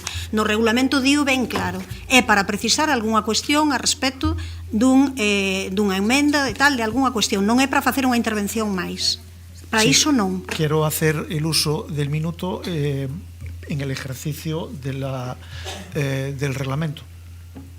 Pero sí, pero o exercicio do reglamento sabe para que pon que se use ese minuto. Me voy a ceñir a la moción, a la proposición, perdón, no voy a hablar de otra cosa. Simplemente, para decirle a la señora Louzao que debe de acceder ao Pazo de Raxó en helicóptero, porque dicir que no casco histórico non hubo pegada masiva de cartéis é ou estar mentindo ou non haber paseado polo casco histórico cando se puxeron esos cartéis, porque se se puxeron de forma masiva, especialmente masiva e evidente e visible, foi precisamente no casco histórico. Ben, pasamos a votación. Perdón, en base ao artigo 68, por unha alusión directa que fixo a señora Louzao a cara a miña persoa, tamén quero pedir unha intervención agora mesmo. Teño 2 minutos. No, espere un minuto. Vamos a ler, primeiro, vou a ler ao señor de la Fuente o que pon sobre este minuto e a todos vostedes. No, primeiro o señor de la Fuente o que pon. A presidencia poderá dar por rematada a discusión que se pechará cunha intervención de que quen defendese a proposta na cal manifestará durante un tempo máximo dun minuto se a rectifica ou ratifica.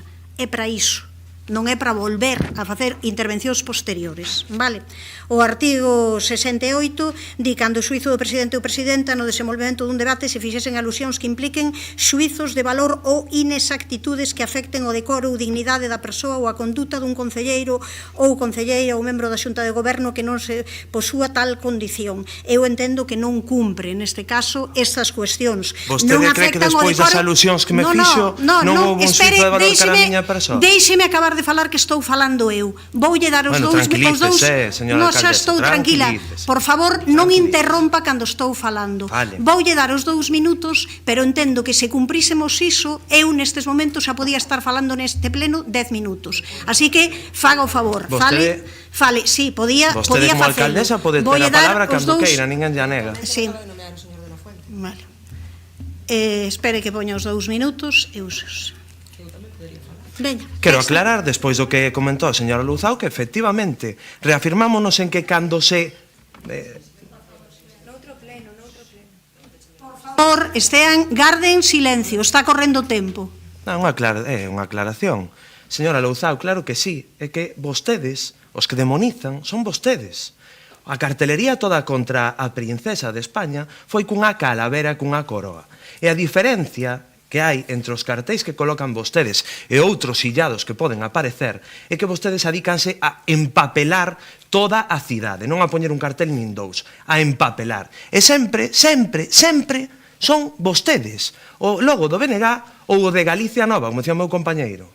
E se quere vostede facer pedagogía, que falaba de pedagogía, convoque unha asamblea no seu partido, no BNG, e de pedagogía de civismo nas rúas de Santiago, que para iso gobernan aquí e den as leccións, as indicacións para colocar a cartelería que teñen que colocar. E, por certo, levan gobernando 2 anos. Se non hai espazos habilitados para a cartelería, levan 24 meses para poder colocar panéis para toda a cartelería e por callada que queren colocar vostedes. Faga o favor, como di vostede, de non alterarse. Ten a palabra tamén por alusións a señora Louzao. Non, que por favor que coide o mobiliario, que non ten culpa o micrófono.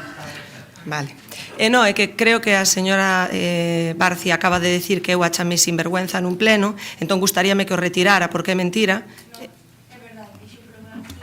Por favor, xa está. Por favor, No, é que Por insisto favor, en que o retire porque eu nunca na miña vida chamei sinvergüenza.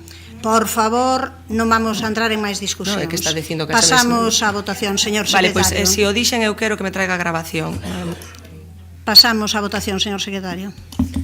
Proposición presentada polo Grupo Municipal do Partido Popular para que a Corporación exprese o seu rexeitamento á pegada de cartéis realizada en diversos lugares da cidade pola Organización Xuvenil do BNG. Votos a favor. Grupo Municipal do Partido Popular, Partido Socialista e concelleiros non adscritos. Votos en contra. Grupo Municipal BNG e Compostela Aberta. Abstencións non hai. Apróbase a proposición. Ben, suspéndese o pleno até as 4:30 da tarde.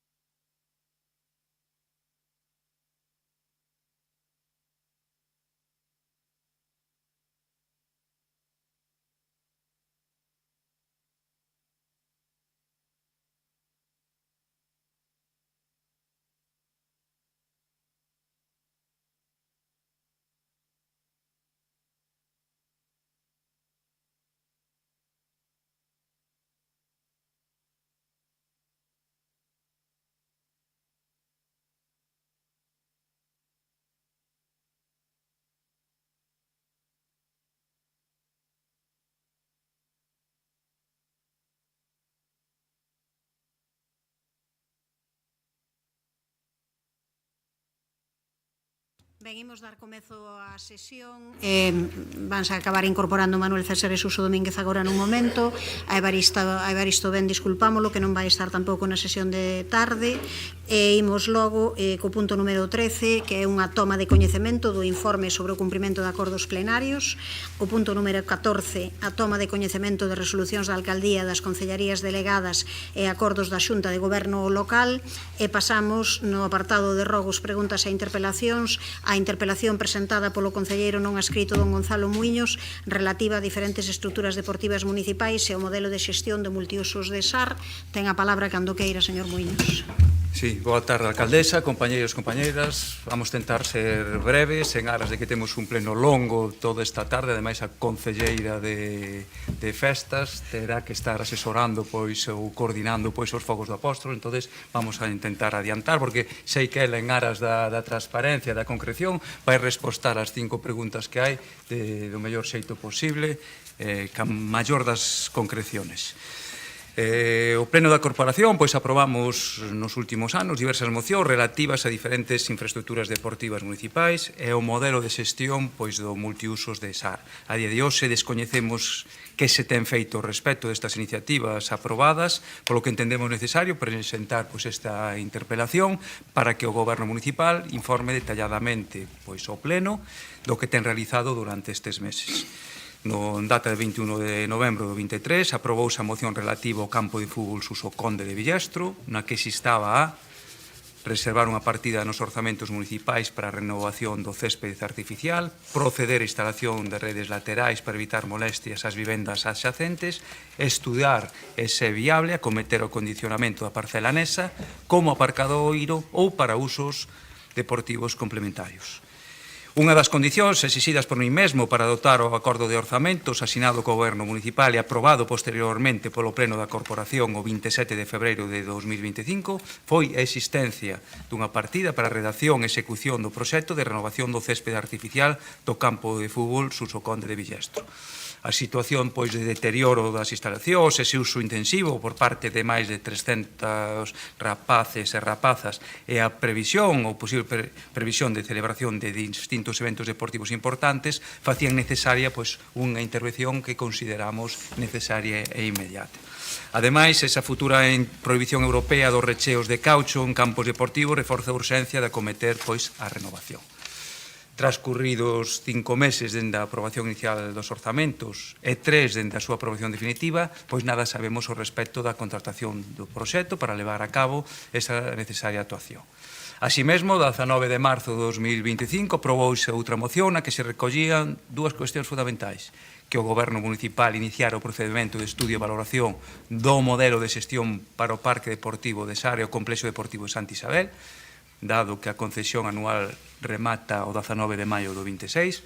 Neste pleno eu advertía da necesidade de definir con tempo suficiente un modelo de xestión sostible de calidade para os centros deportivos públicos e dada a urxencia pois que ten iniciar este procedimento, xa que estamos a menos dun ano para que remate e co xeto de que non pase con isto mesmo que acabamos de ver coa concesión do aparcamento da Praza de Galicia ou ca xestión da propia Praza de Abastos, parécenos máis adecuado interpelar a Concelleira de Deportes para que nos explique os pasos dados polo seu departamento durante estes últimos meses.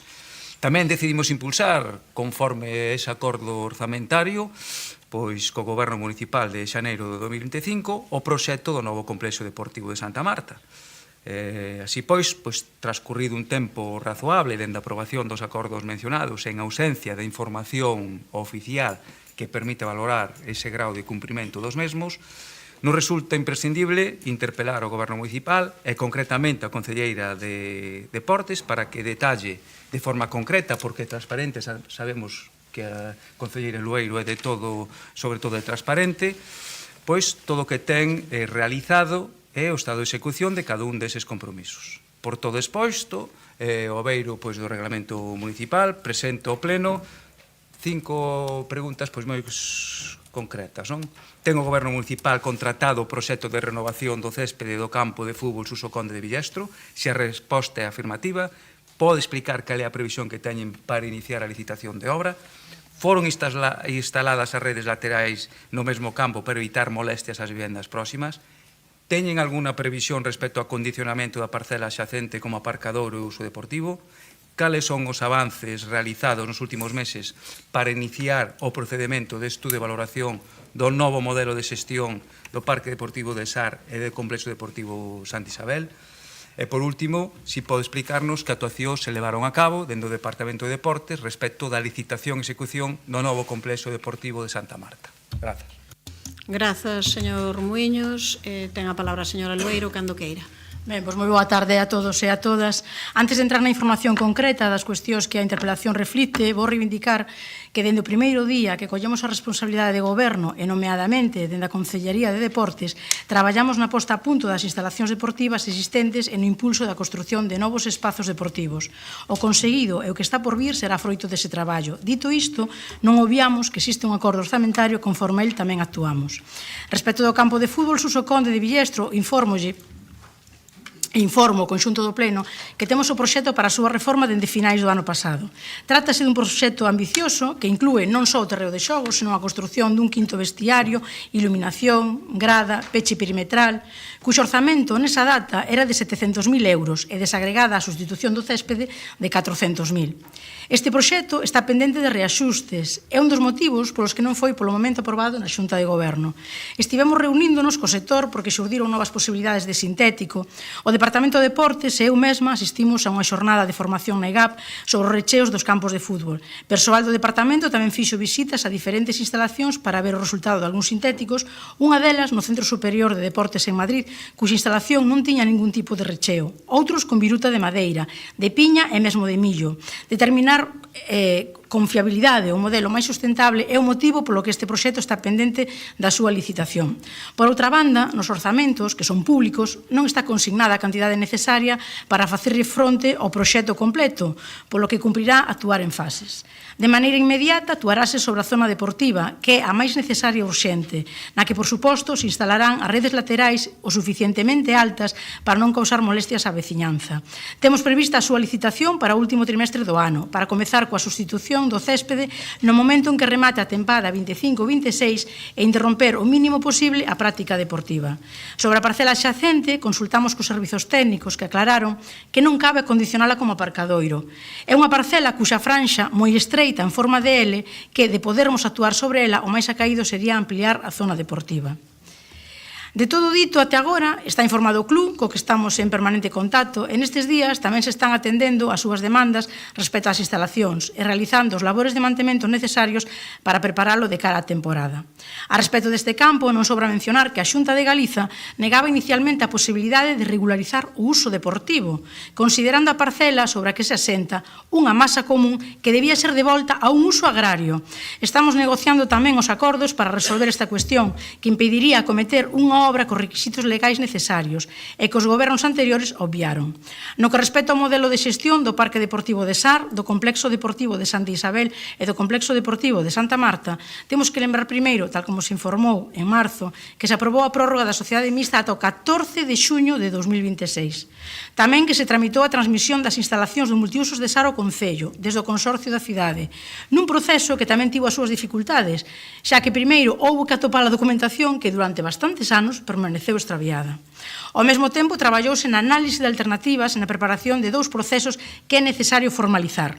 Habilitar a fórmula definitiva de futuro para estes espazos que están prestando e prestarán un servizo deportivo fundamental e iniciar o proceso de disolución da sociedade existente. Planificar estes dous procesos excede do Departamento de Deportes e contamos, polo tanto, co apoio da Asesoría Xurídica Municipal e dunha consultora especializada externa en Dereito Mercantil. Estáse traballando para atopar o mellor modelo de xestión para asegurármonos de que se cumpra coas normas legais e de que se garanta o funcionamento futuro nas mellores condicións para os intereses municipais, para o servizo á veciñanza e para o persoal que o presta. Avanzamos devagariño, dada a complexidade do asunto, e non queremos dar pasos en falso, pois o interese é manter un servizo público de calidade e accesible á maioría da poboación. O que sí podemos afirmar é que as instalacións deportivas que serán obxecto da xestión mediante concesión son o complexo deportivo Fontes do Sar, multiusos, pistas de pádel e piscina, onde ademais da xestión é necesario executar obra no edificio do multiusos. O complexo deportivo de Santa Isabel e as novas instalacións de Santa Marta que compre construir e poñer en funcionamento. Nun primeiro momento, barallamos a xestión de SAR, Santa Isabel e Santa Marta por separado. Quero dicir, SAR e Santa Isabel, tal como está, e Santa Marta por outro lado. Daí que reactiváramos xestións para licitar este último complexo. Mas tras a análise da documentación existente e de constatar a necesidade de refacer o proceso desde o principio para cumprir coas novas normas, entendemos que resulta máis práctico e coherente un tratamento conxunto que facilita a xestión integrada dos complexos deportivos municipais. Nestes momentos está aberto o expediente para contratar a asistencia técnica que dé soporte ao proceso, elaborando a documentación económica, técnica e xurídica que se necesita. Pola miña parte, máis nada. Ben, non sei se quere usar o tempo, espere que o poño agora, os 3 minutos restantes, cando queira. Si, nada, moi breve. Agradecer pois a transparencia, como decía, pois a concreción pois nos distintos puntos. O que si preocupa é que realmente son poucos meses. Todo isto pois, que está falando de cara, sobre todo, 14 de xuño do 26, moito me temo que o mellor o 15 de xuño pois realmente haxa que tomar outro tipo de determinación, valorando que, sobre todo no complexo deportivo de Santa Isabel e de SAR, estamos falando de 100 traballadores que teñen as súas inquedanzas, máis de 8.000 usuarios, socios, abonados, entonces por eso os tempos corren. Entonces, e logo tamén me preocupa un pouco pois a situación, sobre todo como está o céspede de Villastro.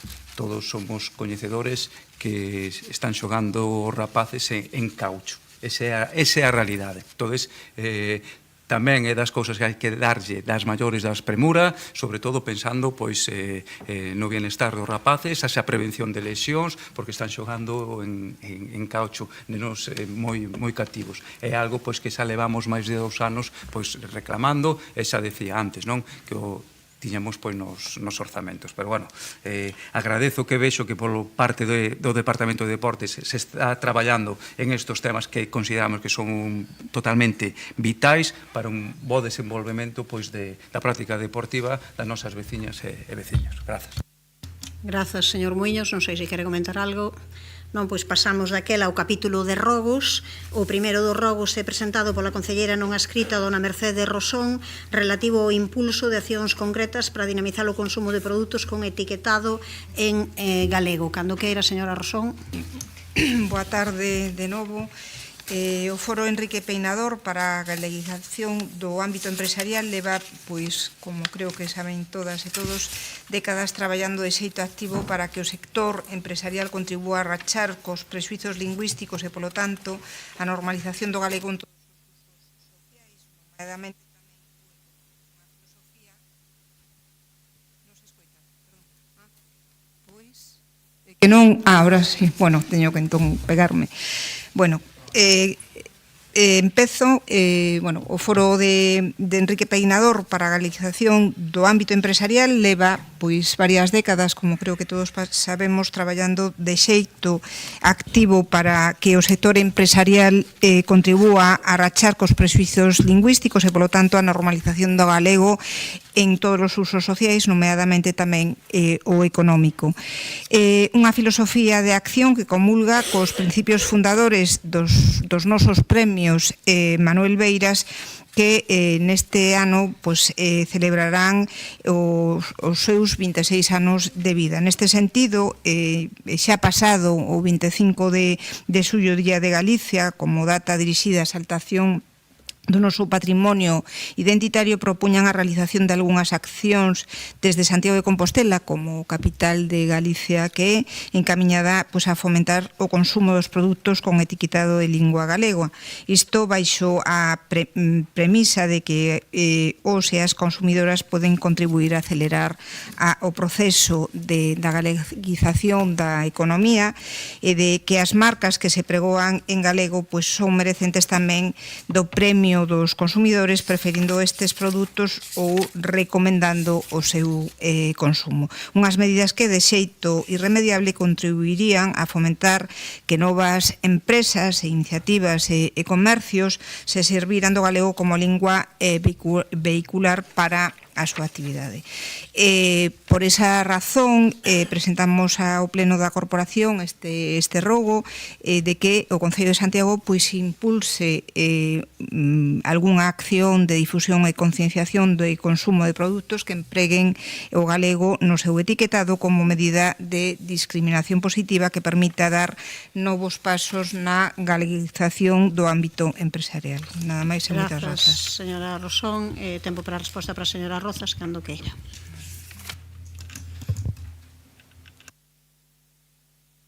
No. Está ahora sí. Sí, escoítase, bueno. Non se escoita. Está vendo algún problema, Isidro, non sei, aí a ver que pasa. Escoítase ben. Escoitasme, Mercedes, sí. Vale. Pois moi boa tarde a todas e a todos. Entendemos que este é un rogo interesante que vai na liña das políticas que se veñen impulsando no Concello de Santiago dende fai tempo, nomeadamente dende o Departamento de Lingua en colaboración con outros departamentos como pode ser o de Comercio e, por tanto, pois avaliaremos as posibilidades de darlle cumprimento.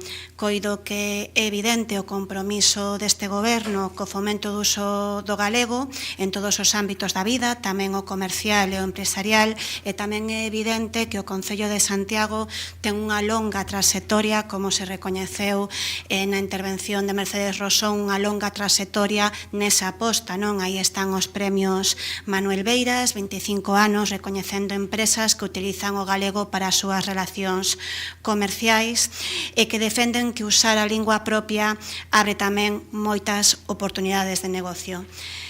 Esa iniciativa tal vez é a iniciativa máis recoñecida, pero hai moitas outras. Está a Guía de Galego Empresas, que está operativa na web e que identifica as empresas que ofrecen bens e servizos en galego, xa non só en Santiago, senón na comarca de Santiago, incluindo Ames e Teo. E temos tamén os videoconsellos de comercio local, que penso que tamén é unha ferramenta interesante para poñer en valor a nosa lingua. Dito isto, e a proposta presentada creo que va máis alá, dá un paso máis alá adiante, unha aposta polo etiquetado en galego, entón o noso compromiso como goberno é que estudaremos esta iniciativa para ver como impulsala. Moitas grazas. Pasamos ao seguinte rogo, presentado pola concelleira non adscrita, dona Milagros Castro, relativo á presenza permanente de elementos LGBTBIQ+, na vía pública. Cando queira, señora Castro. Moitas grazas, señora alcaldesa, e boa tarde, concelleiras e concelleiros. Son moitos os avances en materia de igualdade, liberdade e dignidade que se teñen acadado por consenso froito da loita social en defensa dos dereitos do colectivo LGTBIQ+. Pero non por iso podemos baixar a garda. O traballo de visibilización para a defensa deste colectivo segue sendo necesario nun tempo onde emerxen discursos de odio que buscan deshumanizar, sinalar e invisibilizar as persoas LGTBIQ+. Unha das accións que podemos levar a cabo é a instalación de elementos na vía pública, pasos de peóns, murais coas cores do Arco da Vella, bandeiras. En este sentido, teño que lembrar o conxunto de arbustos ornamentais con estas cores na entrada do Parque da Alameda, que se instalaron en xuño de 2021 no goberno do alcalde Sánchez Bugallo. Arbustos que neste intre, teño que dicir, que non cumpren coa finalidade que tiñan, que non era outra que a de contribuir á visibilización da que estou falando. Por iso pedimos ao goberno municipal que dé as instruccións necesarias para restituir as cores do Arco da Vella no conxunto deses arbustos que están na entrada do Parque da Alameda e, ademais, que estude as posibles instalacións de máis símbolos deste colectivo na vía pública e que estén dun xeito permanente. Mais nada, grazas. Responde o señor Domínguez, cando queira. Sí, boa tarde. Concordamos plenamente con a necesidade de manter elementos que visibilicen ao colectivo LGBTI que plus no espazo público de forma permanente.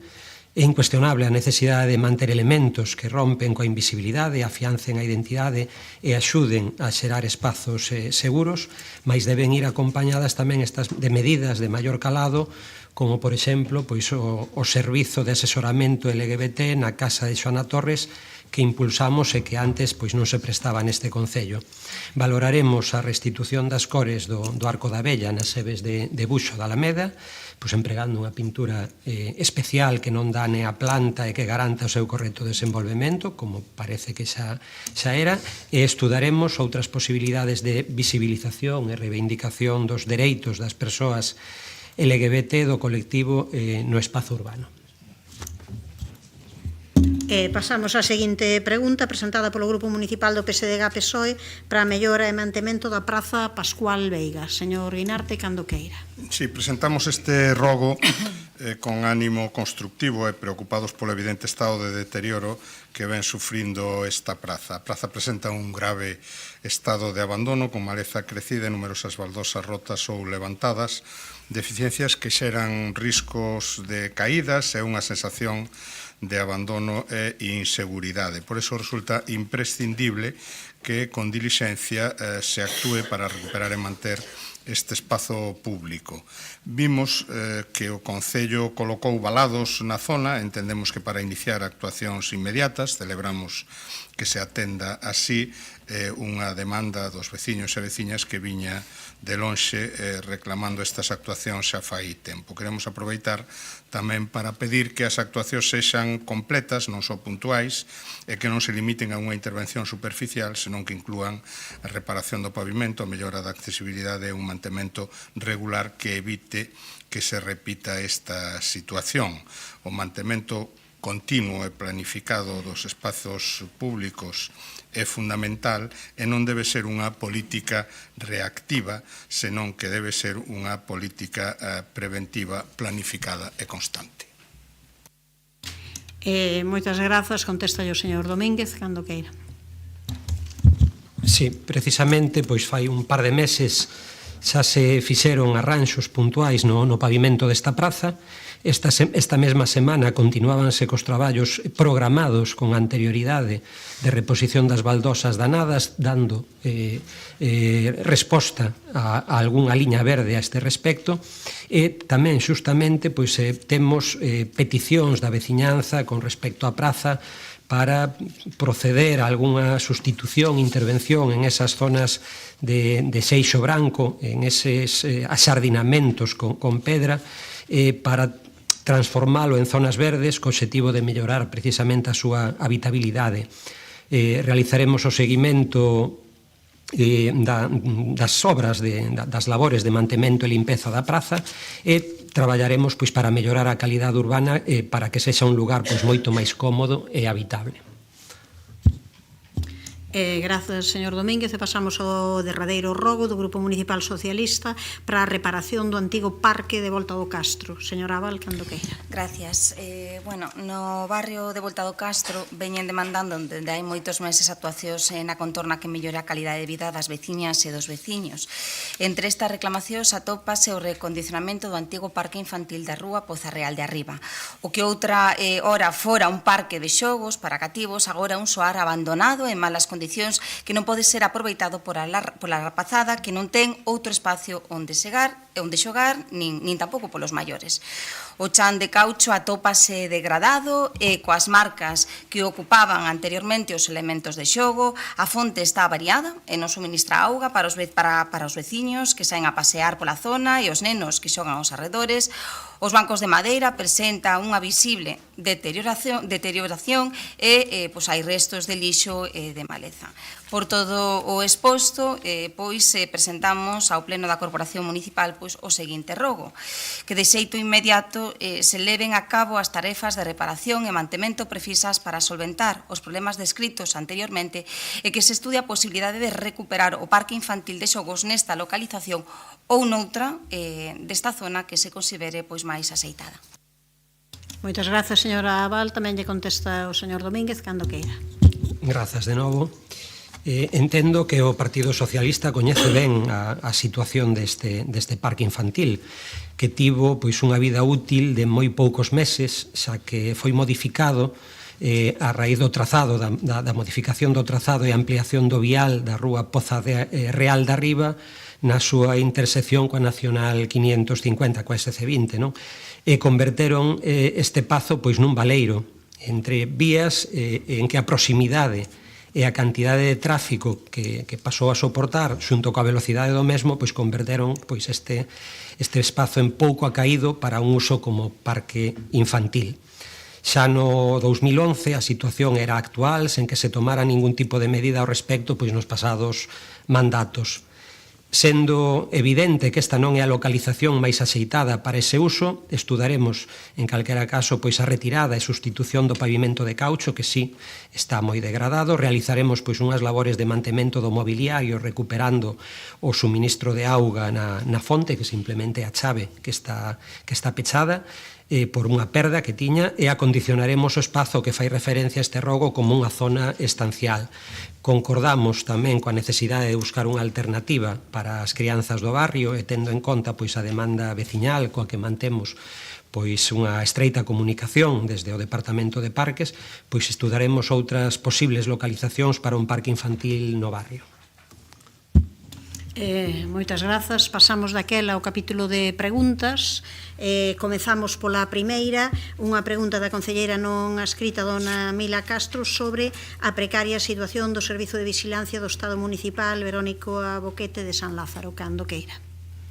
Grazas, señora alcaldesa. Ben, foi a Federación de Traballadores de Seguridade Privada da Unión Sindical Obreira a que, reunida con nós, informounos da precariedade actual na que se está a prestar o Servizo de Vixilancia do Estadio Municipal Vero Boquete de San Lázaro. Cando registramos esta pregunta, a empresa concesionaria do Servizo Segursystem Europa SL acumulaba por aquel entón 4 nóminas pendentes de aboar o persoal traballador. Desde o sindicato reclaman a participación activa do Executivo local para que a empresa cumpra coas obrigas que ten co seu persoal. Segundo nos comentaron naquela data, non sei agora se o tema cambiou, o Goberno local non tiña respondido a solicitude de reunión coa representación dos traballadores. Tamén fomos informados que a renovación deste servizo estaba paralizada. Falamos, por tanto, dun servizo que ahora mismo está en precario, logo de que o Executivo local prorrogar en setembro de 2023 o contrato coa actual concesionaria. A finais de 2024, é certo que se iniciou unha nova licitación, pero parece ser que despois dun recurso presentado pola empresa que presta actualmente o servizo, o proceso está paralizado desde o mes de abril. Recurso que presentaron logo da súa expulsión do proceso de licitación por ter unha sanción que lle proíbe ser contratada no ámbito do sector público. Cremos que o Goberno local pode traballar na medida das súas posibilidades e das súas competencias na mediación para que a empresa cumpra co abono das nóminas pendentes antes da renovación do servizo, porque poderíase dar a situación de que a nova empresa que sea adxudicataria deste servicio renuncie a este servicio por non poder facer fronte a estos pagos pendentes e a licitación pode ser que quede deserta. Con isto quedaría comprometida a continuidade do servizo. Por eso, hoxe, o que preguntan estas 4 concelleiras non adscritas é se hai algún mecanismo que tiña activado o Goberno local ou que mecanismos activou xa para garantir que a empresa concesionaria do Servicio de Vixilancia do Estadio Vero Boquete de San Lázaro cumpra coas súas obrigas cos traballadores e para evitar as débedas da mesma, porque, como digo, este acúmulo de impago de nóminas poden afectar a nova licitación do servizo e sería unha pena que esta nova licitación quedara deserta. Mais nada, grazas. Grazas, señora Castro. Contesta ya a señora Lueiro.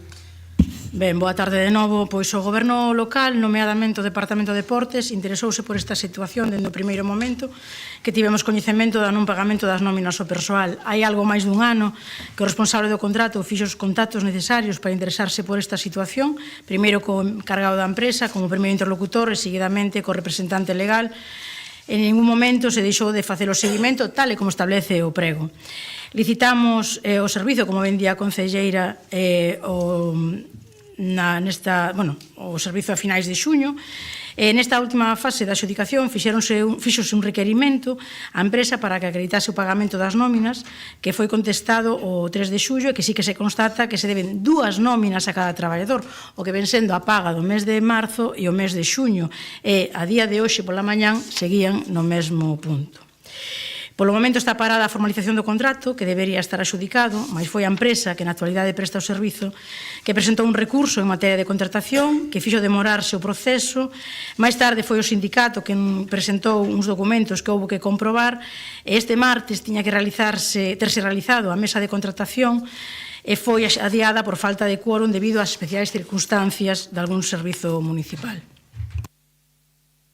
Non sei se quere intervir no tempo que queda dun minuto de réplica. Señora Castro. Sí, a ver, dende o primeiro momento, pois claro, sí, están no tema, pero na miña pregunta iba implícita unha reclamación que fan neste momento os traballadores de por que non se atendeu a esta chamada de reunión que fixeron eles. E claro, a pregunta é se a empresa xa sabemos o que fixo, porque expliquei no eu que efectivamente presentou un recurso, pero hubo algunha reunión, xa digo, no marco da competencia que teña a concelleira, algo que se nos pedía no goberno anterior continuamente cando había empresas e traballadores polo medio, concesionarias.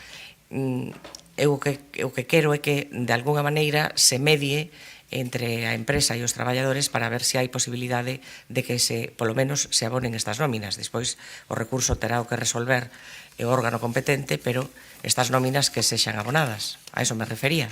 Grazas. Grazas, señora Castro. Señora Lueiro. Nada, aclarar. Nos co sindicato non nos reunimos.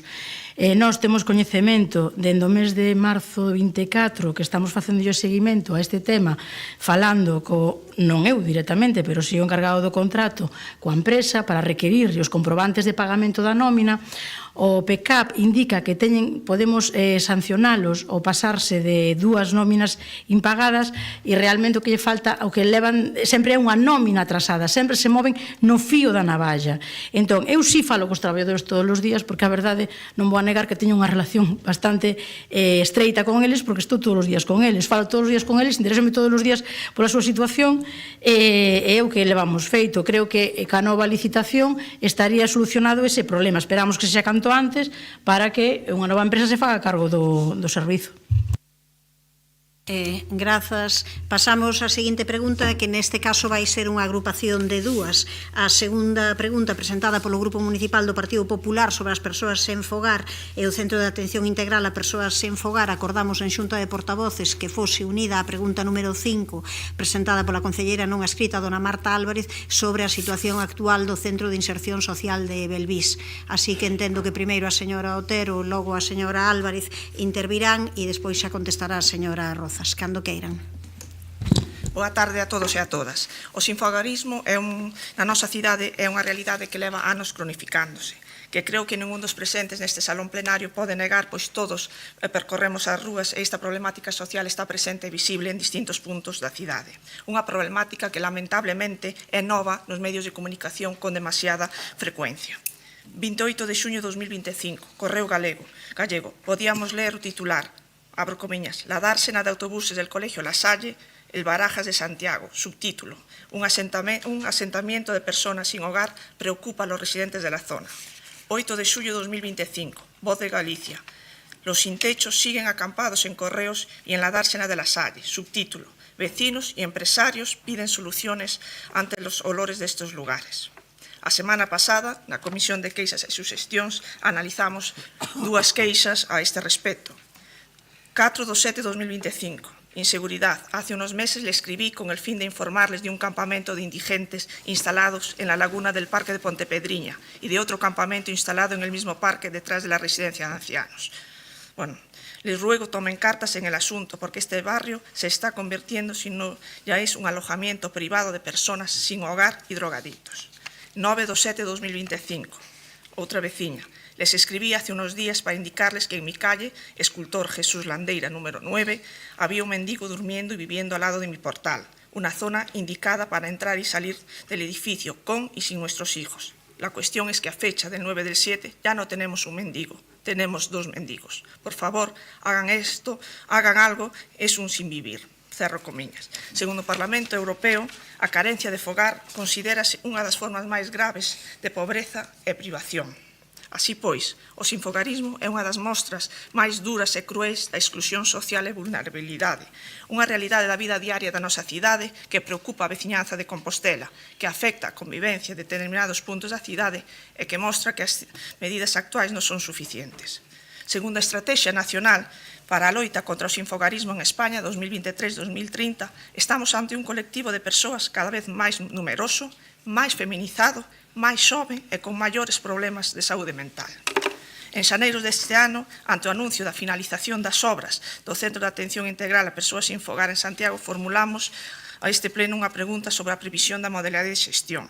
A resposta foi que iba a ser unha xestión mixta. Así presupoñemos que o que se refire á xestión pública enténdese que se desplazará a personal municipal ao centro, e no que se refire á xestión privada, que o Concello acudirá a unha licitación pública. Tamén se nos trasladou que estaba orzamentado para o 2025 o equipamento do centro. Así pois, ante as queixas e preocupacións da veciñanza, ante o incremento do sinfogarismo na nosa cidade e ante o anuncio reiterado de que o Centro de Atención Integral a Persoas sin Fogar de Belvís vai ser unha realidade no ano 2025, formulamos a seguinte pregunta.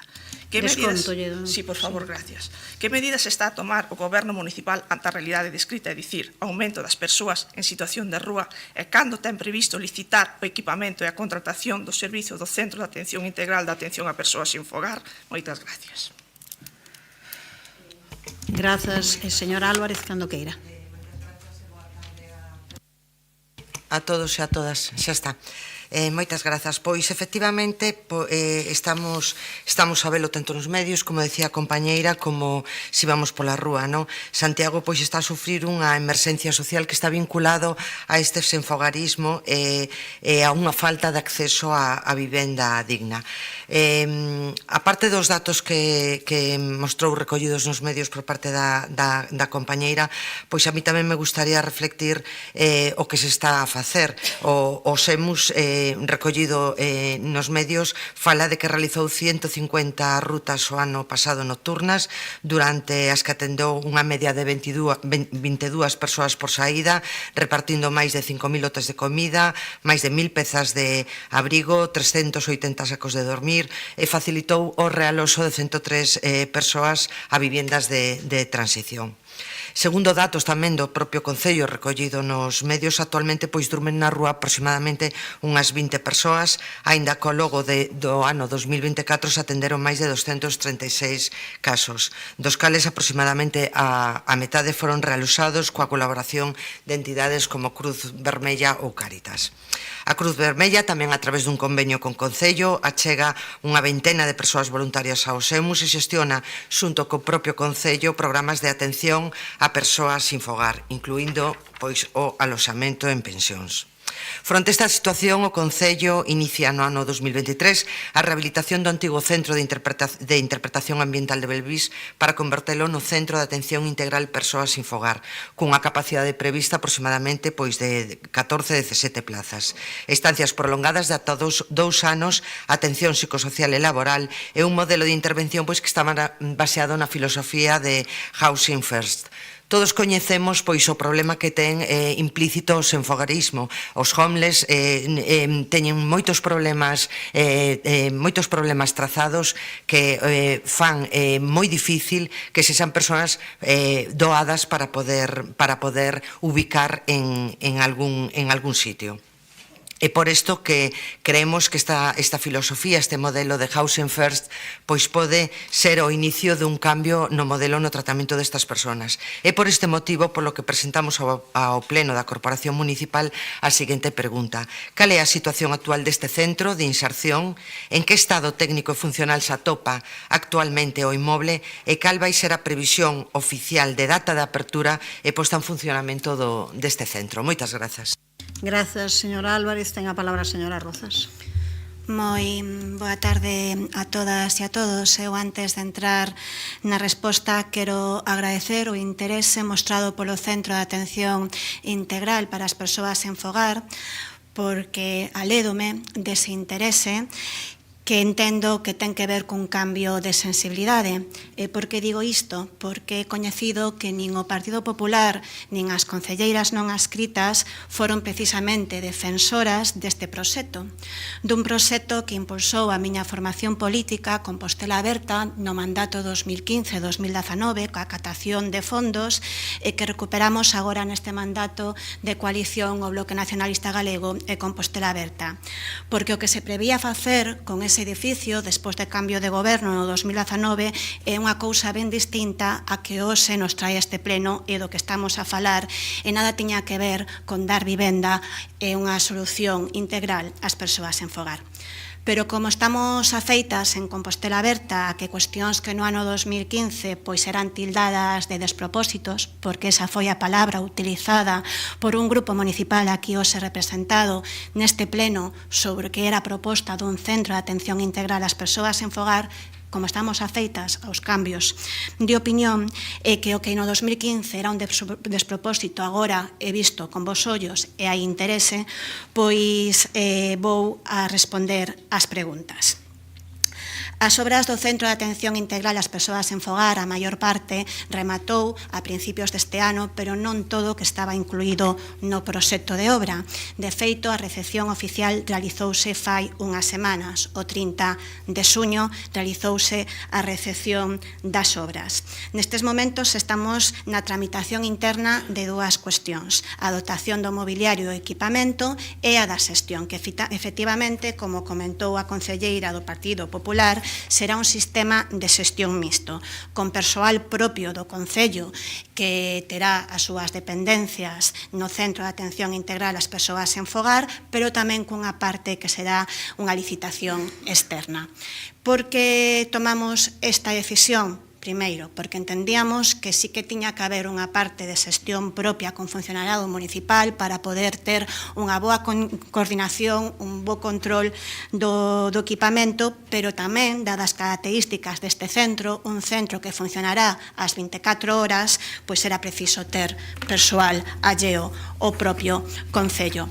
Sobre a pregunta do Partido Popular, que medidas están a tomar por parte do Goberno Municipal diante da realidade das persoas en fogar, creo que esa a respondeu a concelleira Marta Álvarez, que é evidente que leu os diferentes informes de servizos sociais, e a verdade que fixo pois un resumo moi adecuado. 150 rutas nocturnas dos SEMUS, do Servizo de Emerxencias Sociais, no 2024, máis de 500 lotes de comida repartida, máis dun cento de persoas realosadas, tanto nos 3 pisos que son de titularidade municipal e que están conveñados uns con Cáritas e outros con FEACES, como tamén... Estou descontando, Vale, como tamén a través do pago de pensións pagadas polo Concello, e tamén este ano incrementamos os 2 convenios nominativos que temos vinculados ás persoas en fogar con Cruz Vermella. Un, o SEMUS, o incrementamos a 125.000 euros, que atende as persoas que están en rúa, e outro convenio que atende, por un lado, teleasistencia, pero que tamén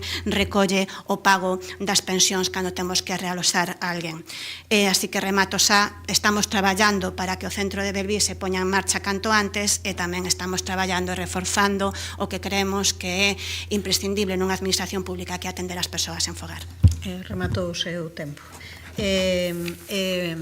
Señora Otero, ao chegar a 20 segundos debería de parar cando queira. Simplemente decir que non podemos negar o evidente, que o sinfogarismo en Santiago, na nosa cidade, en vez de ir a menos, vai a máis. Por tanto, as medidas que están adoptándose non son suficientes. Moitas gracias. Moitas grazas. Señora Álvarez. Nada máis que engadir, grazas.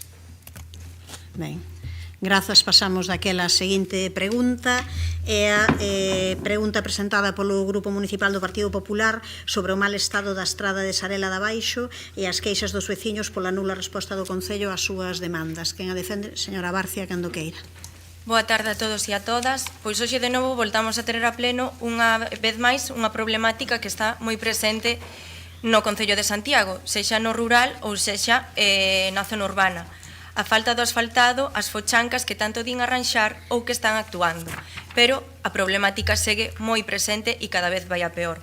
Quedounos moi claros leccións teóricas que o goberno local nos intenta interiorizar, pero que nos queda claro tamén é que algo está fallando e son varios factores. A escoita nos veciños, interese por arranxos, coordinación de áreas, estudios para saber que está pasando, porque se isto non funciona, habrá que mirar outra alternativa.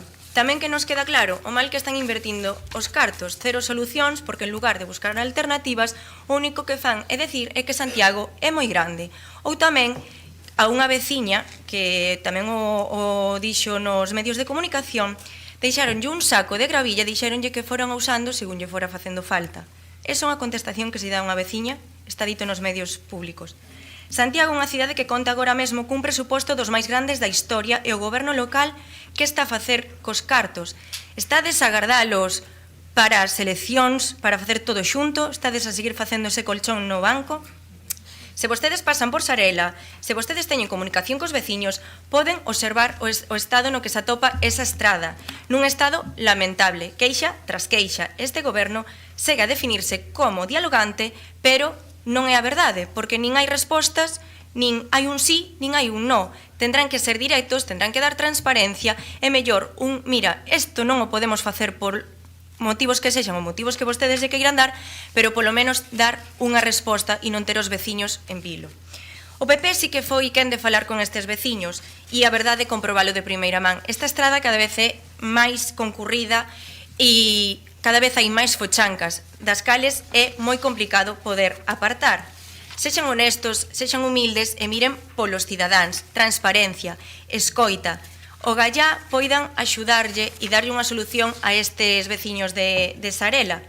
Por iso, cando vai o goberno local a dar resposta cunha actuación completa para solucionar este tipo de problemáticas que cada vez son maior e que mellor o firme do vial de Sarela de abaixo, non simples rebacheos, porque isto non é a solución, así pasan brins, rebachean cada mes e cada mes as fochancas son máis e máis grandes, e que dea unha seguridade aos peóns que transitan por esta estrada e tamén para os vehículos. Ou van vostedes a pagarlle tamén as rodas polos pinchazos? Nada máis. Grazas, señora Barcia. Responde o señor Domínguez, cando queira. Grazas de novo, alcaldesa. Pois, empezando pola contestación á súa pregunta, pois esta é unha das actuacións previstas no contrato de conservación, mantemento e reparación dos pavimentos e drenaxes nos viarios e espazos públicos municipais do medio rural. Na rúa de Sarela de Abaixo executaránse na segunda semana de setembro, concretamente do 8 ao 12 de setembro, segundo a planificación que consta no Departamento do Rural. Actuarase sobre 1.800 metros cadrados desta vía, coa intención de mellorar o pavimento, incrementar a seguridade, tanto para o tránsito de vehículos como de persoas. E por aproveitar, como falou un pouquiño máis ampliamente, pois resaltar que co mesmo contrato pois temos unha ampla programación de actuacións de asfaltados en distintos lugares e parroquias do Concello durante todo o verán, desde a Barciela, a Laraño, Arins, Sabugueira, en Festa e demais. E que, entre outras actuacións tamén no medio urbano, pois o luns que ven, luns día 4, comezaremos pois polo Carmen de Abaixo sobre a situación que ten na Chapacuña, continuaremos con outras rúas sobre Chapacuña e temos tamén programación de asfaltados en ámbitos dos polígonos industriais, da trama urbana, que empezaron a semana pasada, pois como na Divina Pastora, no Monte dos Postes, na SC20, é un sinfín, non é un sinfín, xa nos gustaría, pero sí, unha importante cantidade de rúas onde estamos actuando, imos actuar durante os meses de verán, que cando é máis eficiente, pois todos os programas de asfaltado. Grazas. Grazas. Non sei se quero utilizar un minuto. Cando queira. Sin fin de lugares os que me acaba de dicir, o gallá que se faga real. Eu teño aquí as datas apuntadas, unha estimación, e quedo, vamos, abraiada, 2 anos sin facer nada e agora venlle toda a prisa para rebachear e asfaltar. O que sí me queda moi claro deste goberno local é que as redes do Partido Popular as teñen aprendidas de arriba abaixo e de abaixo arriba. Sitio que vamos, Laraño, desaparecido total no mapa, na zona da igrexa, vamos ali, e ali a casualidade de que van a actuar. E cantas queixas presentaron? Pasábanse de área a área, a bola, pero fomos o Partido Popular e ali van. Seguiremos traballando así, porque o noso traballo nos interesa a nosos veciños e a veciñanza. Pero dudo que se en 2 anos non fixeron nada, vayan a facer agora. Pero bueno, notase que veñen aí as eleccións e venlle as orellas ao lobo. Nada máis que decir. Se quere, señor Domínguez, cando queira. Creo que ano pasado fixemos tamén un programa importante de asfaltados. O ano anterior, nada máis chegar, pois desenvolvemos, licitamos todos os contratos de asfaltados. Xa nos gustaría ter máis orzamentos para resolver moitos máis problemas, pero realmente a relación programada de asfaltados é longa. Non vou a pararme en detallala. Gracias. Pasamos, no, aquí non hai minutos, son as mocións, nas proposicións, isto non hai. Pasamos ao seguinte pregunta realizada polo Grupo Municipal do PSDG-PSOE relativo á situación xeral de limpeza dos contedores na cidade.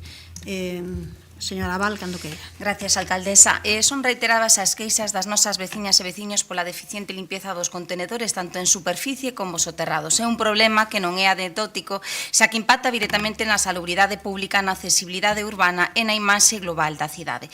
Non se trata dunha percepción puntual nin dun episodio concreto, estamos a falar dunha deficiencia recorrente que afecta a salubridade pública, a calidade urbana e a propia imaxe de Santiago como cidade limpia e cuidada. Por estes motivos, formulamos a seguinte pregunta ao Goberno Municipal. Está a cumprir a empresa concesionaria coas obrigas establecidas nos pregos do contrato vixente respecto á limpeza e mantemento dos contedores, tanto en superficie como soterrados? Realízanse actualmente as labores programadas de limpeza, baldeo, desinfección e desratización dos contenedores e está prevista a súa intensificación durante os meses de verán? De non cumprirse o establecido no prego, que mecanismo de seguimento, inspección ou sanción está a aplicar o Concello para garantir o cumprimento do contrato por parte da empresa adxudicataria do servicio? Grazas, señora Val. Contesta o señor Domínguez, cando queira. Grazas de novo. Esta mesma cuestión foi tratada no pleno do mes anterior, creo recordar, non? Como xa expuxen no seu momento, a empresa adxudicataria do contrato de recollida de lixo e limpeza viaria está obrigada a executar de oficio todas as tarefas necesarias para a axeitada conservación e mantemento dos colectores. Este goberno traballa para que se cumpra o establecido no prego e que se garantan uns estándares de limpeza satisfactorios. Xa comentamos tamén cales serán as frecuencias.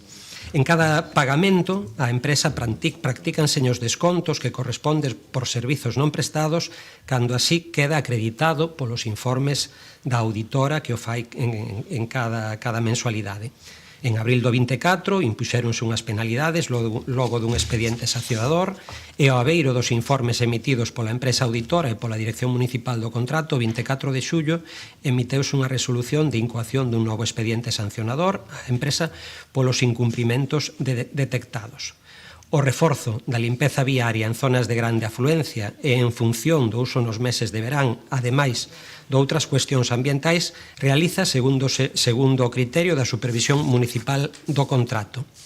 Despois de cada evento, festas, concertos, sardiñadas ou calqueira outra solicitude de colectores polos distintos colectivos veciñais, os mesmos son lavados e desinfectados antes de desprazalos a un novo uso. En canto á desratización, pois non é unha das tarefas que ten que realizar a concesionaria do Servizo de Recollida de Lixo e Limpeza. Existe outro contrato en vigor para esta prestación en concreto que se realiza periódicamente, ademais de en todas as ocasións en que existen avisos específicos tamén. Grazas.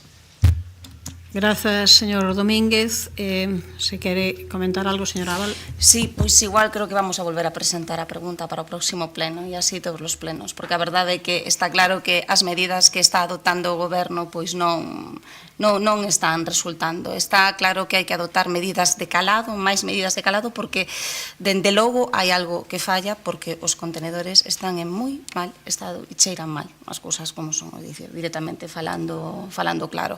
Con lo cual, pois igual o pleno do mes que ven volvemos a traer esta medida, porque é unha medida importante que afecta a salubridade pública, as cousas como son.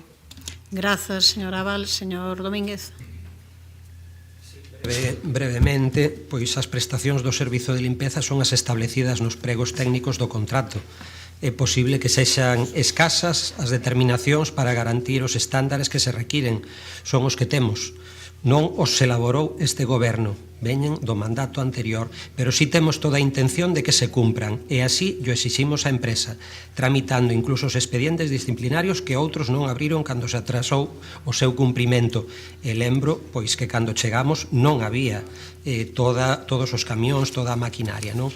Alcanzar niveis satisfactorios de limpeza é un obxectivo claro deste goberno. Seguiremos traballando para conseguilo. Grazas, señor Domínguez. Pasamos á derradeira pregunta, neste caso presentada polo Grupo Municipal Socialista, relativa á creación da empresa municipal de vivenda. Señor Guinarte, cando queira. Despois do acordo plenario no anterior mandato para a creación dunha empresa pública de vivenda, o 26 de abril do ano 24 tivo lugar a sesión constitutiva da Comisión Especial que debía traballar na posta en marcha da empresa municipal de vivenda.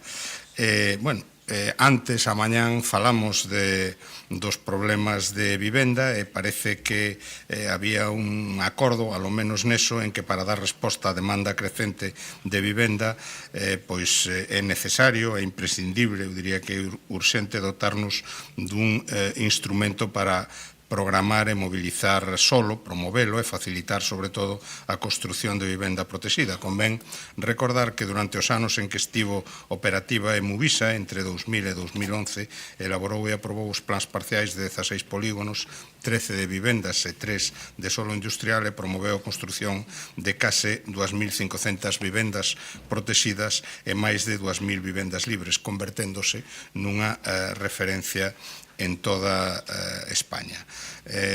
O que queremos é saber que prazos manexa o goberno local para a constitución da empresa municipal de vivenda. Grazas, señor Guinarte. Contesta o señor Lestegás, cando queira. Hola, boa tarde. O 9 de setembro de 2024 adxudicouse un contrato, unha asistencia técnica para a elaboración da memoria justificativa da nova empresa municipal de vivenda. O 9 de decembro, 3 meses despois, era ese prazo que había, rematou o prazo de execución sin que se entregase a documentación requirida e tendo en conta que o contrato non prevía prórrogas, o 20 de decembro iniciouse o procedimento de resolución sin que a adxudicataria presentase ninguna alegación. Todo isto expliquei yo persoalmente ao Grupo Socialista o mes pasado cando me preguntou por este asunto. A resolución do contrato produciuse finalmente o 17 de xullo, despois dun longo proceso, a pesar de que non había cantidades a liquidar, e a continuación pudemos adxudicarlle xa o contrato a outra empresa cun prazo de execución nesta ocasión de 4 meses. Por tanto, en novembro deste ano teremos a documentación necesaria para a memoria justificativa da nova empresa municipal de vivenda. Mañá terei unha xuntanza coa consultora que está especializada na prestación de servizos a empresas públicas como a que pretendemos crear. Espero que agora sí vaya para adiante. Recoñezo que ata agora, por causas alleas á vontade e ao traballo deste goberno, non pudemos avanzar todo o que nos tería gustado neste asunto. Grazas. Grazas, señor Lestegás. Non sei se quere usar un minuto, cando queira. Si, nos agradecemoslle o concelleiro señor Lestegás a amabilidade coa que sempre nos responde ás preguntas que lle planteamos, pero comprenderá que formular a pregunta no pleno ten outro significado, porque a resposta é pública, é escoitada por todos e compromete, por tanto, o que vostede aquí di. Nós non tiñamos a última información que acaba de facilitar e como agora si a temos, pois estaremos pendientes do seu cumprimento. Señor Lestegás, se quere... Non. Vale, pois pasamos daquela a seguinte apartado, que é o apartado de mocións, consideración das mocións presentadas. A primeira é presentada polo Partido Popular para censurar o comportamento da alcaldesa por non exercer o seu papel institucional ou non existir o acto de entrega da Medalla de Galicia a Princesa Leonor. Señor Constenla, cando queira. Muchas gracias. Perdón por el estado de mi voz, que no se encuentra en su mejor momento. Señora alcaldesa, señores concejales, nos vemos obligados hoy a traer a este pleno una cuestión que nunca debió producirse, y lo hacemos desde el respeto a la institución, pero también con la firmeza que exige la responsabilidad de representar con dignidad a la ciudad de Santiago. Me refiero a la ausencia injustificada de la señora alcaldesa en el acto de entrega de la Medalla de Oro de Galicia a Su Alteza Real, la Princesa de Asturias. Un acto solemne celebrado en nuestra ciudad que honraba a Galicia entera y al que usted, alcaldesa de la capital, tenía la obligación de asistir. No hablamos de un descuido ni de un problema de agenda, hablamos de una decisión política y, lo que es peor, de una decisión ideológica. Una decisión con la que usted no falló a una parte de la sociedad compostelana, falló a todo Santiago. Cuando afirma cansinamente que es la alcaldesa de todos, nos gustaría poder creerla, pero su doble discurso y los hechos son tercos y a la hora de ejercer su cargo en momentos claves, usted no actúa como la primera autoridad municipal, sino como una figura subordinada, obediente a las consignas de los sectores más radicales de su partido. ¿Quién la ha visto y quién la ve? ¿Dónde quedan aquellas promesas de su discurso de toma de posesión, de gobernar para todos? Recuerda, señora San Martín, doña Goretti, esas palabras tan emotivas y comprometidas que en tanta emoción causaron a algunos de sus compañeros. Ser alcaldesa de todos no se demuestra con palabras, sino con actos. No se mide con los tuits, sino por la presencia. A pesar de que usted pueda pensar lo contrario, no se puede ser alcaldesa por la mañana y activista por la tarde, según sople el viento político. Mire, hay quien lleva la vara de mando, pero no manda nada, solo obedece órdenes.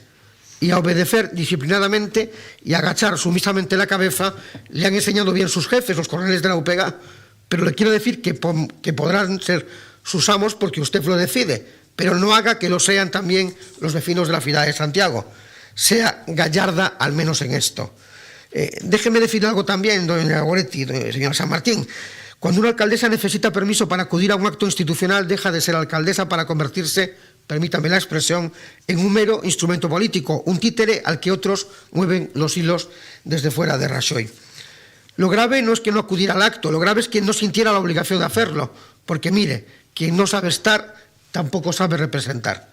Y lo que todavía es peor, cuando se hace público que por orden de sus jefes usted declina la invitación a asistir a un acto que ya había confirmado, pues no se le ocurre mejor solución, mejor manera de proceder que culpar a los servicios de protocolo de esta casa y quedarse tan pancha. Esto, señora San Martín, es un acto verdaderamente miserable, sin precedentes e impropio de quien pretende liderar una institución como el Gobierno de la ciudad de Santiago. Por cierto, para la funcionaria cuestionada, todo nuestro afecto, reconocimiento, cercanía, respeto y admiración por su absoluta integridad y compromiso con esta casa. Señora San Martín, reconozca que se equivocó, discúlpese, no pasa nada, y yo retiro de inmediato esta moción y desde luego se lo reconoceré públicamente. En sentido contrario, este grupo va a solicitar su reprobación formal, no por ideología, sino por responsabilidad institucional, no por discrepancia política, sino por respeto a la ciudad que representamos. Santiago de Compostela se merece una alcaldesa que no falte cuando se honra a Galicia, que no señale a los funcionarios para cubrir sus propios errores y que esté a la altura de la ciudad que representa. No podemos permitirnos a alguien que esté más pendiente de agradar a la militancia política, a la propia parroquia, que de representar con dignidad a toda la ciudadanía, que cuando le interesa se borra, se pliega y se escuda. Muchas gracias. Grazas, señor Constenla. Ten a palabra polas concelleiras non escritas o señor Muiños, cando queira. Sí, boa tarde. Cito textualmente, e é que cando a alcaldesa está representada nun acto público, está como alcaldesa. Por tanto, como alcaldesa do conxunto da corporación e como alcaldesa do conxunto de veciñas e veciños. Así explicou vostede, señor San Martín, en que consistía a súa presencia nos actos públicos. Non o dixo un díscolo, nin o Partido Popular, nin un tertuliano dunha cadena de radio. Dixo vostede. Por lo tanto, a censura, a súa actitude coa entrega dunha das medallas de Galicia faina vostede mesma.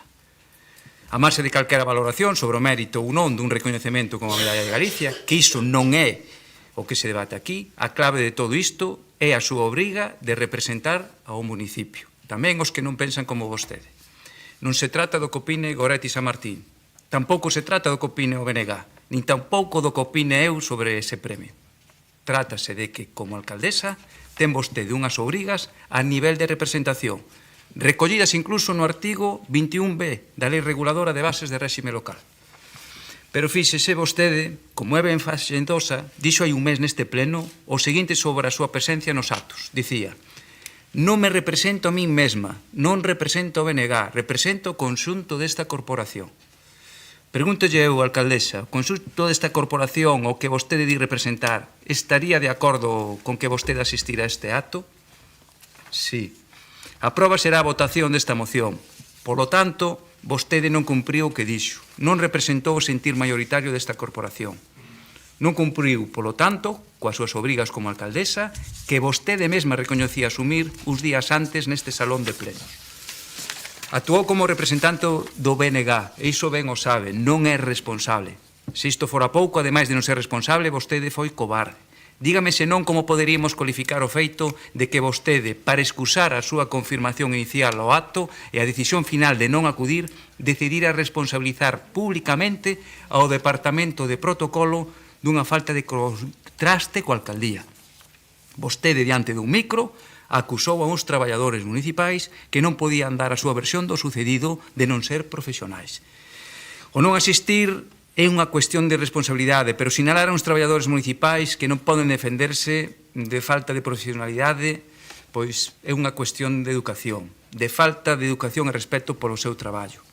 Fíxese, ata creo que vostede merece máis a censura por esa reacción que pola non asistencia. E agardo a que vostede, agora que ten a oportunidade, pida desculpas públicas a esas dúas persoas que fan un traballo absolutamente profesional dentro do Departamento de Protocolo. Se houve falta de contraste é porque as directrices non as deron ben. E quen dé as directrices que marca as decisións é o Goberno. Se alguén non foi profesional, foron vostedes, a alcaldesa, algunha concelleira ou a súa xefa de gabinete, que para iso son as persoas que toman as decisións de ir ou non ir, non a subordinada. Mire, cando falamos da súa obriga a representar a toda a cidadanía, facémolo en termos dunha representación positiva. Todos teñen dereito a verse representados positivamente, aínda que existe outra parte da sociedade que preferiría non verse representada. Ou simplemente lle resulta indiferente. Poñolle un exemplo, me resta do tempo da segunda intervención. Cando o alcalde Xosé Sánchez Bugallo asistía á festa do Ramadán, facía porque a maioría da sociedade compostelá é musulmana? Non, facía porque entendía a responsabilidade de representar a todo o mundo, de conseguir que todas as persoas do noso concello puideran verse representadas no seu alcalde e puideran sentirse identificadas nalgún momento. Non sei se a maioría da sociedade compostelá é republicana ou monárquica. Sei que a nosa Constitución recoñece o noso sistema como unha monarquía parlamentaria. Sei que hai un sector da sociedade o que lle gustaría que vostede estivera ali. Isto non vai de representar a maiorías ou minorías. Vai de representar positivamente a todo o mundo. Vostede podería criticar públicamente a entrega desa medalla de Galicia e anunciar a súa asistencia por responsabilidade do seu cargo. Eu aplaudiríao. Pero non asistiu e decidiu renunciar á súa responsabilidade. E, para colmo, completou a xogada culpando o Departamento de Protocolo da súa confirmación inicial. Non estamos de acordo nin co que fixo, nin en como xustificou. Moi mal, alcaldesa, moi mal. Grazas, señor Muiños. E a quenda para o señor Guinarte, cando queira. O día 14 de xullo, vostede como alcaldesa equivocouse claramente o non asistir a un acto institucional ao que estaba convidada como alcaldesa de Santiago de Compostela. Por tanto, en representación institucional da cidade de Santiago de Compostela. A ese erro, despois, engadíronse outros que eu creo que afondaron precisamente na equivocación. Claro, decir que si merecía ou non merecía o galardón recibido a persoa a que se lle entregaba, pois non é función do convidado, non é función de quen está convidado institucionalmente a un acto. En fin, habería que repasar as medallas de Galicia dos moitos anos que levan xa outorgándose, igual podíamos convir en que cada un de nós ou cada quen de nós pois concorda ou non concorda con moitos deses recoñecementos. Bueno, xa non entro en si realmente se sentía ou non identificada con algúns dos argumentos esgrimidos por representantes da súa formación política con relevancia cando contrapoñían ou contrapuxeron monarquía e democracia.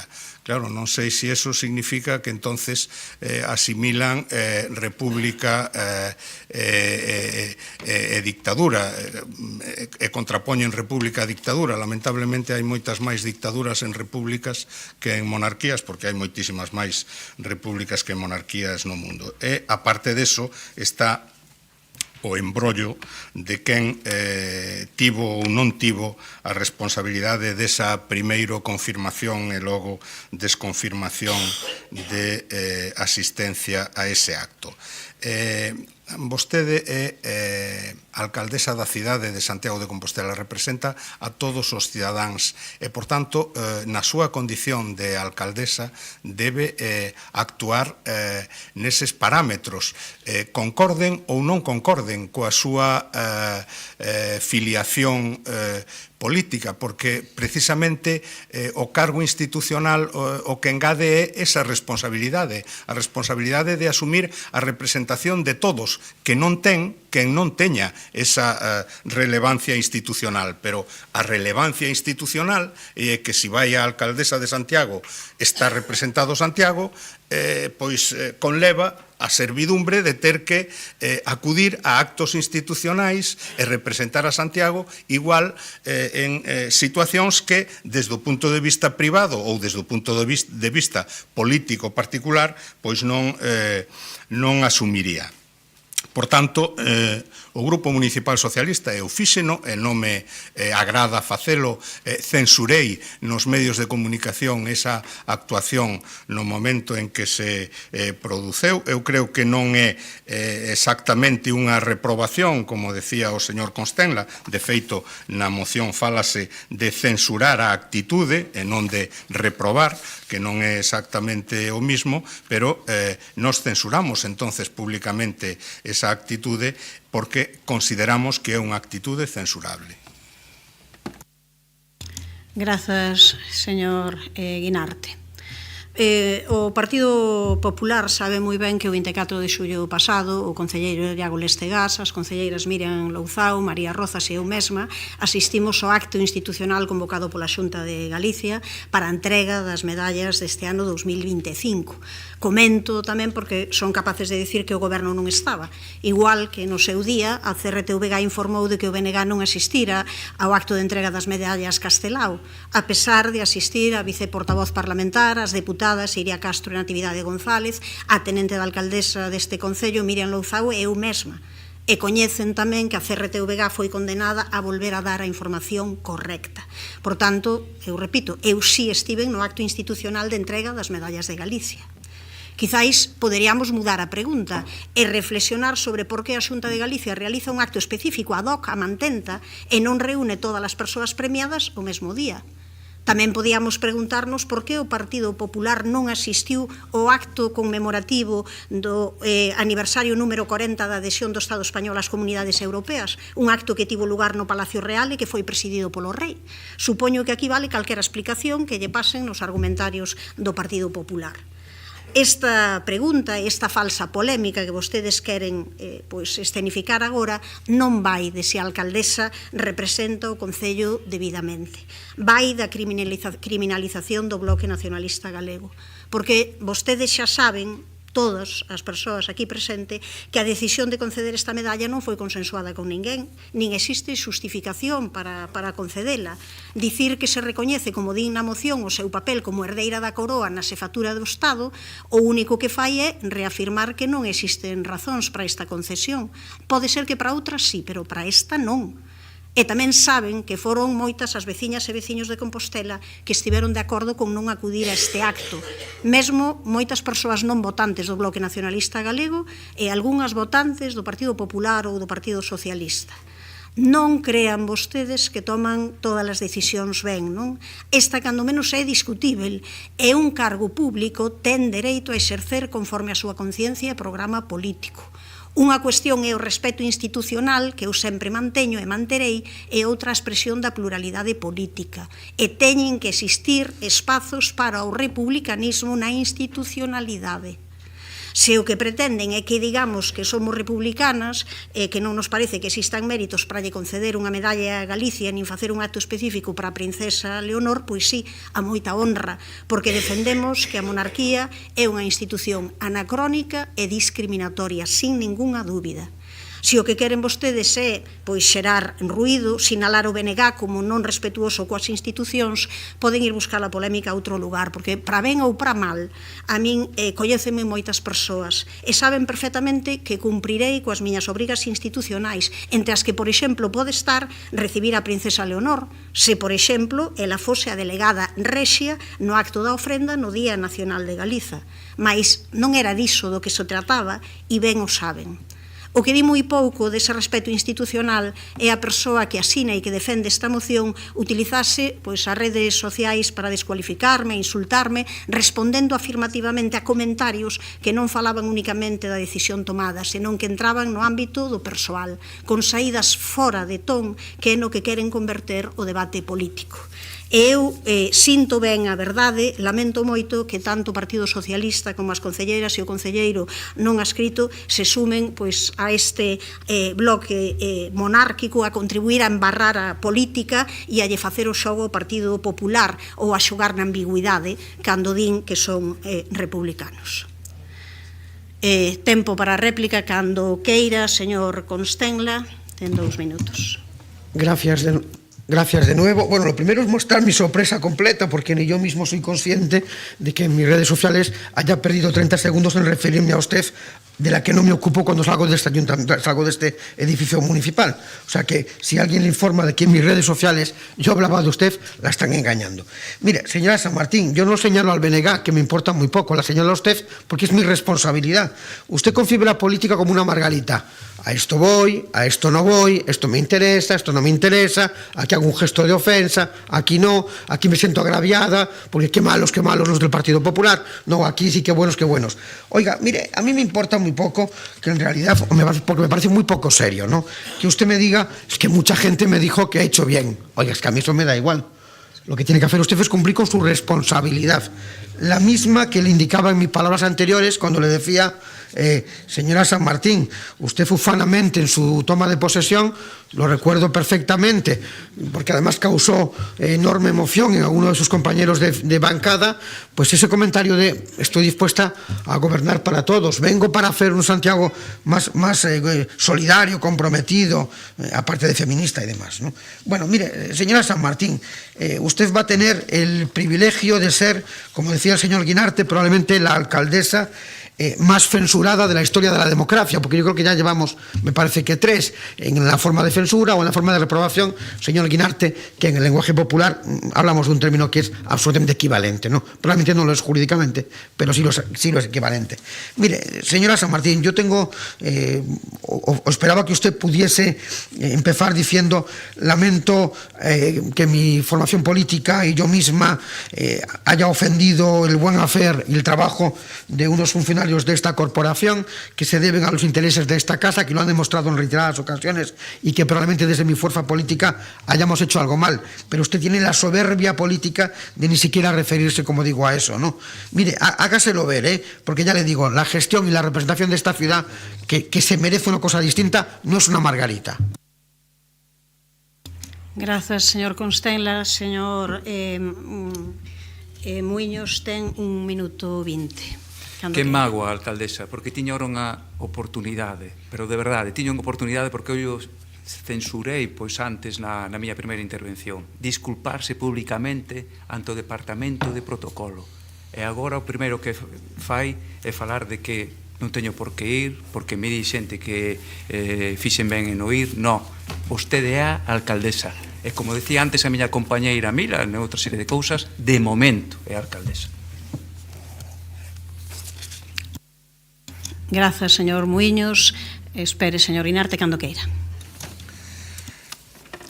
Por suposto que vostede ten todo o dereito de expresar en canto á liberdade de expresión e de actuación o seu republicanismo na institucionalidade, pero tamén os demais obviamente temos o dereito de entender que esa actuación non cumple cos estándares de institucionalidade que queremos para a quen nos representa, porque vostede tamén nos representa a nós. A nós non é tan importante porque tamén somos republicanos, pero igual os que non son republicanos lles afecta máis. Eu estaba recordando agora, viñame á memoria, a imaxe do diputado en Madrid, Paco Rodríguez, indo ao Palacio da Zarzuela a visitar o rei máis dunha vez nas consultas previas á formación de goberno. Agora non van, supoño que eran tan republicanos daquela como son agora. Nos non nos sumamos a ningún bloque monárquico, non nos sumamos a ningún bloque nin a ningún monárquico, a ningún dos dous lados. Nos entendemos que a alcaldesa da cidade en momentos que son especialmente relevantes, eu díxeno nesas declaracións, non podemos esquecer que se hai unha vinculación que non podemos negar entre a Casa Real e Santiago, que é que o rei é o presidente de honra do Real Patronato desta cidade, de quen depende o consorcio, que é un instrumento de colaboración importantísimo entre todas as administracións para esta cidade. Pois nós creemos que aí se equivocou. Grazas, señor Guinarte. Dúas cuestións, non? Unha primeira, referido ao que vostedes sinalan como unha mudanza de opinión e a justificación de como se produciu. Eu xa comentei públicamente que houve unha mala comunicación entre protocolo e alcaldía, unha mala comunicación que non teño ningún problema en asumir en primeira persoa, pero a causa, e tamén a expliquei, está no feito de eu expresar a vontade de atender xustamente o acto das medallas antes de recibir ningún convite expreso dun acto aparte creado únicamente para enxalzar a monarquía. Esa comunicación precisaba un contraste posterior que non se produciu e, por tanto, ese feito eu asumo en primeira persoa, mas non deixa de ser un erro de comunicación protocolaria entre persoas que, de todas as maneiras, como vostedes saben, son, neste caso, pois persoal eventual de goberno. Non hai, neste caso, ningunha cuestión con persoal funcionario como vostedes o queren levar, porque neste Concello non hai, históricamente, pois esas persoas técnicas, algo que de protocolo, algo que intentaremos suplir, non? Outras intervencións, interpretacións interesadas, pois creo que non é de recibo tratalas aquí.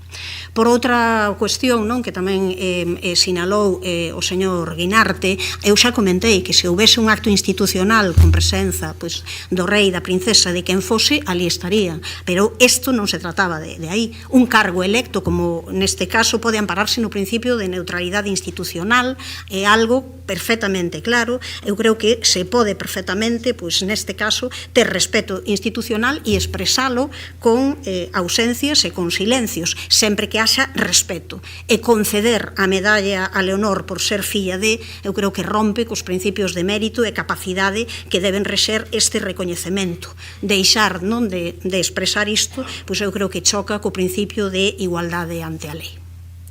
Pasamos á votación, señor secretario. Me gustaría usar mi minuto para aclarar un asunto. Rectificar ou ratificar, vale? De acordo. Gracias. Agradecer a don Gonzalo y a don Sindo su apoyo en esta moción y trasladar mi simpatía, el apoyo de este grupo al personal eventual de este Concello, que nos merece el mismo respeto que el personal funcionarial, porque desde luego lo que no parece que justifique la falta de respeto que tiene usted por este colectivo laboral, ¿no? Muchas gracias. Moitas grazas. Non pensaba facer uso desta quenda, pero xa que quixo tamén utilizar este minuto, eu o que digo, o que creo que todo o mundo ten que entender é que temos o dereito de obxección de conciencia en actos públicos. É algo que xustamente nesa serie sucesiva de comentarios aos que vostede foi dicindo ou poñendo cuestións e comentarios e que entraban ás veces, xa digo, en temas persoais, desde logo había algún que sí que decía eso. Unha alcaldesa, un cargo institucional non é unha figura protocolaria e decorativa, pois senón que mantén a súa identidade ideolóxica e a Constitución protexe o exercicio dun cargo electo conforme a súa conciencia e programa político, sempre que manteña o debido respeto. E insisto tamén que se houvese un acto institucional con presenza da monarquía, eu ali estaría cumprindo o meu papel. Entendo que este non era de isto, non era do que se trataba. Creo tamén, e insisto en que debíamos de intentar todo o mundo facer e conseguir que respetando o dereito de todo o mundo a manterse e buscando eses espazos tamén para o republicanismo, que todo o mundo intentásemos conseguir que nas redes sociais ou noutros espazos non houvese insultos e descualificacións. Eu xa sei, sempre pensei, a verdade, que se houvese algunha persoa que se dedicase a facer comentarios insultantes nas redes, pois que unha persoa como vostede, a persoa que agora defendeu esta moción, que collería e que diría, mire, pois isto non vale aquí.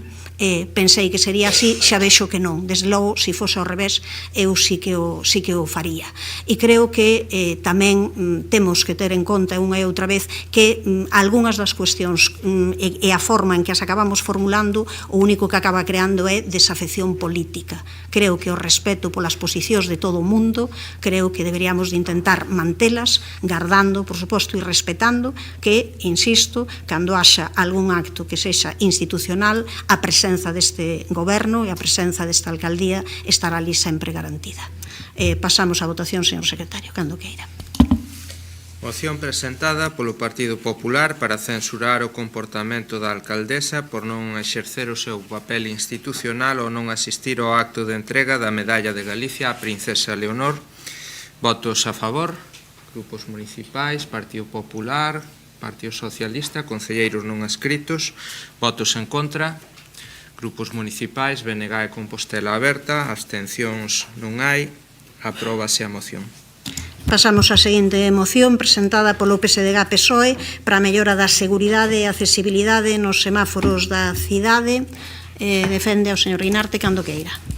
Si, baixamos un pouco a terra a cuestións que eu creo que tamén lle importan aos nosos veciños e veciñas. Segundo as recomendacións de mobilidade urbana segura e sostible da Dirección Xeral de Tráfico, cando se instalan as pantallas de conta regresiva, redúcese o número de peóns que cruzan en vermello, mellórase a decisión de cruzar a vía de forma segura ou de esperar e diminúe o estrés do peón, especialmente en persoas maiores e en nenos. A Dirección Xeral de Tráfico recomenda de forma clara a implantación de semáforos con conta regresiva tanto para vehículos como especialmente para peóns, porque, como dicía, estes dispositivos melloran a seguridade viaria ao reducir a incerteza, permiten unha mellor toma de decisións e promoven comportamentos máis responsables. Son unha ferramenta que contribúe a reducir os accidentes por atropelo. Hai que lembrar que en 2024 en Santiago hubo 51 atropelos, un 27,5% deles por causa dos peóns.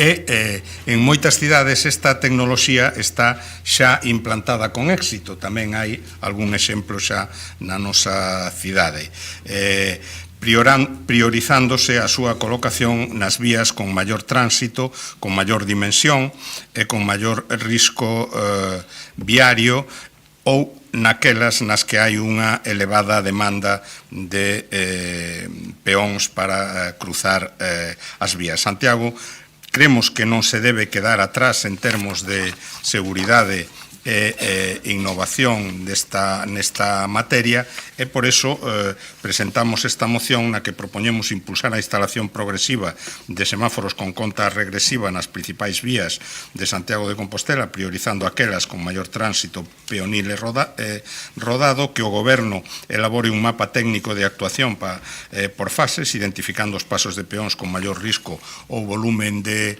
uso, as vías con maior densidade e accidentes e o custo estimado por punto semafórico, e que se garanta a inclusión deste criterio nos futuros proxectos de reforma urbana ou renovación semafórica como parte da estrategia de mobilidade sostible e accesible da cidade. Moitas grazas.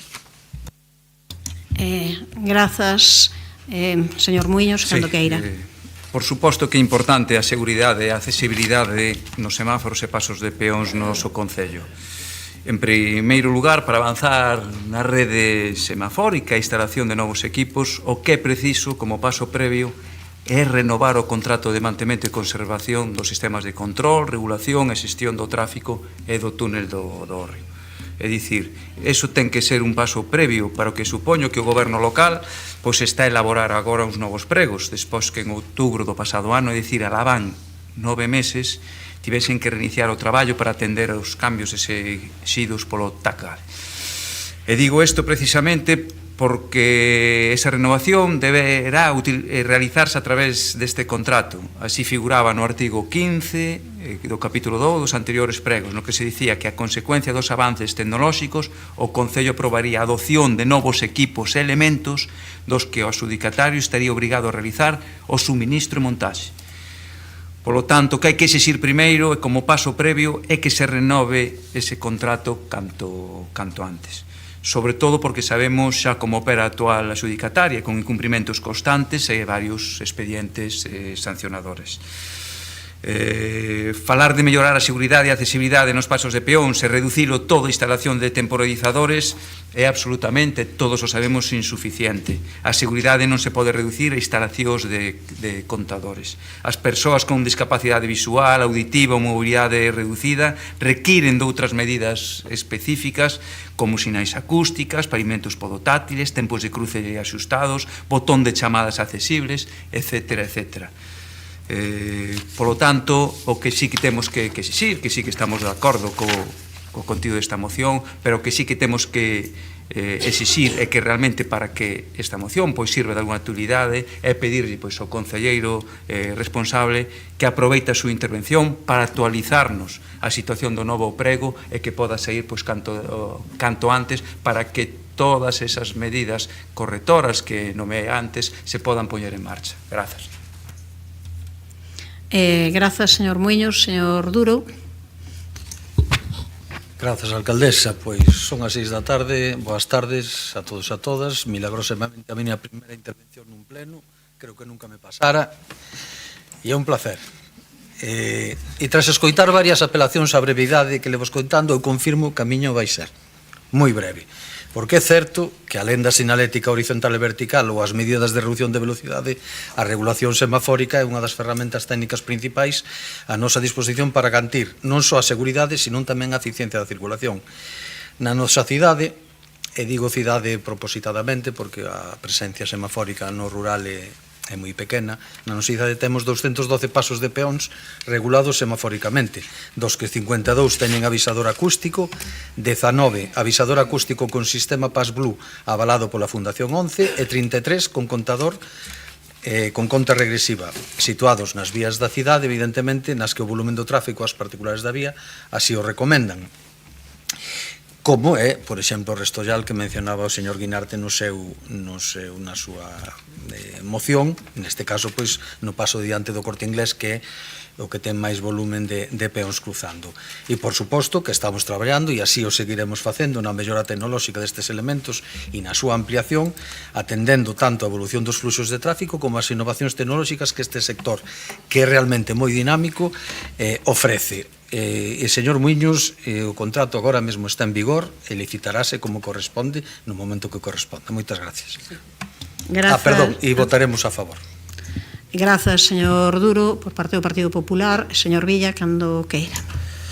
Moi bo día. Bueno, en primeiro lugar, enviarlle un saúdo a José Ramón Miranda, que estivo hoxe pola mañá fixo intervención, os veciños de Vilamaior cos que tiven a oportunidade de estar, que posteriormente falaremos desa cuestión, pero por suposto pois pedir igualdade para todos os veciños e veciñas, por igual que os que estamos aquí, a maioría, entendo, abrimos o grifo e sai auga, é jorobado vivir no rural e que eso non pase, e polo tanto ver como un veciño lle chega auga e a outro non é complicado, e tanto pois con tanta cercanía.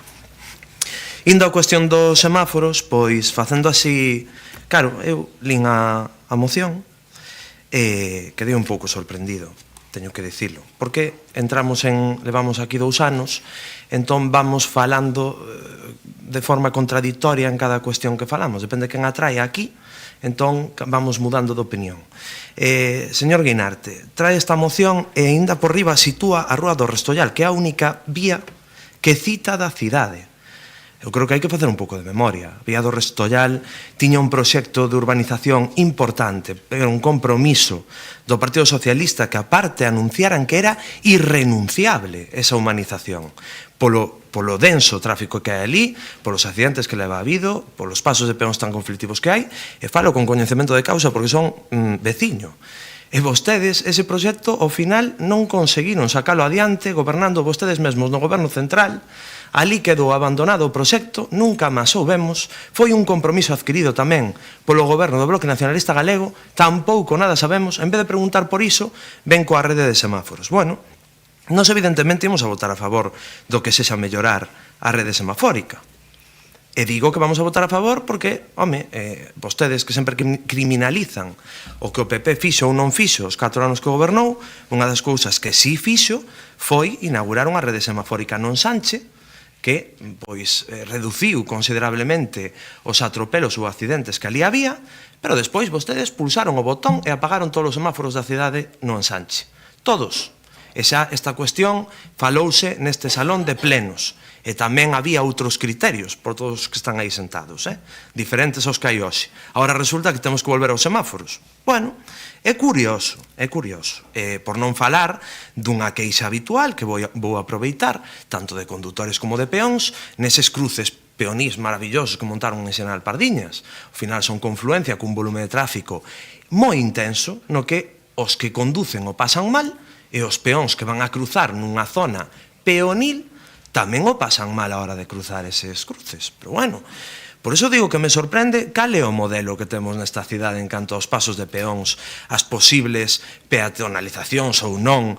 Eu creo que aquí vamos pegando tiros ao aire e vamos improvisando en cada momento e pareceme surrealista e parece que nos estamos a rir da xente.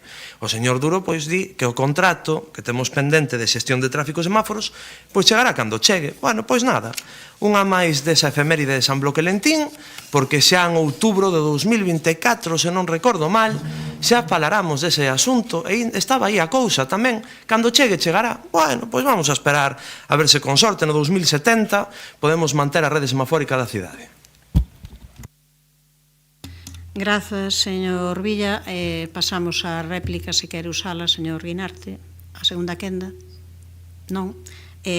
Señor Muiños. Moi breve, o noso voto vai ser favorable, é unha mágoa, non, que tivo unha oportunidade o señor Duro pois para decirnos como estaba pois esa licitación, porque todos somos conscientes e así o sabemos que o mal servicio porque está prestando neste caso pois esta empresa concesionaria con esos expedientes abertos. Grazas. Grazas, señor Muiños. Señor Duro.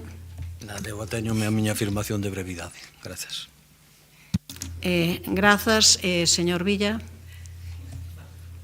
Non. Pois pasamos á votación, señor secretario. Moción presentada polo PSDG-PSOE para a mellora da seguridade e accesibilidade nos semáforos da cidade. Votos a favor? Apróbase por unanimidade. Pasamos daquela seguinte moción presentada polo PSDG-PSOE sobre a necesidade dun centro de atención temperá sociocomunitario en Santiago de Compostela. Señora Val, cando queira. Gracias, alcaldesa. A atención temperá é un dereito que teñen todos os nenos e nenas de carácter susceptivo, universal, público e gratuito. Consiste nun conxunto de intervencións dirixidas á poboación infantil de 0 a 6 anos, a súa familia, a súa contorna, que pretende dar resposta o antes posible ás necesidades que presentan os nenos e nenas con trastornos no seu desenvolvemento ou en risco de padecelos co obxecto de mellorar a súa calidade de vida, desenvolver a súa autonomía persoal e acadar a inclusión social. Para unha poboación de 100.000 habitantes, como é o caso do Concello de Santiago de Compostela, os profesionais indican que é necesario contar con 2 unidades de atención temperá, cando menos. Santiago de Compostela só conta coa unidade do Hospital Clínico e concertos con centros de iniciativa social carecendo de un centro de atención temperá sociocomunitaria. A atención dispensada no marco hospitalario está centrada no carácter rehabilitador, con sesións fragmentarias. Os centros sociocomunitarios permiten ir máis alá dunha intervención focalizada na saúde para actuar dun xeito integral co imprescindible apoio psicosocial ás familias e mellorar as relacións entre os nenos e as familias. Non debemos esquecer o problema de fondo que a pesar de que a natalidade descenda, os nenos que precisan estas atencións son cada día máis. Non cabe unha xustificación biolóxica, sino que debemos atender a cuestións de crianza e tamén o da pobreza que incide moito no desenvolvemento da infancia. A desigualdade que non se atende na infancia tende a perpetuarse á idade madura. A inmediatez na detención é clave para obter mellores resultados posibles e un centro de atención temperá sociocomunitaria en Santiago de Compostela dotado de todos os recursos precisos contribuirá á reducción dos tempos de demora na atención.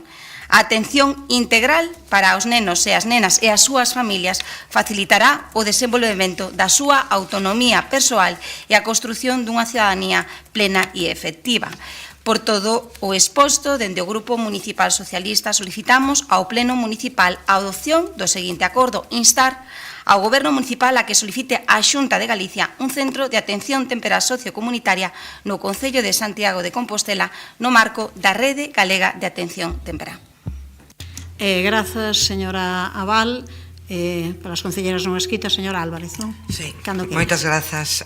Ola de novo, pois os concelleiros non adscritos somos conscientes da importancia dunha intervención temperá nos primeiros anos da vida, naquelas crianzas pois con dificultades no seu desenvolvemento ou en risco de padecelos. Estamos a falar de atención temperá como un dereito básico de rapaces nesa franxa de idade, 0-6 anos, que garante a igualdade de oportunidades. A intervención temperá contribúe a detectar e a tratar dificultades de desenvolvemento físico, cognitivo, sensorial, emocional ou social antes de que este se cronifique. Esta é unha proposta que está aliñada pois co modelo da Xunta de Galicia, que aposta por centros con un enfoque que sexan sociocomunitarios cunha intervención coordinada entre os diferentes servicios sociais, sanitarios e educativos.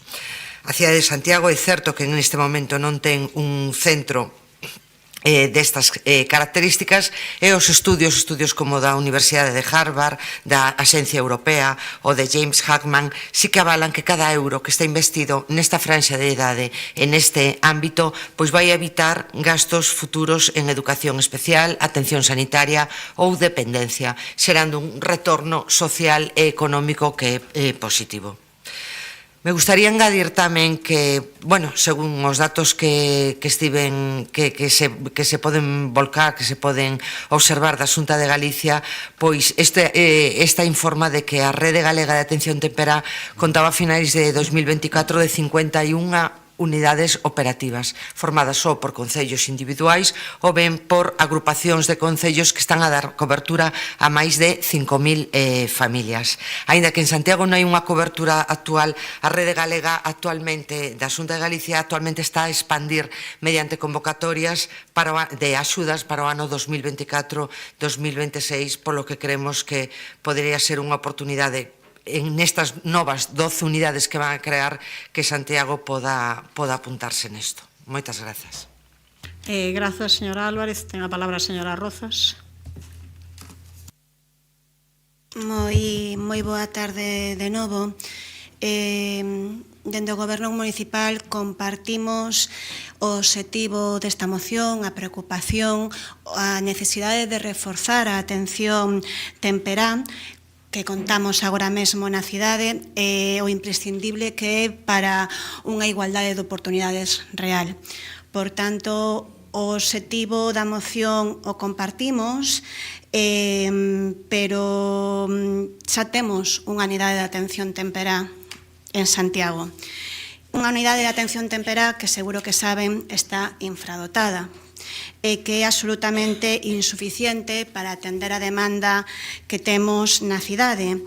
E fago este inciso para indicar que non é unha cuestión, ademais, exclusiva de Santiago, a necesidade de reforzar a atención temperá. Nos diferentes informes da Varedora do Pobo recollen que é unha asignatura pendente no ámbito da saúde, tamén do educativo, facer unha atención temperá real para evitar complicacións futuras e para facer unha aposta real por a igualdade de oportunidades. O resultado desa infradotación é que hai moitísimas familias que non reciben a atención que precisan simplemente porque non se poden permitir acudir a unha logopedia, terapeuta ocupacional ou psicopedagoga no privado polos recursos económicos que supón. Dito isto, compartindo a necesidade de reforzar a atención temperá, eu tamén recoñezo que esta moción serame moitísimas dúbidas. Incluso mesmo me sorprende que veña da concelleira Marta Val por outros debates que temos tido neste pleno. Explícome. Entramos primeiro nun bello debate, que a mí non me gusta normalmente, pero entramos nese debate, que é quen ten a competencia. Quen ten a competencia de saúde nun tema tan sensible como este.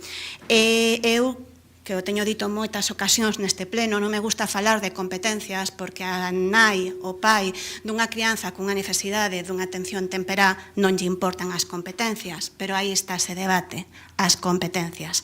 O primeiro que contestan os servizos sociais municipais e o primeiro que contesta a intervención municipal ante esta proposta é o tema da competencia impropia. Pero como este Concello ten unha larga trayectoria en superar o debate das competencias, eu mesma entre esas persoas, non creo que ese sexa o centro do debate. Eu creo que hai outras cuestións, como é o uso eficiente dos recursos públicos. Non é casual que ningunha grande cidade, ningunha das grandes cidades de Galicia que teñen atención temperá a través dos Sergas teña estes centros de atención temperá, a excepción de Ferrol que o ten en mancomunidade.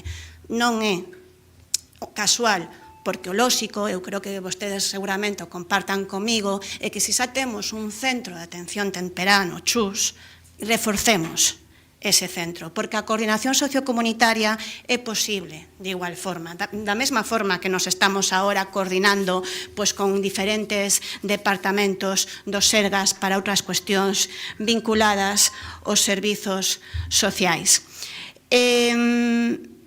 Pero tamén hai outra cuestión máis. Se reforzamos a atención temperá do Chus, dos Sergas, reforzamos cun persoal público, que pasan as oposicións públicas. Non licitamos a empresas que non sempre entre os seus obxectivos está o benestar social e que xa ten acontecido en algúns deses concellos que sí que está este sistema. Dito todo isto, porque se me remata o tempo, que non vexo ben coa luz do sol, vale. Todos sabemos como comezan as subvencións da Xunta de Galicia. Todos sabemos como comezan as subvencións da Xunta de Galicia para que os concellos xestionen cuestións que non son da súa propia competencia, como comezan e como evolucionan. Temos aí o caso do Servizo de Fogar, temos aí o caso dos comedores escolares, que ao final os costes vanse incrementando, pero a Xunta de Galicia non responde nin cumple os seus compromisos. Dito todo isto, a miña posición non está precisada, e non está precisada porque creo que Santiago necesita un reforzo en atención temperá. Gustaríame, e fago esta demanda, que ese reforzo viñera a través do noso sistema de saúde público. Pero como lamento e creo predecir que non vai ser así, non descarto esta adhesión. Gracias. Grazas, señora Rozas. polo Partido Popular, señora Barcia, cando queira. Boa tarde de novo. A atención temperá non é un capricho, é unha necesidade. Estamos a falar de saúde, de educación. Polo que a atención temperá é esencial. Por iso, a Xunta de Galicia aposta por isto. Permite previr, identificar e tratar posibles trastornos ou risco de desenvolvemento desde os primeiros síntomas ou sospeitas. Ofrece nenos ferramentas que lles permita gañar en autonomía, en calidade de vida, e porque as familias dalles unha tranquilidade que necesitan nestes momentos e nun futuro. Achega uns coidados de proximidade aos concellos do rural, moi importante tamén a ter en conta, onde non existen este tipo de coidados. Por iso, a Xunta de Galicia reforza ano tras ano a Rede Galega de Atención Temperá. Podemos destacar que no 2009 a nosa comunidade tiña 2 unidades que lle daban cobertura a 15 vilas. Hoxe temos 51 unidades por todo Galicia, dando cobertura a 200 concellos e, sobre todo, moi importante, a 5.000 familias. Ademais destes servicios de titularidade municipal, Galicia dispón de recursos de atención temperá nos hospitais públicos e de 3 unidades nas comarcas do Deza, o Salnés e Bergantiños, que son xestionadas pola Asociación Galega de Atención Temperá. Para crear novas unidades que dan servicio a máis municipios que aínda non contan con esta prestación, a Xunta de Galicia publica ordes de axudas destinadas ás entidades locais, axudas publicadas, para consolidar as unidades de atención temperá xa existentes e creación de novas. Neste senso, a Xunta de Galicia publicou no Diario Oficial de Galicia o 9 de xullo de 2024 a orde de axudas dirixidas aos concellos para consolidar as unidades xa en funcionamento e poñer en marcha 6 unidades máis. Durante os anos 2024 e 2026 estamos a falar cun orzamento de 15 millóns de euros. Cabe destacar, moi importante, que todos os concellos que solicitaron a creación dunha unidade de atención temperá obtiveron a Xunta de Galicia. As unidades de atención temperá son xestionadas polos concellos, de maneira individual ou mediante sistemas de xestións, compartidas a través de agrupacións de mancomunidade de concellos e consorcios locais. Doña Rozas, por que non comeza dicindo que o Concello de Santiago non solicitou acollerse as subvencións que a Xunta de Galicia pon a disposición das entidades locais para a creación de unidades de Rede Galega de Atención Temperá? De novo, deixan pasar de largo as axudas, pero, como sempre, a culpa é da Xunta e nunca nos facemos responsables de non estar a tempo, non de estar pendientes. Como non podería ser de outro xeito, dende o Partido Popular convidamos ao Concello de Santiago a que solicite acollerse a estas axudas e poder axudar as familias de maneira real. Grazas, señora Barcia. Non sei se quere utilizar a segunda quenda. Claro, cando queira. Sí, vou a utilizar, intentarei ser breve. A ver, o que hai en Santiago é unha unidade de atención temperá desde o punto de vista da saúde. O que o Grupo Municipal Socialista traemos aquí é un centro de atención temperá sociocomunitario. Como xa dixen anteriormente, a atención temperá no marco hospitalario está centrado na saúde, ten carácter rehabilitador. Os centros sociocomunitarios permiten ir máis aló dunha intervención focalizada na saúde, non é que o diga eu, é que o dicen os diferentes expertos sobre a materia, para actuar dun xeito integral no entorno das familias e dos nenos fora do ámbito sanitario.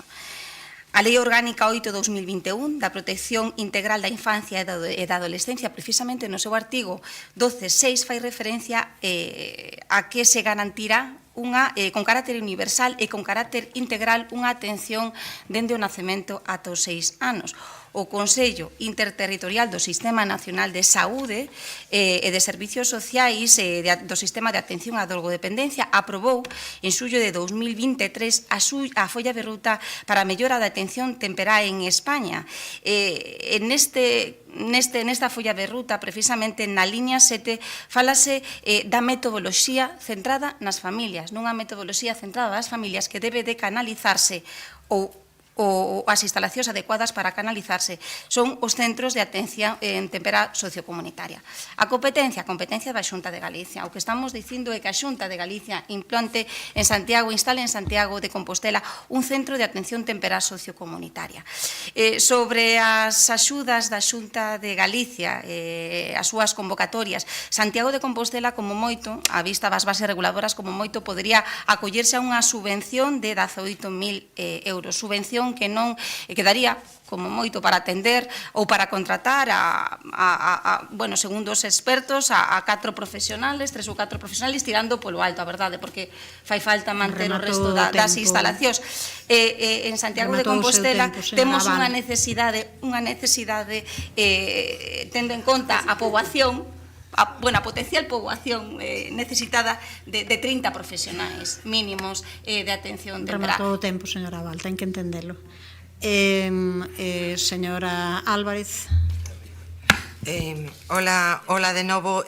Entendo a discrepancia que pode xurdir a raíz desta moción, sendo coñecedores dunha unidade de atención temperá no Sergas, e cando nos estamos enfrentando a solicitar un centro de atención sociocomunitario no Concello de Santiago.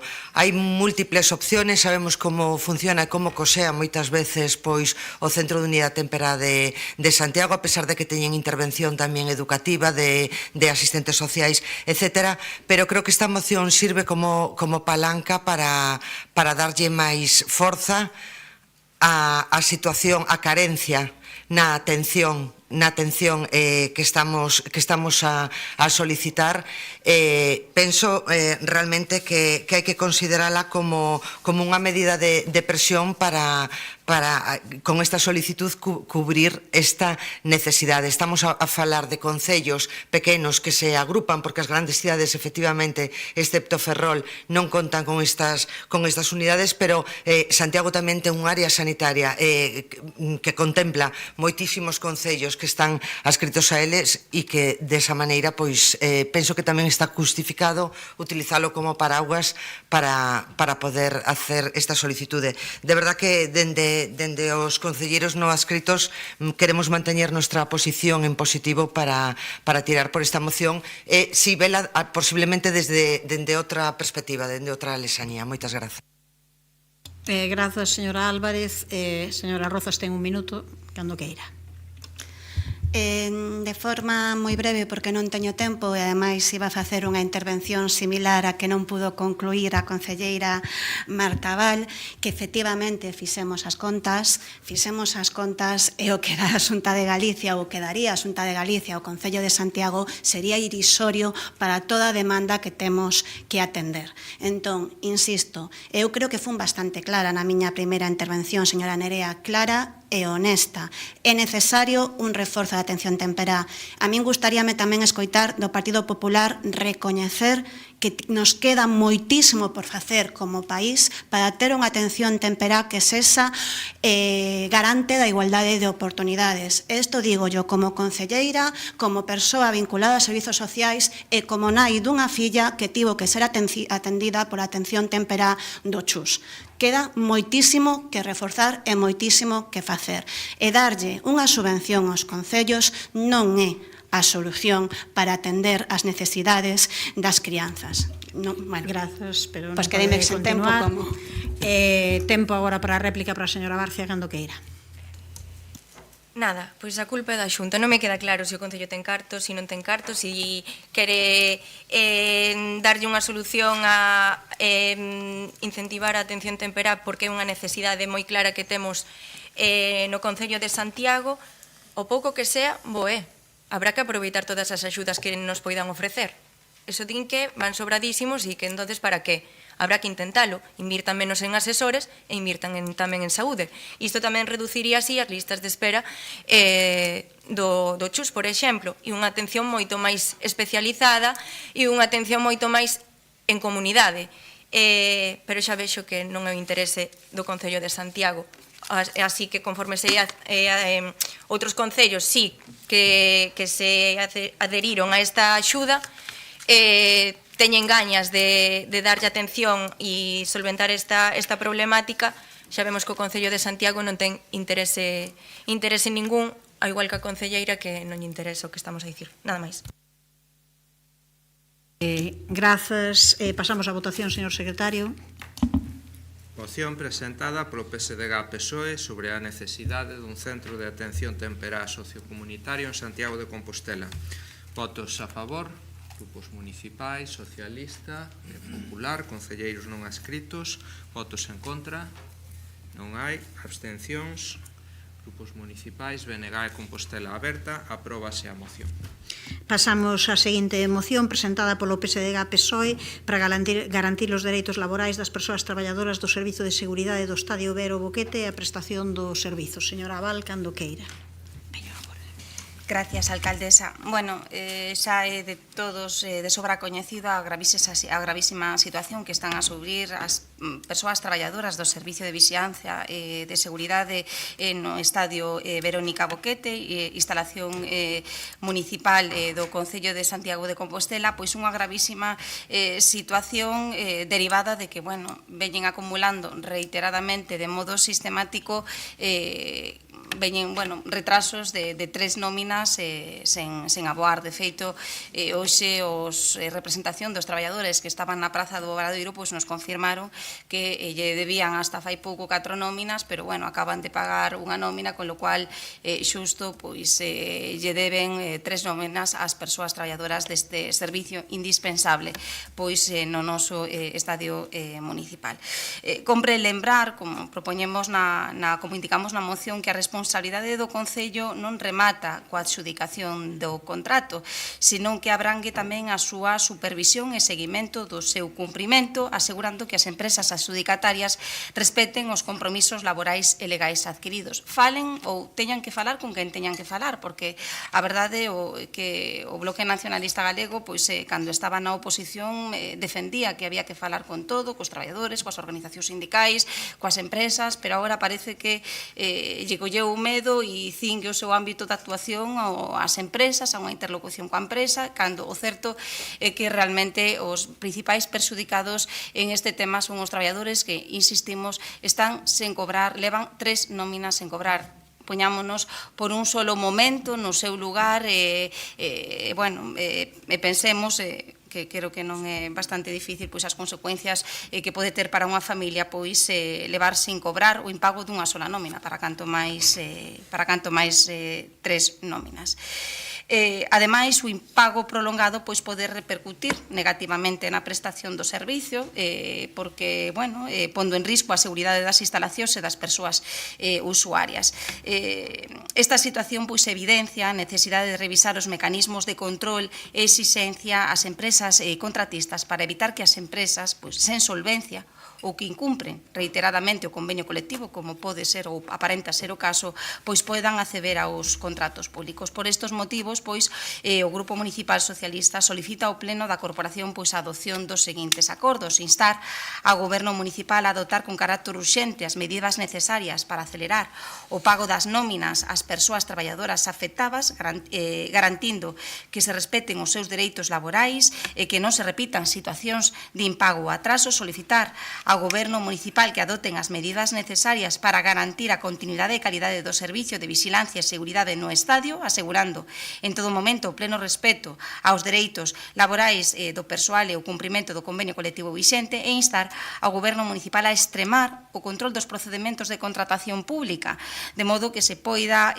optar a prestación de modo que só poidan optar a prestación dos servicios empresas que acrediten solvencia económica e cumpran estritamente co convenio colectivo vixente. Hai unha emenda do Partido Popular que, bueno, que aceptamos na súa totalidade, con lo cual, porque compartimos plenamente a filosofía que con ela se pretende trasladar.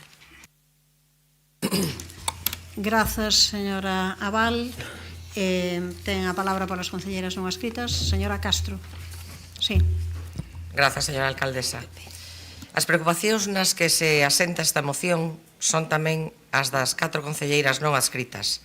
Sábeno os representantes dos traballadores cos que xa dixen que tivemos unha reunión E penso que quedou bastante claro no debate da pregunta que formulei antes e que xa levaba uns días anunciada e registrada cando o Partido Socialista presentou esta moción.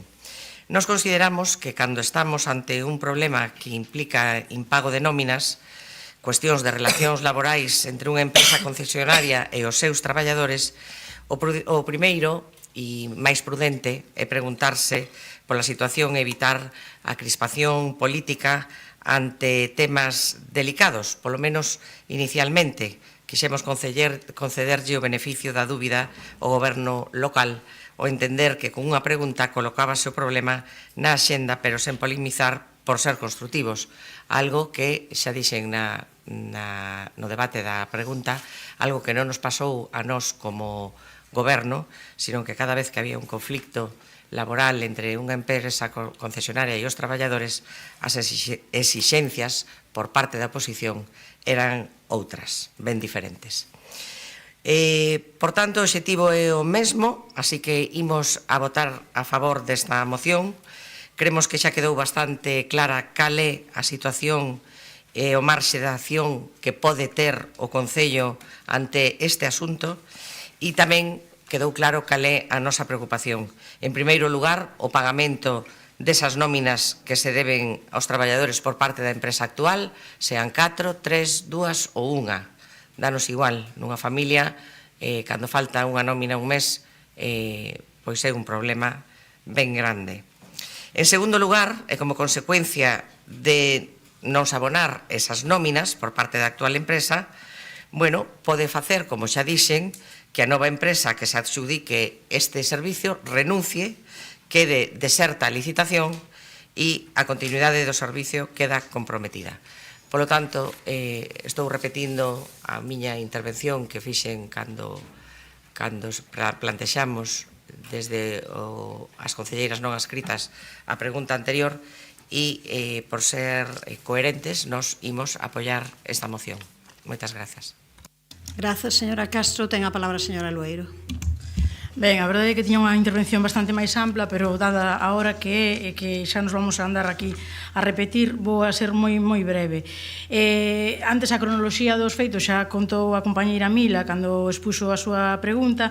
A maiores nós o que podíamos facer a maiores, despois de preocuparnos e poñernos en contacto coa empresa, xa digo, contacto todos os días, estamos en contacto cos traballadores, preocupándonos da súa situación e lamentando o que están pasando, porque además, como dixen antes, hai uns afectos cara a eles, porque é inevitable que a xente que estás traballando todos os días. O noso que podíamos facer para axilizar era licitar e facer as mesas de contratación canto máis pronto posible, cumprindo cos prazos. Así o fixemos, o que pasa que a empresa Segursystem presentou unha reclamación, foi adxudicado o contrato a outra empresa, e a empresa en maio, Tagal, diante dun recurso en materia de contratación interposto pola empresa Segursystem contra a exclusión e contra a adxudicación do contrato a outra empresa, resolveu o propio Tagal estimar o recurso, o que foi atrasando o proceso. Máis tarde, o sindicato si meteu tamén documentación acreditando as denuncias que había para incumprindo o convenio colectivo e que tiña a empresa a prohibición de ser contratada pola administración.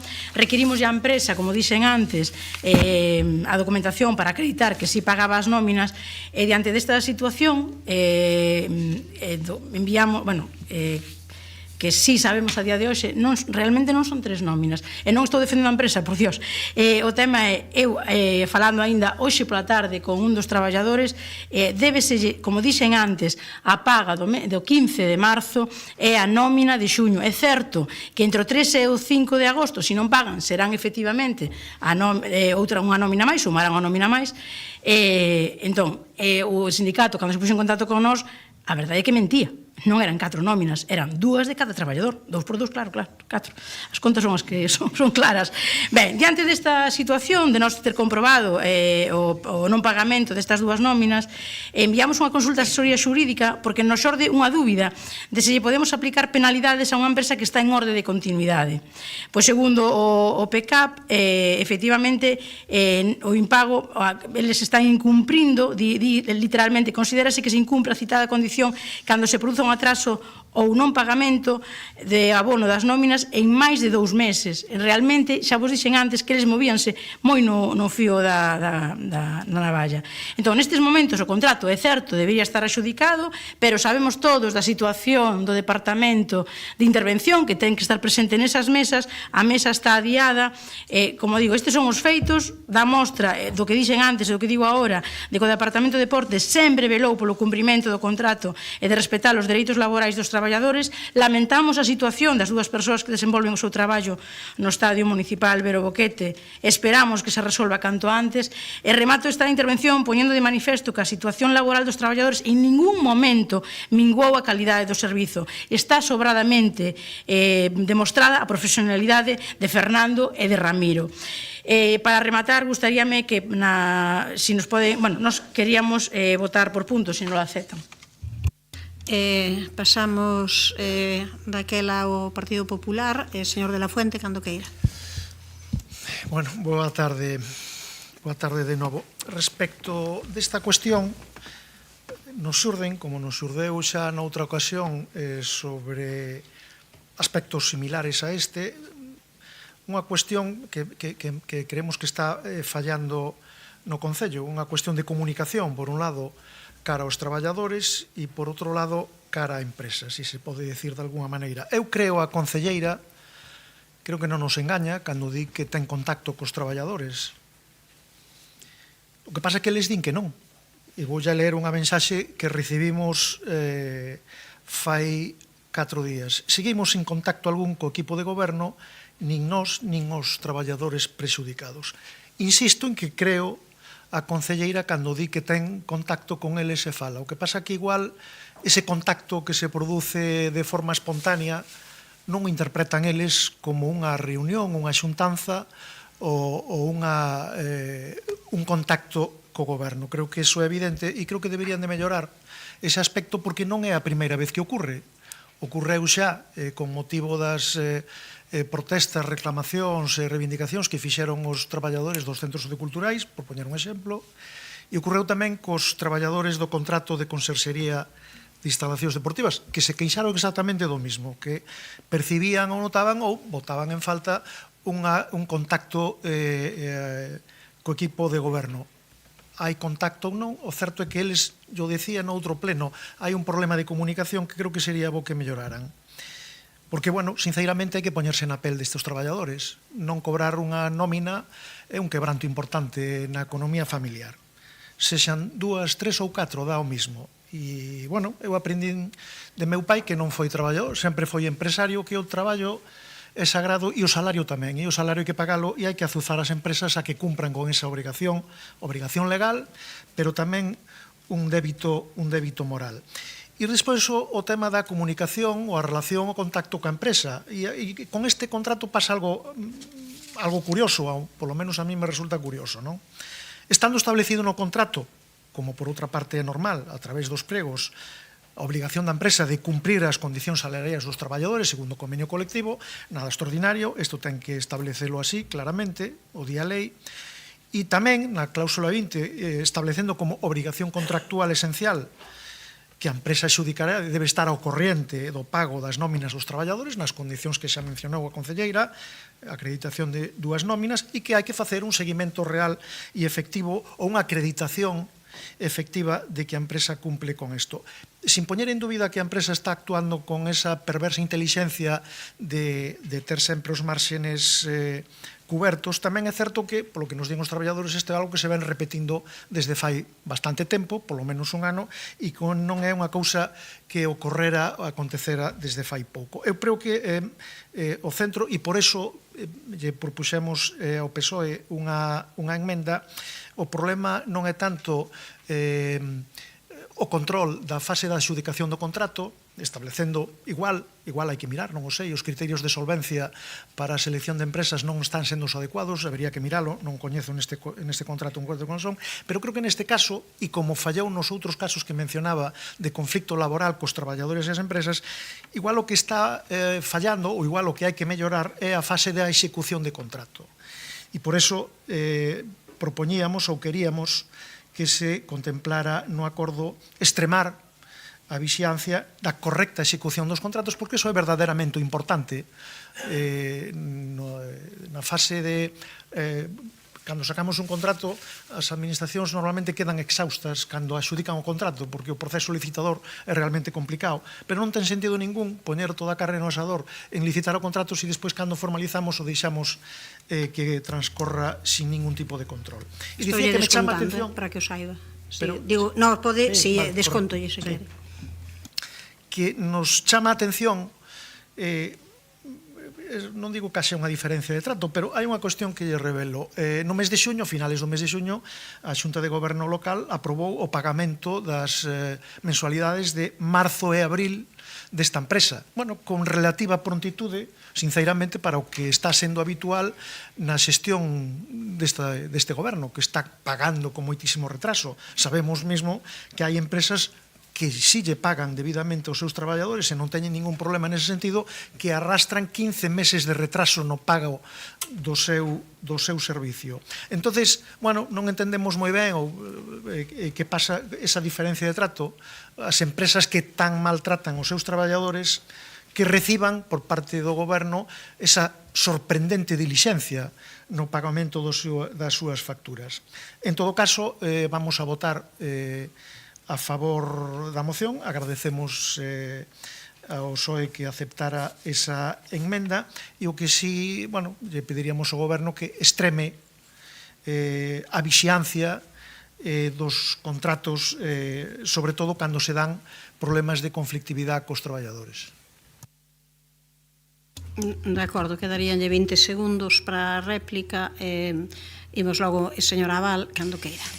Moi ben, moitas gracias. A ver, o Grupo Municipal Socialista reunímonos coa representación dos traballadores, como creo que fixeron todos os grupos municipais, aos que se lle solicitou e que accederon, que creo que foi a todos, e realmente o que nos trasladaron nesa reunión é que non había ningún tipo de contacto co goberno municipal. Eso é o que nos trasladaron. A representación dos traballadores, que había un absoluto desinterés en torno ao tema, e de feito, pois, nos pediron precisamente que trouxéramos a este pleno algo para, de algún modo, poñer o asunto no debate público e poñer de manifesto que aquí hai un problema, que hai persoas que están sen cobrar a súa nómina.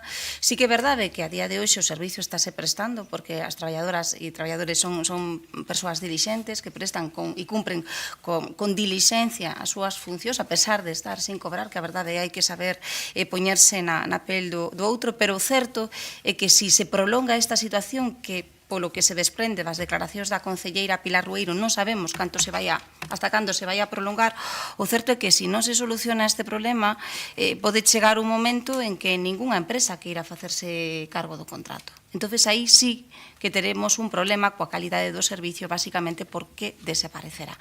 Non aceptamos a votación por puntos porque entendemos que se deben de atender a todos e cada un dos puntos que se presentan na moción, precisamente pois para garantir tanto os dereitos das persoas traballadoras do servicio e, en última instancia, garantir que o servicio pois non se deixe de prestar nas condicións en que debe de prestarse de acordo coa normativa existente. Nada máis. Grazas, señora Abal. Señora Castro, non. Señora Lueiro. Só unha aclaración. Señora Fuente, non son encontros esporádicos. Que eu, a ver, a seriedade do asunto, non? Pero é que esta semana estiveron sentados no meu despacho os traballadores que exercen o seu labor en Novero Boquete. A dilixencia das facturas non é polo conflito, senón que o Departamento de Deportes, se de algo pode presumir, é da dilixencia na xestión de facturas. E iso pode acreditar aquí o meu compañeiro Manuel César. Entón, non acumulamos facturas porque temos unha persoa a que hai que agradecerlle a súa dedicación, máis alá do seu horario laboral, e que temos o día as contas do Departamento. Entón, nós tamén anunciamos que se non aceptan por puntos, a noso voto vai ser abstención. Perdón, non sei se quere comentar algo, señor de la Fuente, en 20 segundos. Bueno, xa lle dixen antes que a quería cando decía que tiña contacto cos traballadores. O decía de forma absolutamente sin ese tono xocoso que lle dou vostede, non sei, o decía con toda naturalidade. Vou a lerlle. Boas tardes, tal e como quedamos, informamos do acontecido e por acontecer en relación a esta problemática. Seguimos sin contacto algún co equipo de goberno, nin nós, nin os traballadores perxudicados. E xa dixen que, sin poñer en dúbida o que din os traballadores, os representantes dos traballadores, e o que di vostede, o que é evidente que hai Rematou o tempo, señor. Eran 20 segundos que non podo marcar. Bueno, a cuestión é que hai unha falta de comunicación que sería bo que aclarara con eles. Grazas, señor de la Fuente. Pasamos á votación, señor secretario. Coa emenda do Partido Popular aceptada, moción presentada polo PSDG-PSOE para garantir os dereitos laborais das persoas traballadoras do Servizo de Seguridade do Estadio Verónica Boquete e a prestación do servizo. Votos a favor, grupos municipais, Socialista, Partido Popular e concelleiros non adscritos.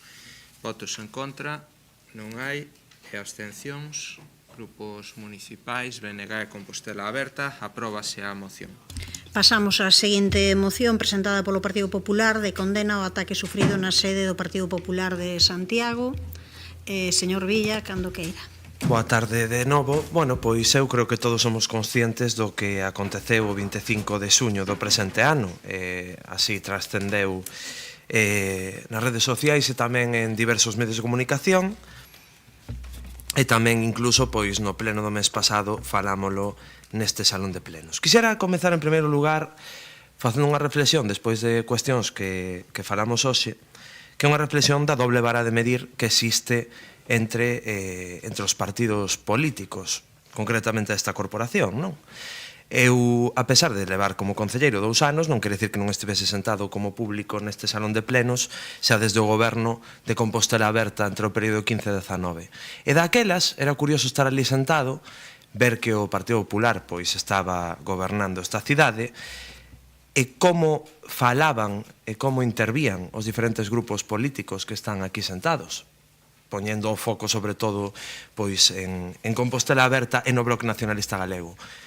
Había berros, había insultos, había que ver pois a señora San Martín, por exemplo, tan mansiña ahora, e daquelas, pois era a principal revolucionaria neste salón de plenos. Digo porque sí que existe esa dobre vara de medir, e que, desde logo, nós, pois, non nos imos a calar en moitas cuestións que, para a nosa opinión, e tamén para a opinión de toda a xente que apoiou maioritariamente ao noso partido nas eleccións municipais, pois son relevantes e son dignas de sentenciar neste salón de plenos, como cuestións que falamos anteriormente.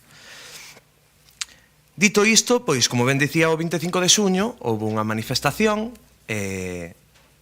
pois, en contra do machismo, ou eso dicía o Bloque Nacionalista Galego. Eu creo que naquel momento mal orientado pola situación política deste país, mentres había unha serie de persoas que, hai que chamarlle as cousas polo seu nome, eran uns puteros, e así o demostraron, pois decidiron vir a sede equivocada, que era do Partido Popular, a chamarnos machistas a nós, a todos os que, ao fin e ao cabo, tanto os que estamos aquí sentados, como toda esa xente que apoiou ao Partido Popular no seu momento. E ainda por riba fixerono con violencia, porque na nosa sede pois había unha serie de pancartas, que temos todo o dereito de ter na nosa propiedade, para iso é a nosa sede local, e non dubidaron en arrancalas con violencia e sin cortarse un pelo e, de feito, deixar ali mostra de que pasaron polas nosas instalacións, porque, ao igual que fan no casco histórico, por moito que o señor Louzao o queira negar, deixaron ali, pois, tropemil pegatinas do Bloque Nacionalista Galego, panfletada, porcallada varia que houve que limpiar, a mesma porcallada que van deixando pola cidade alá por onde pasan, porque van arrasando. Esa é a súa forma de facer política, tanto estando na oposición como, sorprendentemente, tamén estando no goberno, porque incluso gobernando non se cortan un pelo de que os seus sexan os que salen á rúa e enchan a cidade de merda e despois non a limpen, nin de forma habitual, nin a que pegan vostedes mesmos. E con todo isto, que isto xa era sabido, o sorpresivo foi no pasado pleno cando a señora Louzao negou a autoría ou a participación do Bloque Nacionalista Galego nesa manifestación cando hai unha extensa documentación gráfica e audiovisual de que ali estaba o Bloque Nacionalista Galego co seu logo. Era o Bloque Nacionalista Galego, non era Galicia Nova. E sigo dicindo Galicia porque do outro negome a dicir esa palabra. Por lo tanto, tamén, eles tamén non deixaron esa pegada. Deixou o BNG, que son os que están aquí sentados.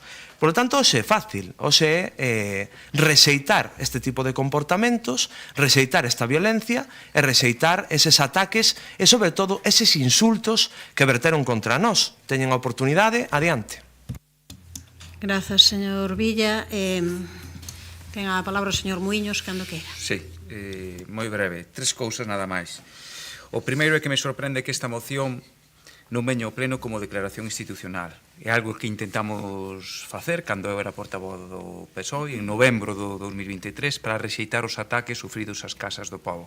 Naquela altura fora o Partido Popular o que se negara a asumir a moción como declaración institucional e agora semella que tampouco foi unha opción. A nós ninguén nos lo propuso, algo que lamentablemente creo que delata pois o sentido real desta moción.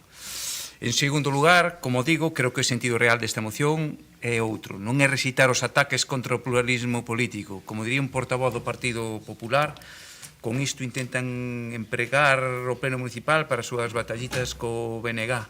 Con nós non conten nesa estrategia, xa yo digo. En terceiro lugar, a pesar do dito ata agora, voume cinguir ao texto da moción. Como demócratas que somos, como persoas que creemos firmemente na liberdade de expresión, amparada pola Constitución, e como persoas que ademais sufrimos a represión nada democrática por parte dunha organización, por apelar ao noso mandato representativo e por expresarnos libremente, votaremos pois a favor deste texto. E, por suposto, expresamos a nosa solidaridade con todos os militantes, simpatizantes e colaboradores do Partido Popular e tamén de calquer partido político que teñan sufrido algunha forma de intimidación, ataque ou coacción por simple feito de defender as súas ideas de maneira pacífica e democrática. Porque, xa digo, en democracia non todo vale. É imprescindible que todas e todos os que estamos en política contribuamos a garantir un clima de respeto, convivencia e de liberdade. Só así poderemos construir unha sociedade mellor, máis xusta e verdadeiramente plural. Grazas.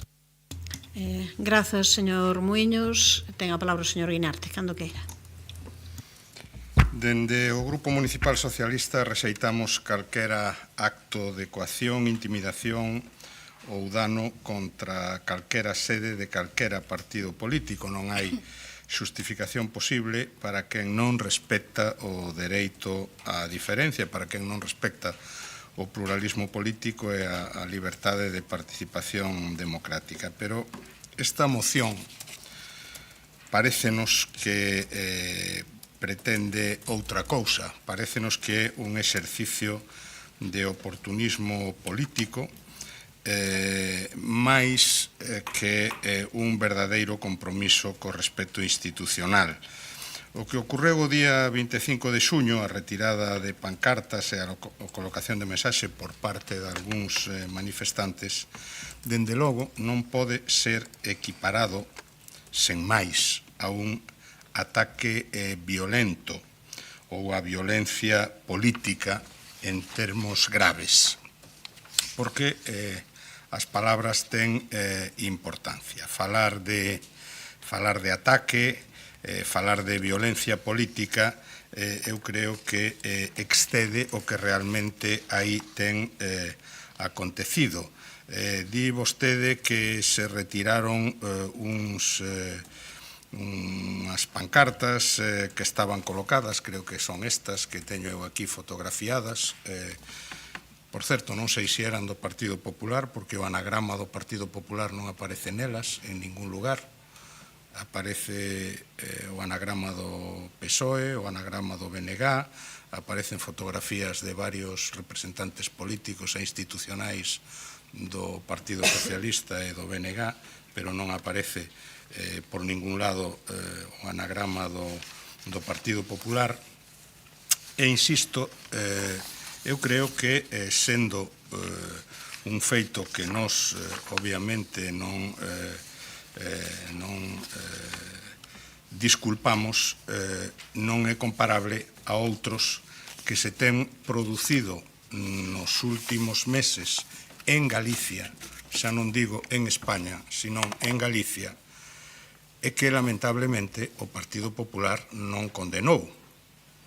Eu creo que isto que pon el mejor socialista es el socialista muerto, escrito na sede do Partido Socialista en Foz, ou a rotura dos cristales da sede, eu creo que isto se recoñece perfectamente que é o Carballiño, pola fotografía de fondo, e teño así outras varias, de Ferrol, en fin, de Ourense, de outros lugares, son feitos de, eu diría, maior gravidade, eu diría que de maior gravidade. E o Partido Popular nos condenou.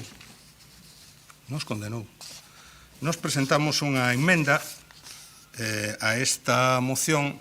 Teño que decir que unha emenda inspirada polo propio Partido Popular, porque o Partido Popular nas Cortes de Castela e León, pero tamén no Senado, non quiso condenar os ataques á sede socialista en Ferraz, dicindo que a condena debería estenderse a violencia contra todos os partidos políticos. Iso é o que defendeu o PP no Senado e nas Cortes de Castilla e León, por exemplo.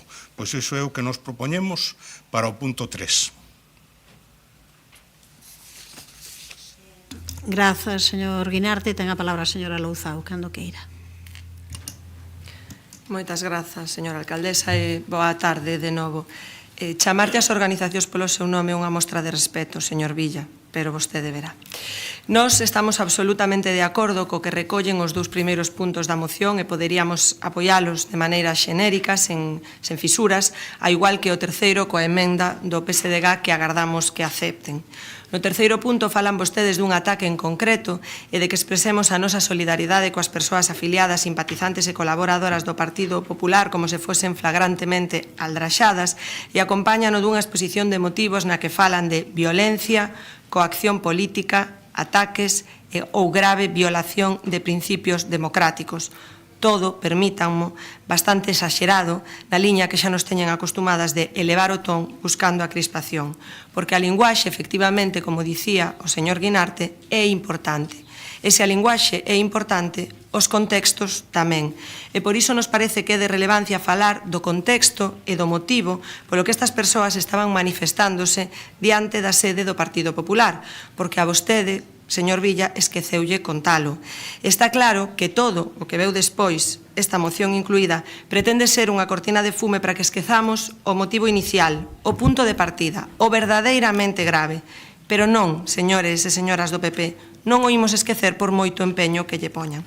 Esta manifestación foi convocada polo feminismo galego, polo movemento feminista galego, e non polo BNG, como vostedes dixeron que era ao que eu lle dicía que non, cando vostede dicía que era unha manifestación convocada polo BNG, non era certo, non era convocada polo BNG, estaba apoiada polo BNG, pero non era convocada polo BNG, estaba convocada polo movemento feminista galego para denunciar a complicidade e o silencio do Partido Popular ante a gravísima situación da denuncia a un conselleiro por unha presunta agresión sexual e ante a decisión do presidente da Xunta de mantelo no seu posto como conselleiro durante meses tendo coñecemento desta denuncia. O Partido Popular naquel momento púxose a carón do presunto agresor, facendo declaracións tan graves como o gallá que se faga xustiza, que se faga canto antes e que poidamos recuperalo para a vida pública por parte do señor Rueda, que xa foi nese primeiro día xuiz e ditou sentenza sen darlle á vítima absolutamente ningunha posibilidade de credibilidade. E aplaudindo e apoiando públicamente o presunto agresor. Por suposto, da vítima non se acordaron vostedes en ningún momento. Que mensaxe lle mandamos así ás vítimas de agresións sexuais? Despois podemos apoiar campañas animándoas a denunciar. E o movemento feminista galego estaba ese día denunciando isto. Vaya por diante e quede claro que nós non estamos de acordo con que se arrinquen cartéis da sede de ningunha organización política. Arrincar cartéis non está ben, pero apoiar a un presunto agresor sexual estarán de acordo comigo en que está bastante peor, non lles parece? E diso, a vostedes non lles escoitei nada, nin en sede plenaria, nin nas súas redes sociais, nin en declaracións públicas. Traballaron só por armar unha cortina de fume para pasar de ser o Partido Popular que tivo un comportamento absolutamente reprochable e machista, e sábeno, a pretender converterse nas vítimas dun ataque horrible, seica. Algo así como iso de presentarse como a máis honrada do mundo por dimitir despois de ser cazada mentindo no currículum en lugar de ser unha auténtica mentireira, que aínda lle vemos ter que dar un premio á honorabilidade. Teñen vostedes, a verdade, unha capacidade alucinante para darlle as voltas ás cousas, ou intentalo, porque a xente non é parva. Así que, insisto, agardo que co obxectivo de chegar a acordo acepten a emenda do PSDG. Moitas grazas. Grazas, señora Louzao. Tempo para a réplica, señor Villa, cando queira. Bueno, señora Louzao, entón, que mensaxe querían dar aquel día ali? Digo, porque se vostede agora expón cales foron os motivos desa manifestación, onde está a presunción de inocencia para quen sexa? Porque vostedes ali criminalizaron directamente. Directamente, porque son suíces xa vostedes mesmos de todo, e o levamos comprobando todos estes anos. Vostedes xulgan antes de tempo coa súa vara de medir, que sempre é a mesma, por suposto. Eu facía aquí un recordatorio antes da historia. Algún dos concelleiros que están aquí estaban no mandato do Partido Popular. Cantos escraches sufriron concelleiros desta corporación? Insultos neste salón de plenos, insultos pola calle, perseguidos por grupos de partidos ao redor do Bloque Nacionalista Galego. Poderíalle poñer pero moitísimos exemplos, igual que o señor Guinarte. Traeme vostede fotos das sedes de Foz, de Carballiño. Paréceme ben, eu condeno esa violencia. Quere que lle saque a lista das veces que o PP de Santiago tivo que cambiar os cristais das súas ventanas en Alfredo Brañas? Quere que lle saque a lista das veces que houve que chamar un pintor para pintar a fachada do edificio que non tiña culpa a xente que vivía ali? Porque poderían alucinar, Falamos de 5, cada manifestación que convocaba o bloque ou algún satélite, o primeiro que facían era chegar ali, pintada ao canto, pedrada, rotura de ventá. Isto era así, literal, Por lo tanto, veñen ahora vostedes aquí de víctimas, veñen vostedes de adalid de que nós utilizamos unha cortina de fume, que montamos unha batallita contra o BNG. Non nos vamos a calar, non nos vamos a calar. Vamos a quitarlle esa careta, que é a que teñen. E a ciudadanía, como ben dicía vostede, o sabe perfectamente quenes son os que montan o escándalo na rúa e quen emprega as institucións para denunciar o que haxa que denunciar. O saben perfectamente. Por certo, se non lle gusta que a súa organización Galicia Nova lle falte o respeto porque digo mal o nome, a partir de agora chame a Xunta de Galicia Xunta de Galicia, non chámelo por o seu nome tamén, señora Louzao. Rematou o seu tempo, señor Villa. Señor Muiños, non quere intervir. Señor Guinarte. Sí, moi brevemente. Nos condenamos todos os ataques a todas as sedes de todos os partidos, pero a realidade, sobre todo, en fin, nos últimos tempos, é que algúns fomos máis víctimas que outros. Insisto, eu creo que a linguaxe é importante. Condenando o que ali aconteceu, eu creo que non se pode falar de violencia política. Non se pode falar de ataque violento, porque si perdemos a proporcionalidade das palabras e do que decimos e todo se convirte en a mesma cousa, pois eu creo que todos saímos perdendo. Non sei se van a aceptar ou non van a aceptar a enmenda. Se non van a aceptar a enmenda, pois nos probablemente nos absteñamos. Se aceptan a enmenda, pois votaremos a favor. Grazas, señor Guinarte. Señora Louzao. Non dixo, non se ian aceptar Vale. A ver, a cidadanía sabe, efectivamente, a cidadanía, xa dixen antes, non é parva. Vostede fala sempre de caretas, como se nós tiveramos unha especie de doble vida ou doble... Non, non é certo. As persoas que despois dos debates din eu non son así, pero isto hai que decilo porque este é o xogo político, non somos nós. Non somos así como nos ven. Eu xa lle dixen que nese momento, cando estaba sucedendo aquelo, estaba preparando pleno. Non sei se vostede xa ten identificadas e perfectamente a afiliación das persoas que fixeron aquelo. Xa vexo que parece parece que si a cidadanía o que sabe é o que sucedeu, como o que acabo de decir, que a vostede non lle apetece agora valoralo, e quen se puxo ao lado da vítima e quen se puxo ao lado do presunto agresor, e non é que se puxera ao seu lado, senón que incluso o aplaudiu e xa dictou sentenza. Eso sabe a cidadanía. A vostedes, efectivamente, non lle apetece falar diso, unha mágoa. En todo caso, o que estamos vendo é unha moción de novo, unha máis, xa van unhas cantas, hoxe tivemos varios exemplos na que vostedes o único que pretenden é continuamente intentar trasladar a este pleno municipal a crispación que pretenden instaurar no Estado e noutras institucións. Eu xa lle dixen antes que de demonizar organizacións políticas, de intentar cambiarlle o nome, burlarse, faltarlle o respeto e converter isto nunha lameira, non nos van a encontrar. Eu agradeceríalle que dixera o da se vai a aprobar ou se non, se polo menos vai poder votarse por puntos. Moitas grazas. Non sei se quere comentar esta cuestión de se vai poder votarse por puntos. Sí, bueno, pero ese minuto xa o deixo liquidado. Non somos nós os que facemos unha manifestación diaria, señora Louzao, alá vostede. E despois vostede non me veña a mí dando leccións cando comeza cada cuestión que se trouxe hoxe a este pleno. Podemos estar de acordo, pero ao ler esta frase, pero, bueno, pois sexan valentes, digan que non, que é o que pensan de verdade. Non vamos a aceptar a emenda, e non a vamos a aceptar porque no punto 2 xa se amplía a todos. Pon expreso o seu firme rexeitamento a calquera tipo de violencia política, intimidación ou coacción contra os partidos políticos, en plural, legalmente constituídos, as súas sedes, en plural, e os seus representantes, en plural. Pero eu insisto e non penso moverme de aquí. Aquí hai que condenar este ataque que sufriu concretamente a sede do PP de Santiago. Ao igual que se chega a ser a súa, estaríamos condenando aquí a súa en concreto, non a de todos. Ben, en rematado o debate, únicamente unha cuestión, non? Porque ás veces deixanse moitos ataques aí no aire.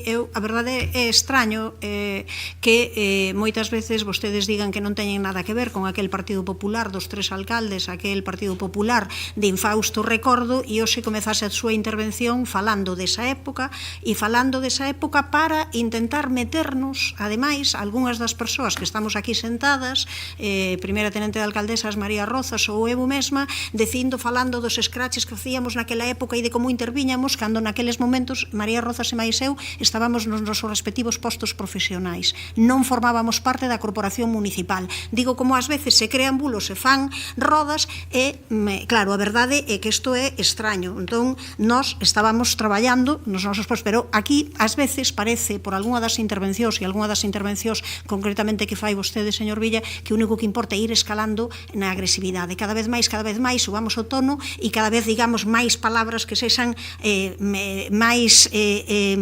malsoantes, máis insultantes. Entón, polo menos polo medio, non falte a verdade. Ano 2011, ano 2015, non formábamos parte desta corporación. Compostela Aberta nin siquiera existía, si mal non lembro, nin siquiera existía, e eu non formaba parte desta corporación. Estaba no meu posto de traballo. Pasamos á votación. Moción presentada polo Partido Popular de condena ao ataque sufrido na sede do Partido Popular de Santiago. Votos a favor. Grupo Municipal, Partido Popular, concelleiros non adscritos. Votos en contra. Non hai. Abstencións. Grupos municipais, BNG, Compostela Aberta e Socialista. Apróbase a moción. Pasamos ao seguinte punto da orde do día, unha moción presentada polo Partido Popular para que as obras de ampliación e rehabilitación das redes municipais do ciclo integral da auga nas parroquias de Sabugueira, Peregrina e San Xoán de Fecha inclúan as vivendas non consideradas nestes anteproxectos. Señor de la Fuente, cando queira. O Concello publicou no mes de marzo pasado a licitación para a redacción dos proxectos constructivos para a ampliación e rehabilitación das redes municipais do ciclo da auga en diversas parroquias, Sabugueira, Peregrina e San Xoán de Fecha. Os anteproxectos, que abarcan obras en distintos lugares, non contemplan a totalidade das vivendas das parroquias afectadas, deixan algunha a moi poucos metros das redes que se proxectan. Cuantificou incluso en metros hoxe pola mañán o representante veciñal José Ramón de Vilamayor. Haberá, polo tanto, poucos metros de distancia entre veciños que si verán dotadas as súas vivendas con estes servicios e os que terán que esperar novamente por eles sin un horizonte temporal certo.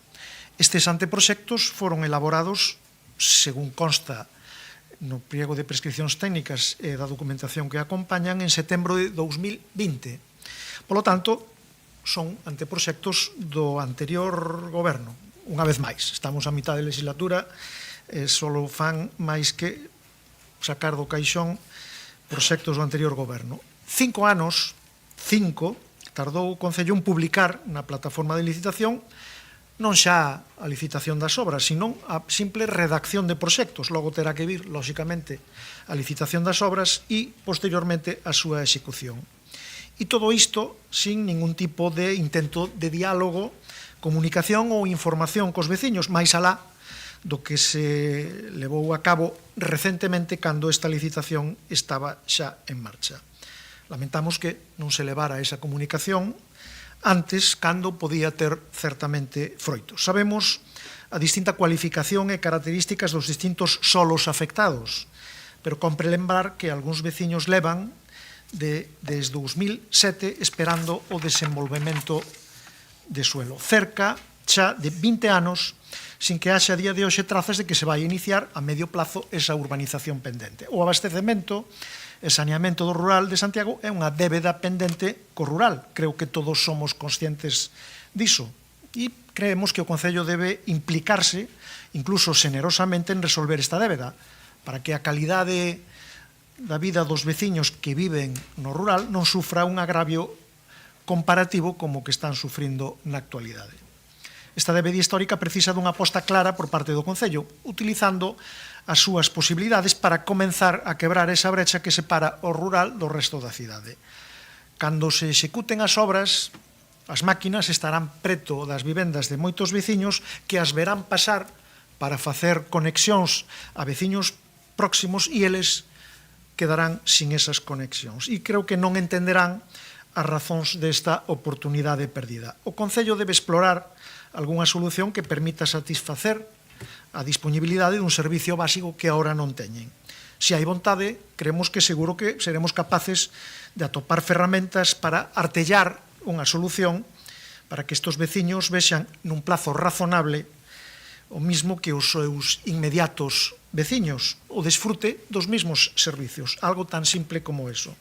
Por outra banda, se conseguiría cumprir co compromiso que xa non é dos grupos municipais, nin siquiera do goberno, sino da propia corporación, de implicarse de verdade nas moitas carencias das moitas veces esquecido rural da nosa cidade. Todos os grupos asinamos o Pacto polo Rural, tamén o BNG, e Compostela Aberta e a propia alcaldesa que ora forman goberno. Esta é unha magnífica oportunidade para visualizar que ese apoio non foi froito dunha campaña electoral.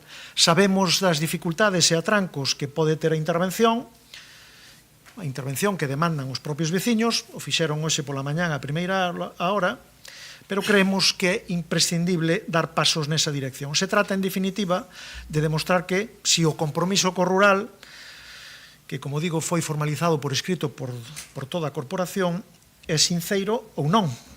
Nós estamos polo sí. Lamentaríamos moito que algún de vostedes estiveran neste asunto polo non. Agardamos, por eso, o seu voto afirmativo. Moitas gracias. Grazas, señor de la Fuente. Señora Castro, cando queira. Moitas grazas, señora alcaldesa.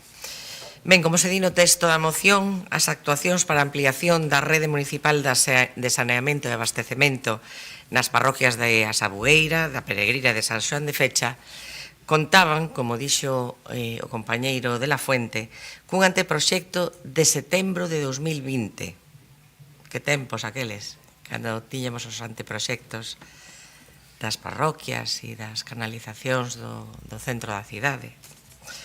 Polo tanto, na época na que tivemos responsabilidades de goberno, creemos que son uns proxectos bons necesarios para ampliar e mellorar a cobertura de servizos no rural e nós non temos ningún inconveniente en que se poida valorar a ampliación destas obras para engadir as vivendas que non estean contempladas no proxecto orixinal, sempre cando, e isto é moi importante para as 4 concelleiras non adscritas, que iso non paralice a licitación actual, porque iso implicaría volver a comenzar de cero, paralizar o proceso e máis retrasos.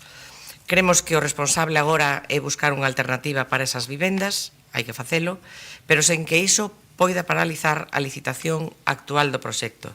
Supoño que todos coincidiremos en que non é razoable volver a comenzar de novo toda a tramitación. Por lo tanto, os equipos técnicos poderían valorar se este engadido non supón unha variación sustancial do valor do contrato e se o prego inclúe unha cláusula de modificación prevista ou, se é posible, realizar un contrato complementario. Iso é unha valoración que poden facer os técnicos, se non nos fixeron xa, polo que nos imos votar a favor con esa condición. Por iso que a min gustaríame propoñerlle unha emenda in voce para engadir o remate de cada punto de acordo un peche que dixera algo así como sempre que isto non implique paralizar a licitación en marcha. Máis nada, grazas. Grazas, señora Castro. Señora Abal, cando queira. Moitas gracias. No momento da asinatura do Pacto por o Rural en marzo de 2023, pacto que suscribiron todas as forzas políticas presentes na Corporación Municipal, só 70 núcleos rurais dos 215 totais pois contaban con ambos servizos de saneamento e abastecemento. A precariedade, sobre todo, da ausencia destes servicios, pois sitúase na zona norte, en concreto en Busto, Carballo, César e Santa Cristina de Fecha, onde non teñen ningún núcleo con saneamento nen abastecemento da auga. Neste pacto por o rural, insistimos, asinado por todas as organizacións políticas, pois estableceronse unha serie de accións a abordar en materia de saneamento e abastecemento. En concreto, pois, darlle prioridade ás aldeas que quedaron sen auga por secas, de manantiais nos últimos 3 anos, e tamén rematar as traídas naqueles núcleos de poboación nos que falten menos de 500 metros no punto da conexión, dotación de auga nos núcleos que non teñan auga nin saneamento, e dando prioridade aos núcleos afectados polas ordenanzas 11, 6A e 6B, e dotación do servicio básico que corresponda auga e ou saneamento por esta orde nos núcleos afectados polas ordenanzas 11, 6A e 6B que carezcan dun dos servizos básicos.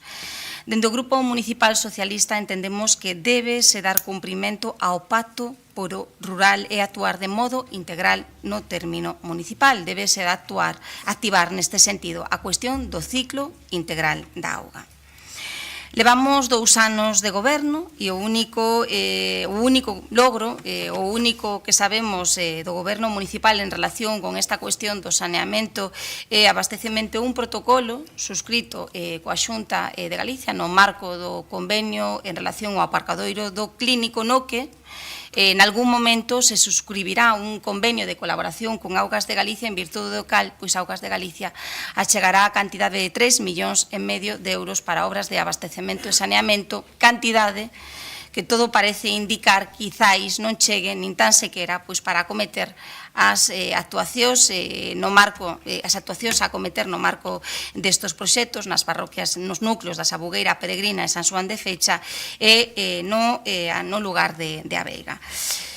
Polo tanto, dende logo, dende o Grupo Municipal Socialista, estamos a favor da proposta presentada polo Partido Popular, pero tamén entendemos que se debe ser máis ambicioso, tense que abordar dunha vez por todas a cuestión do ciclo integral da auga, xa que as necesidades de abastecemento e de saneamento non só existen nestas parroquias do término municipal, senón que no resto daquelas parroquias que, como ben se indica no pacto por o rural, pois non contan coas servicios de saneamento e abastecemento. Grazas, señora Abal. Ten a palabra o señor Domínguez, cando queira. Grazas de novo. Pois desde que o Pleno do Concello de Santiago aprobou impulsar o pacto local, polo rural, donde todas as forzas políticas con representación recoñeceron o déficit na prestación dos servizos no rural compostelán e que se rastra desde hai décadas. Para paliar esta situación en cumprimento do pactado, este goberno está a traballar para dotar de recursos a ampliación das redes. Como a moción recoñece, pois están en marcha proxectos nas parroquias da Sabugueira, Peregrina e San Xoán de Fecha, cun importe de máis de 3,5 millóns de euros, que se suman ás actuacións incluídas no plan de obras e servizos da Deputación e as executadas, ademais, con fondos propios. Neste momento, a redacción dos proxectos para estas parroquias atópase en fase de adxudicación e na cláusula 2 do seu prego de prescripcións técnicas establece, cito literalmente, que durante o desenvolvemento da redacción de cada proxecto constructivo o Concello de Santiago de Compostela poderá incluir ramais complementarios adicionais de cada unha das redes do ciclo integral da auga que non estiveran contemplados nos anteproxectos. O obxecto desta previsión pois non é outro que incluir aqueles inmobles, vivendas, industrias, comercios, gandeirías que non estiveran previstos nos anteproxectos daquel plan de inversión do ciclo integral da auga, non? Sempre que resulten técnica, económica e urbanísticamente viables. Non se paraliza nada, polo tanto, e para a execución deste tipo de redes os condicionantes pois poden ser variados: longitude, altimetría, presión, cualificación do solo, etc., que deben ser analizados polo persoal técnico e polos equipos redactores. Por suposto, unha vez que estean redactados os proxectos, procurarase solucionar a conexión da maior cantidade de núcleos e parcelas posibles dentro destes proxectos. Na actualidade, a rede municipal de abastecemento de auga potable da parroquia da Sabugueira, concretamente, denominado tamén sector de Lavacolla, non está conectada á rede xeral municipal, non se surte a través da ETAP do río Tambre, senón que está conectado nas proximidades do aeroporto á rede municipal do Concello de Boqueixón. Estamos a traballar para conectar este sector á rede xeral municipal de Santiago e para mellorar así as súas actuais condicións técnicas e ampliála ás zonas en que na actualidade non é técnicamente viable prestar este servizo por cuestións de presión ou de rede. Seguimos traballando para solucionar unha problemática estructural das redes do Concello provocada pola falta de investimentos mantidos no tempo para atender un territorio moi amplo e disperso, mais non actuamos con remendos, senón con solucións integrais e ben planificadas que permitan no curto e medio prazo ir conectando núcleos que xa están sufrindo as secas estivais.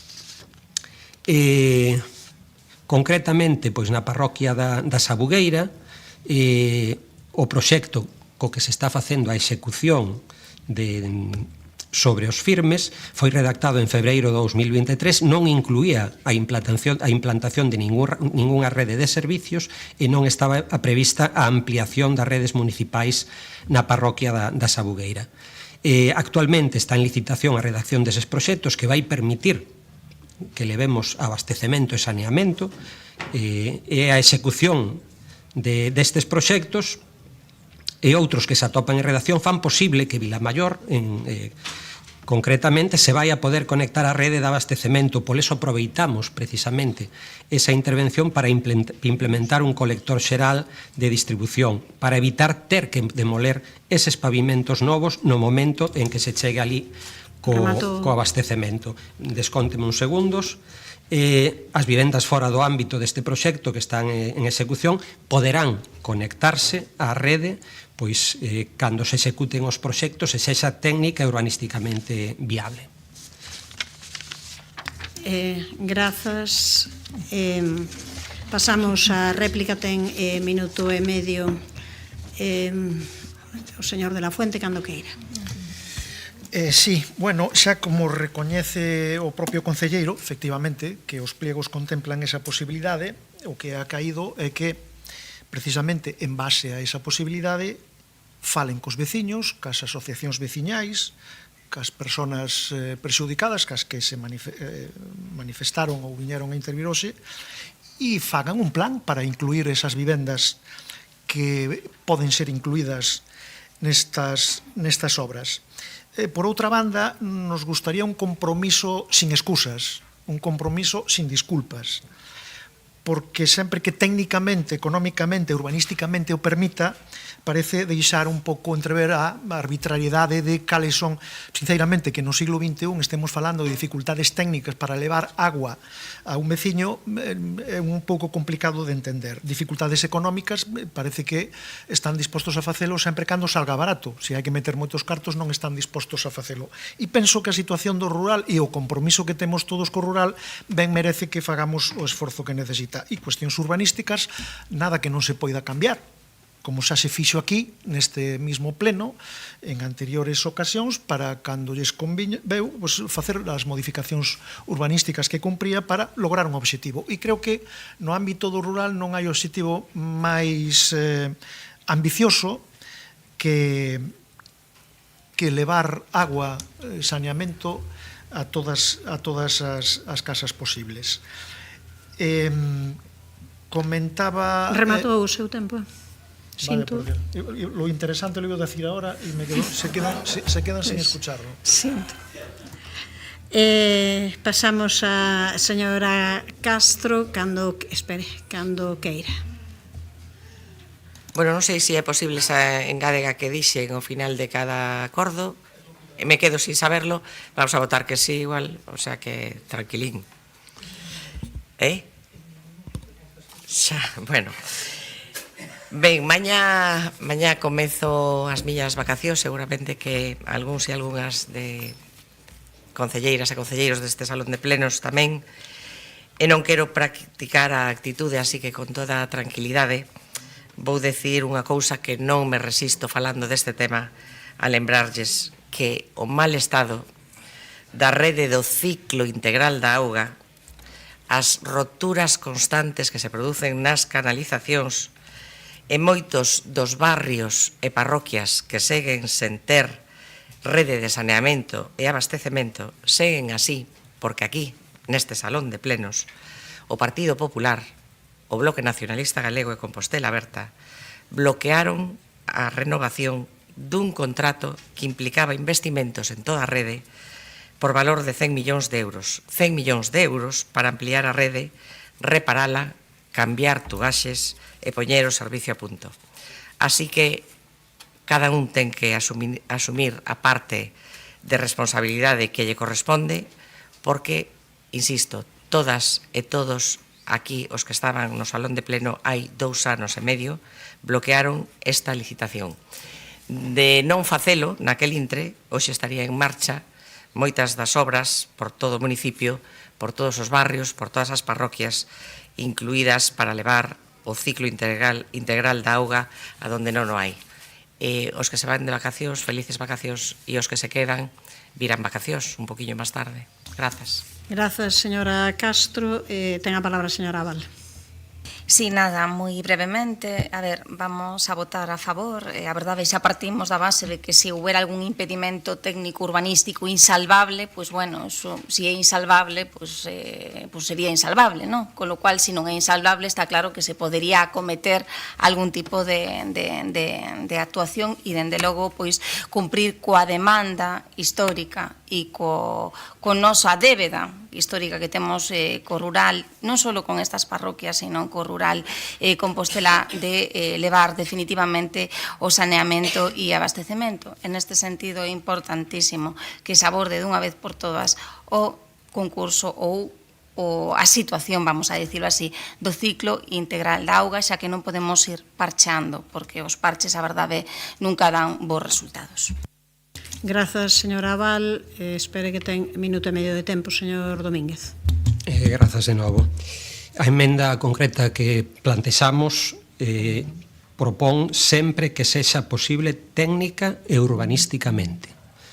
Para empezar, procurando solucionar a conexión de maior cantidade de núcleos e parcelas posibles dentro destes proxectos. O dixen antes, a redacción dos proxectos está en fase de adxudicación. É posible ampliar, modificar e incluir a maior cantidade de vivendas que sexa posible, chegar ao máximo da poboación do rural, levar as redes de abastecemento e de saneamento a canto máis vivendas mellor. pero a extensión do termo municipal e o atraso histórico na implantación destes servizos require de moita colaboración institucional e resulta difícil abordala solo con recursos propios. Hai que recordarlle que, neste sentido, o Concello conta únicamente cos fondos do Plan de Obras da Deputación, como dixen, e do convenio co Chus, que se compensa con outras cesións municipais. A cantos máis recursos teñamos, pois a máis sitios poderemos chegar. Canta máis colaboración de outras administracións, a maior ampliación das redes de abastecemento e de saneamento. Pero sí que temos un condicionante técnico e urbanístico, que é o sentido da nosa emenda. Se aceptan a emenda, votaremos a favor, e iso non impide que cheguemos, que non se paralice en absoluto nada. Rematou o tempo, pasamos, non sei se quere aclarar o da para aclarar o da emenda, espere. Sí, paso aprovecho para contestar lo de las enmiendas. Espere que poña un minuto, que agora cando queira. Sí, por si no había quedado claro del contenido de la moción o de su exposición y de la exposición que hice aquí, efectivamente no tenemos ningún inconveniente, le contesto a Mila Castro, añadir sempre que isto non implique paralizar a licitación en marcha, algo así, non? Totalmente de acordo, non estaba no noso espírito que ocorrera eso. Respecto a emenda que propón Compostela Verde BNG, si foran capaces de especificar que aspectos técnicos ou que aspectos urbanísticos son os que poden demorar ou impedir que se faga, pois estaríamos dispostos a aceptalo, pero dito ou redactado tal como o contemplan, é tanto como deixarlles a vostedes a decisión se queren facelo ou non queren facelo. E cos antecedentes que contamos neste mandato respecto a outras ocasións en que meteron enmendas deste tipo, nos estamos dando conta que as meten únicamente co interés de facilitar o seu voto afirmativo para non quedar mal sin comprometerse a nada. Polo tanto, non podemos aceptala. Ben, eu sinto simplemente que non se acepte esta emenda porque creo que o concelleiro foi o suficientemente explícito da vontade do goberno de que iso se fixese. E creo que non pasaba nada porque mirase, porque pode haber ocasións en que haxa algún problema técnico ou algún problema urbanístico, que creo que, vamos, creo eso non colidía para nada co que é a emenda da señora Castro. Bueno, parece que non teñen vontade de chegar a acordo co goberno, que non queren pois incluir esa emenda. O noso voto será de abstención, pero procedemos á votación. Ben, coa emenda transaccional en voz proposta pola concelleira nunha escrita, señora Castro Sánchez, pasamos á votación da moción presentada polo Partido Popular para que as obras de ampliación e rehabilitación das redes municipais do ciclo integral da auga nas parroquias de Sabugueira, Peregrina e San Xoán de Fecha inclúan as vivendas non contempladas nos anteproxectos. Votos a favor? Grupos municipais, Partido Popular, concelleiros non adscritos, e o Grupo Socialista. Votos en contra? Non hai. E abstencións, grupos municipais, BNG e Compostela Aberta, apróbase a moción. Pois pasamos daquela así a derradeira moción do día, e a moción presentada polo Partido Popular para a adopción de medidas para a inclusión de persoas con discapacidade auditiva. Señora Otero, cando queira. Boa tarde de novo a todos e a todas. Co permiso do presidente do Fermi Galicia, o señor Ramón Sestallo, comezo a miña intervención reproducindo unha frase del de xaneiro deste ano, tras o seu recente nombramento. O gran logro está por chegar e acadar a igualdade das persoas con discapacidade. Por outro lado, no portal web dos Servicios Sociais deste Concello podemos ler a seguinte nova do pasado 14 de xuño. Abro comiñas. Hoxe celébrase o Día das Linguas de Signos, unha xornada para celebrar o seu recoñecemento como linguas oficiais e reivindicar o moito que queda por andar no camiño da inclusión das persoas xordas. Pecho comiñas. Segundo os datos xerais do Censo de Persoas con Discapacidade de Galicia 31 de decembro de 2024, no noso Concello convivían 1.738 persoas con discapacidade sensorial recoñecida, é dicir, 1.798 veciños e veciñas con dereito a vivir en condición de igualdade, de forma autónoma e independente, particularmente e participar plenamente en todos os ámbitos da vida.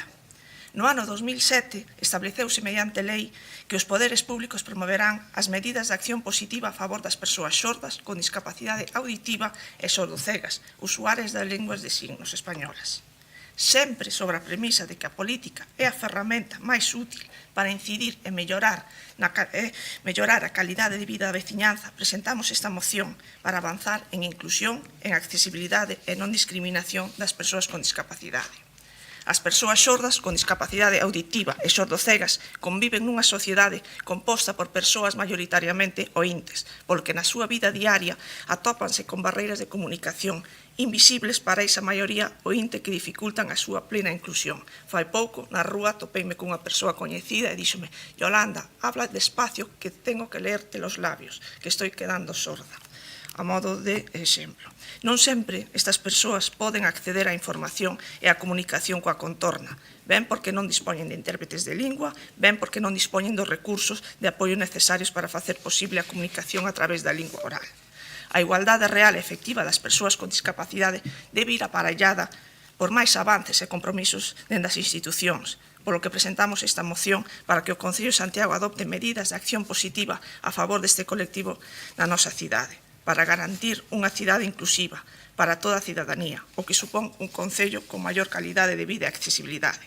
Dende o Partido Popular apostamos pola plena inclusión, como non pode ser de outra maneira, das persoas, polo que presentamos esta moción para o impulso de medidas que promovan a igualdade de oportunidades de toda a cidadanía, co obxectivo último, como non pode ser de outra maneira, de que a cidadanía con discapacidade goce dunha vida en iguais condicións que o resto dos cidadáns.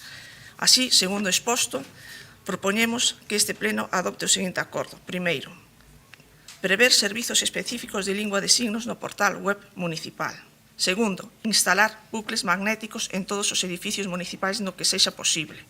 Terceiro, impulsar talleres de lingua de signos na rede municipal de centros socioculturais e instalar en espazos públicos municipais paneis informativos co alfabeto de signos para fomentar o achegamento da poboación a esta tipoloxía de lingua. Cuarto, impulsar cursos de formación en lingua de signos dirixidos a persoal do Concello para a mellora da atención á cidadanía. E quinto, impulsar unha campaña municipal coincidindo coa Semana Internacional das Persoas Xordas, que coincide co do 20 ao 26 de setembro de 2025. Moitas gracias. Grazas, señora Otero. Señora Álvarez, cando queira. Ola, de novo, moitas grazas, alcaldesa. Pois seguimos falando de que a inclusión real e efectiva das persoas con discapacidade auditiva é un compromiso que resulta ineludible para calquera administración pública que queira garantir os dereitos fundamentais da súa cidadanía.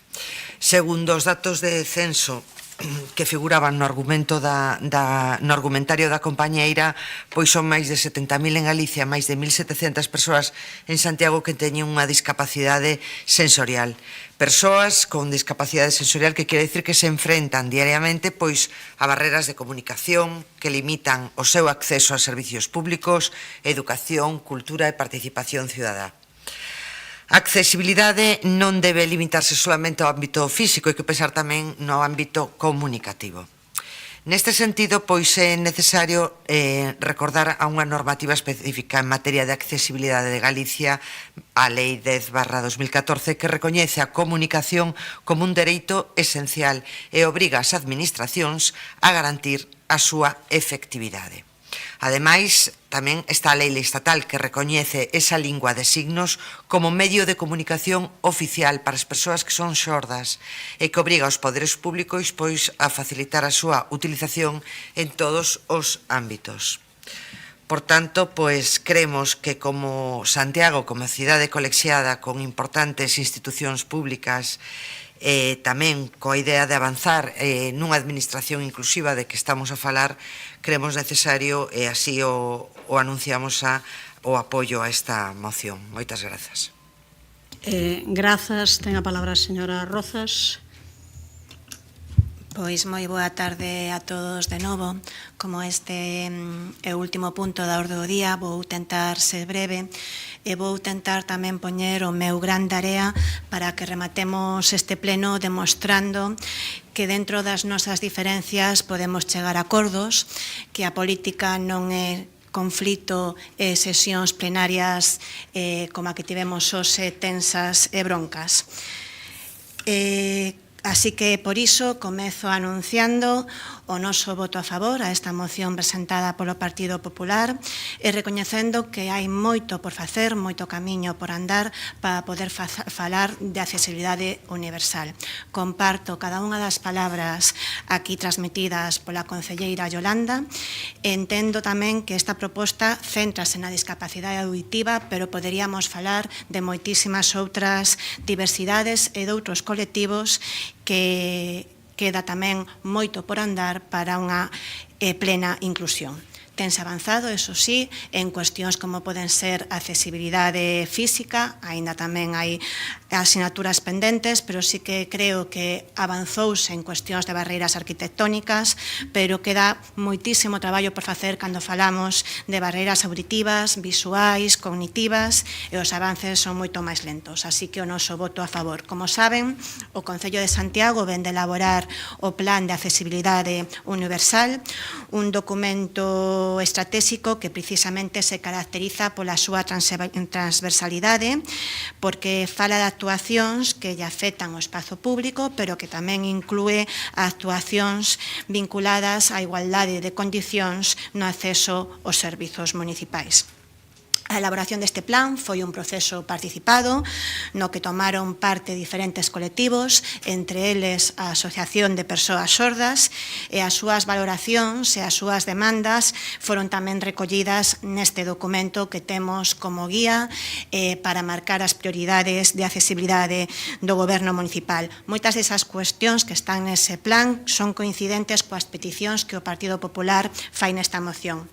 O plan, xa o saben, presentouse este ano e, evidentemente, pois o seu cumprimento vai requirir certo tempo porque as necesidades en materia de accesibilidade pois son moitas e, ademais, son moi diversas, como diversas tamén son os colectivos que teñen pois esas necesidades. Así que vou rematando xa, o noso compromiso é avanzar nesas medidas para facilitar a inclusión das persoas con discapacidade auditiva, atendendo os puntos que recolle o Partido Popular na súa moción e tamén outras cuestións que sabemos que son unha demanda das persoas sordas de Santiago que nos ten trasladado a súa asociación con quen temos un convenio dende o Departamento de Servizos Sociais. Así que, insisto, o noso voto será a favor. Tamén teñan en conta que a implantación das medidas pois iránse executando en función da disponibilidade de fondos, moitas delas non son cuestións que se podan resolver a curto prazo, pero teñen o noso compromiso. Gracias, señora Rozas. Señora Abal, cando queira. Gracias.